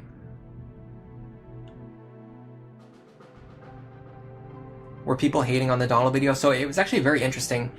The first day, the quality of the comments was really good. It was mostly extremely civil. There were a couple, like, people who disagree with me, but I think aside from like one person who left like a really like weird comment on the first day, for the most part, like the first day was all like really good. Even like the pro Donald like position side was like, you know, like polite, and even though they were still wrong, at least they were like thinking about what they were saying and thinking about like what I was saying and trying to have like an actual discussion. The second day, the comments got like meaner. Like I got way more like comments that were just like angry and just like insulting me, like instead of engaging with my arguments. And then from the third day onward, the comments just got like dumber. Like they weren't necessarily, I mean, they were still pretty mean, but it was just like really like stupid arguments, like very, very dumb arguments. As opposed to like the previous days, which like basically like the more the video got exposed to like a wider audience, the worse the quality of the comments got. They just got like dumber and more wrong and more mean. So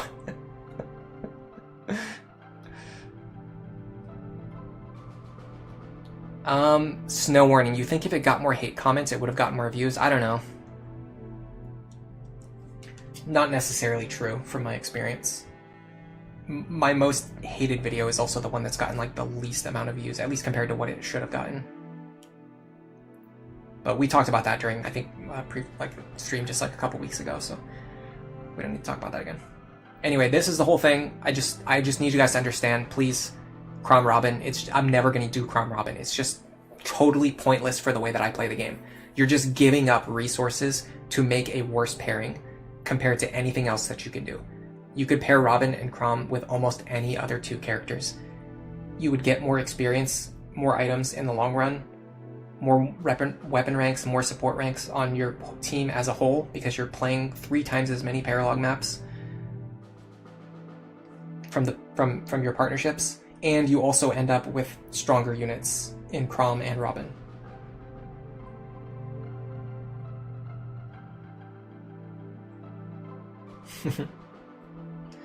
You want me to do Robin with Donald?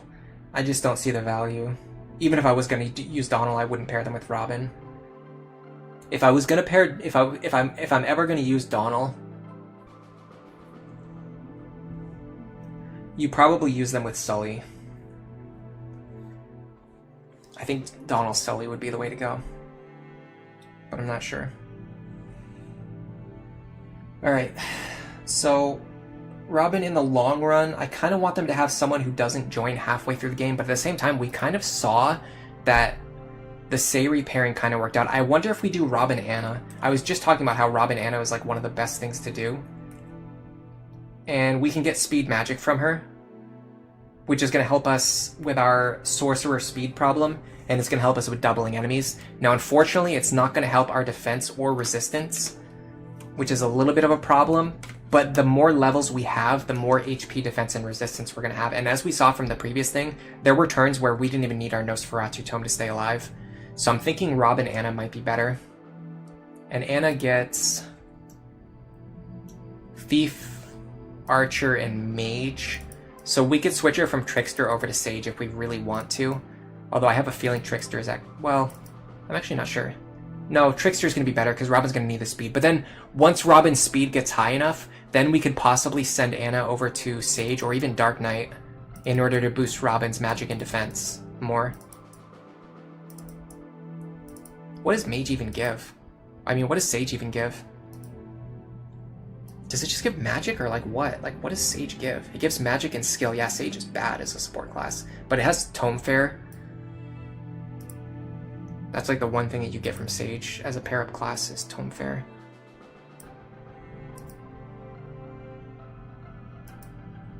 So Robin Anna, and this works because it means we don't have to worry about building Robin supports early on. We can just slot Anna into the team when she joins. This also makes the best use of Anna, and it also reduces the amount of experience we have to feed into other characters. You've never seen Robin Anna? It's actually used in like the Zero Growths. I think it might be used in the like some of the LTC runs, or at least like runs where people aren't doing Robin Crom. They would probably use Robin Anna. Yeah, Sorcerer is not a good pair-up class. Dark Knight's pretty good though. Valkyrie would be great if we could get it, but Trickster's good. Trickster's like a budget Valkyrie, and Anna's good in Trickster, and she starts in Trickster, so it's pretty low investment. So let's think about Robin Anna. Crom is like kind of getting written off as just like a staff bot support partner for Sumia.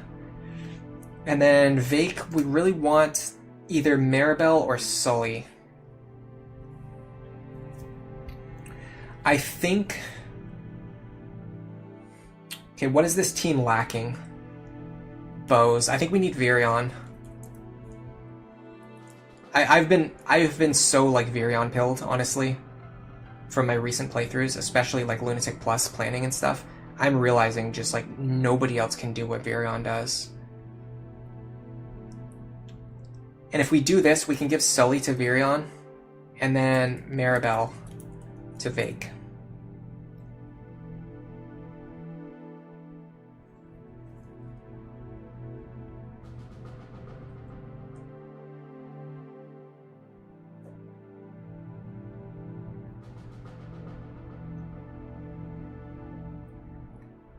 Now we are lacking in Gale Force, You don't necessarily need it, but it could be nice to have. I could do Virion Cordelia. I think Virion Sully is a stronger pair, but I think Virion Cordelia allows us to get Gale Force. Or we pair up Cordelia with someone else. We could do Cordelia Henry. Or even Cordelia Rickon.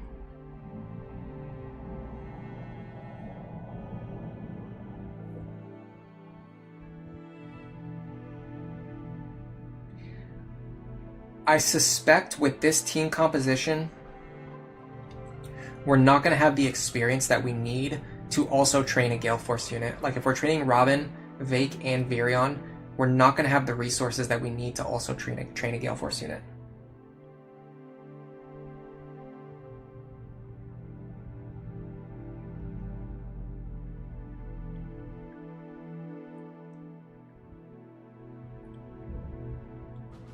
Yeah, Virion Cordelia is really strong. It's what the only reason I'm hesitant to use it here is because it's what I'm already using in my Lunatic plus Iron Man, and I want to do something at least a little bit different.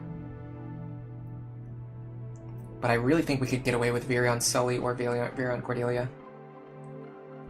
Yeah, Vake supports faster with Lisa. So my logic for Vake Maribel is this: Maribel is a better support character, and Lisa is a better staff bot.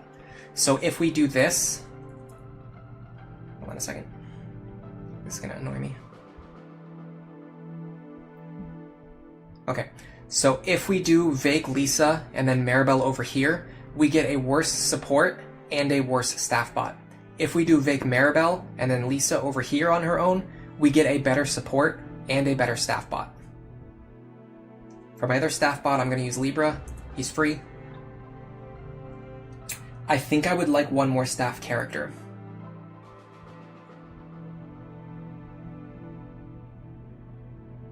Well, we're using Staff Sumia. So we have this pair over here for that. This is 1, 2, 3, 4, 5, 6, 7, 8, 9, 10 characters already. So we really don't have that much room for too many extra characters. By the way, I want to test something out this run. I know I said we're not going to do this as a testing run, but I think this is something that actually has merit. I'm pretty sure I want to put Vake into Warrior, not Hero. I don't think Soul is that useful. As we just saw from from what I was just doing, Soul just doesn't really ever proc when you need it to. And against enemies, they either deal so much damage that you need Soul to proc and then it doesn't and then you get a game over, or they deal so little damage that Soul doesn't even matter. So I feel like going into Warrior is better because then I get Rally Strength, and then Maribel can pass down Rally Resistance, and then Brady can get, in fact, we're using Brady, and then Brady can get Rally Magic on his own. So then we're going to have Rally Strength, Magic, and Resistance. So this is 1, 2, 3, 4, 5, 6, 7, 8, 9, 10, 11 characters. I could use Cordelia,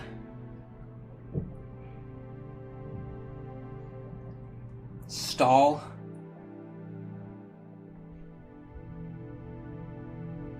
I think I want to pair Cordelia up with someone who gets a fair skill.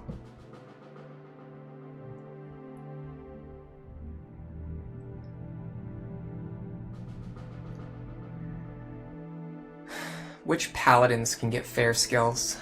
Stall? But he has to go out of his way to get it. Is there anyone who starts off in a class that gets a fair skill and then switches over to paladin? Because that would be the ideal partner for Cordelia. Rickon can do it actually, but then he doesn't. He brings Tome Fair, which doesn't synergize with Paladin. Honestly, I see the merits of Lonku Cordelia still.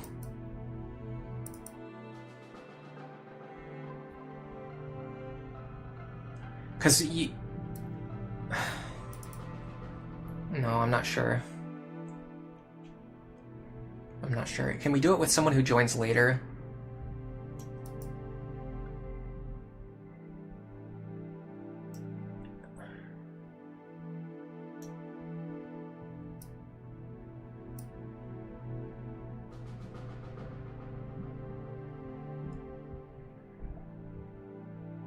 I don't see how we train her in a way that effectively gets Gale Force in a meaningful amount of time with this team composition. So realistically, I think what I do is send her into Falcon Knight.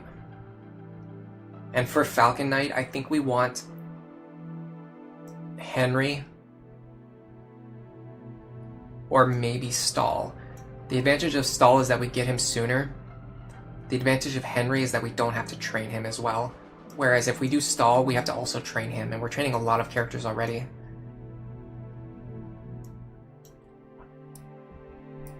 I think I see Cordelia Henry as a possibility here.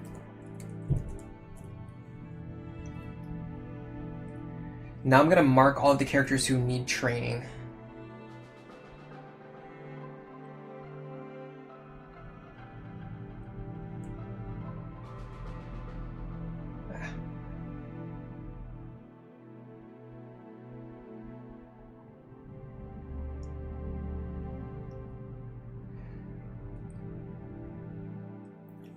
That is a lot.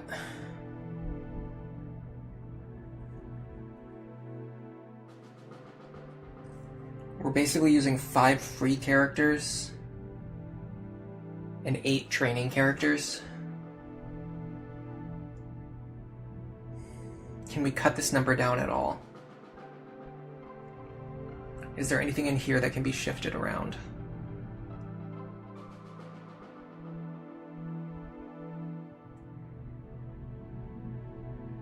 Do any characters access these classes?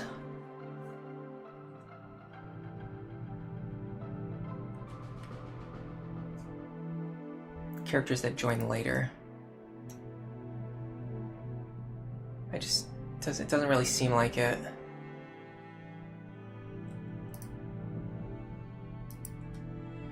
You want to switch Vake to Gregor or Callum? No, it's definitely Vake. I mean, you could maybe make an argument for Gregor here, but I think that puts us too far behind on what we're trying to do.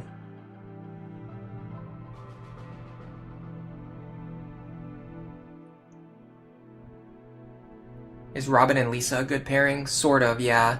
They're good together, but they're also good with other characters. And the thing about Lisa is she's really good as... Like, Lisa is really good as a staff bot, so generally you're just not pairing her up with anyone. She's typically just standing off on the side by herself. Like, we could try to build support between her and Libra over the course of the game to get access to another pair log for some extra experience, but she's not like someone who's going to be dedicated as a pair-up character. Yeah, Gregor could work, but the advantage of Vake Maribel is that we can start building them up sooner, and also keep in mind I'm not doing hero, I'm doing warrior, so Vake is actually better because he can go right into warrior without a second seal.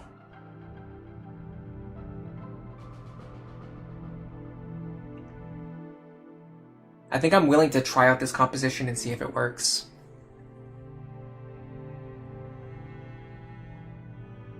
No, Tricky, that's not weird. It's just moving around the characters. Anna, Libra, and Lisa are all good staff bots. So you can either keep all 3 of them like separated as your staff bots, or you can pair 1 or more of them up with other characters.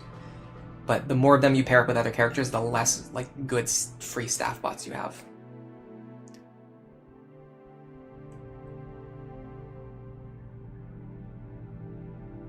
Another ideal would be something like Robin Cordelia. Robin pairs really well with the Pegasus Knights. If we do Robin Cordelia, the only problem is we kind of lose flyer utility because we won't be able to have Cordelia in the lead position. We'll have to have Robin always in the lead position. So Cordelia could fly Robin to different places, but we wouldn't be able to keep Cordelia in the lead. So then we would lose our flight on the next turn.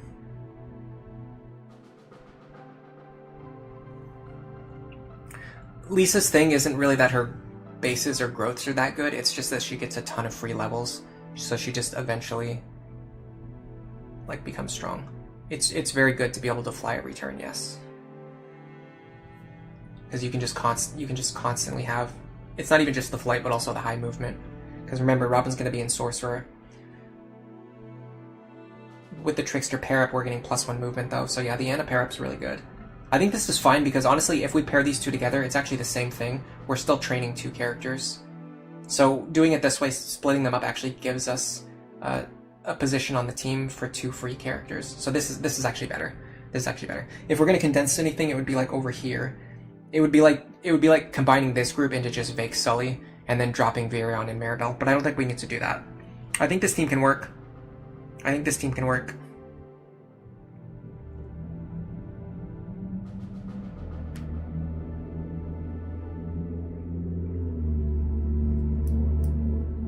I think this team is workable. Is there an alternative to Robin going Sorcerer? I mean, it's tough because Robin can become any class in the game, so there's a ton of options to consider, but it really boils down to the fact that Sorcerer is the best class in the game. So if you can do anything, why would you do anything other than Sorcerer? Like you're naturally going to go Sorcerer because that's the best class to be. And it also helps that Robin is better as a magical character than they are as a physical character. So it's like it's even more like, what else are you going to do with Robin? You're either going to do Sorcerer or you're going to do Sage.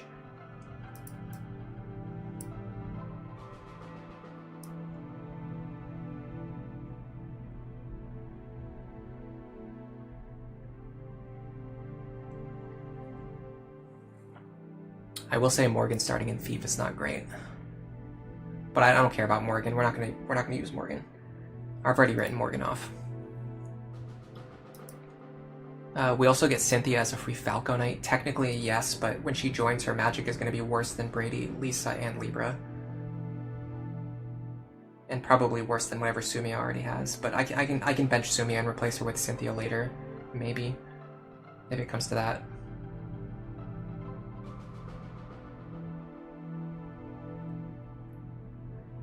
Yeah, I did Hero Robin on the Lunatic Plus playthrough. And it's fine. It's good for supporting other characters. But I think Sorcerer Robin is really the strongest way to make use of their potential. Because Robin is better as a lead unit. And they're better as a magical unit.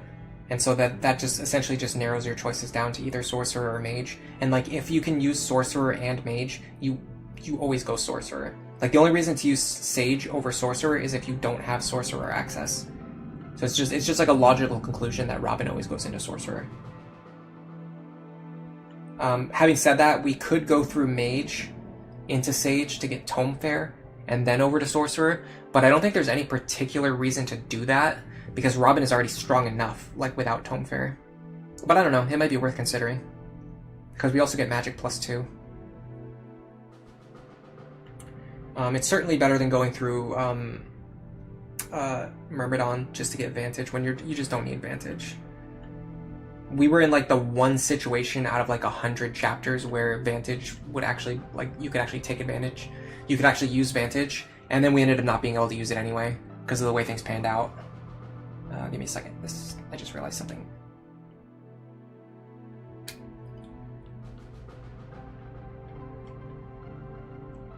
One of my cables was plugged in a really weird way. It was causing the thing to bend. You want to see me use Pegasus Robin? I mean, if you're gonna use female Robin, Dark Flyer is definitely like worth doing. So I could see that working out, but the problem is how would we make that work? Like, which male character would Dark Flyer Robin want to pair up with?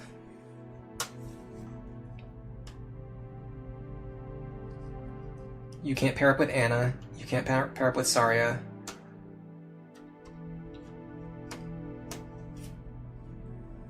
You basically have, like, if you want characters who are actually going to improve your performance,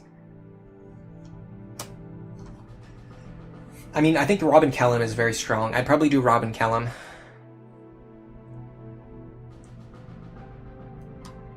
Oh yeah, I completely forgot about Pan. I don't think there's room for Pan on this team, though. Maybe Virion Pan instead of Virion Sully, but because Sully joins earlier and she's just the same character as Pan, and she can start building supports with Virion earlier, I just don't see a room for Pan on this team.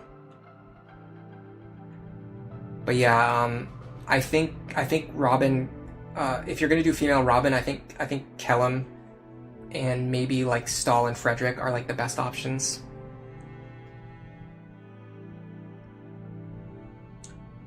Yeah, Frederick would be really strong.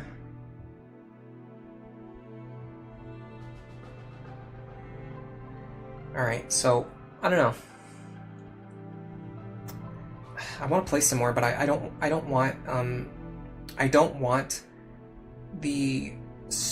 want this stream to have like the second season of the Frederick only challenge like starting halfway in the middle of a stream. Like, does that make sense? I don't know.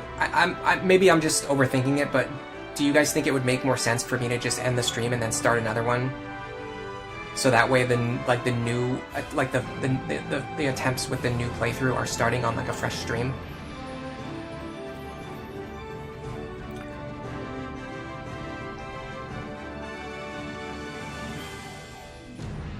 We could also do Robin into Grandmaster to get Rally Spectrum. Yeah, I mean, it's workable. I just don't think rallying is like the best use of Robin's action, because typically Robin is like your best combat unit. If you're training Robin up to level 15 in a promoted class, like they're probably already very strong. It wouldn't be bad to start fresh.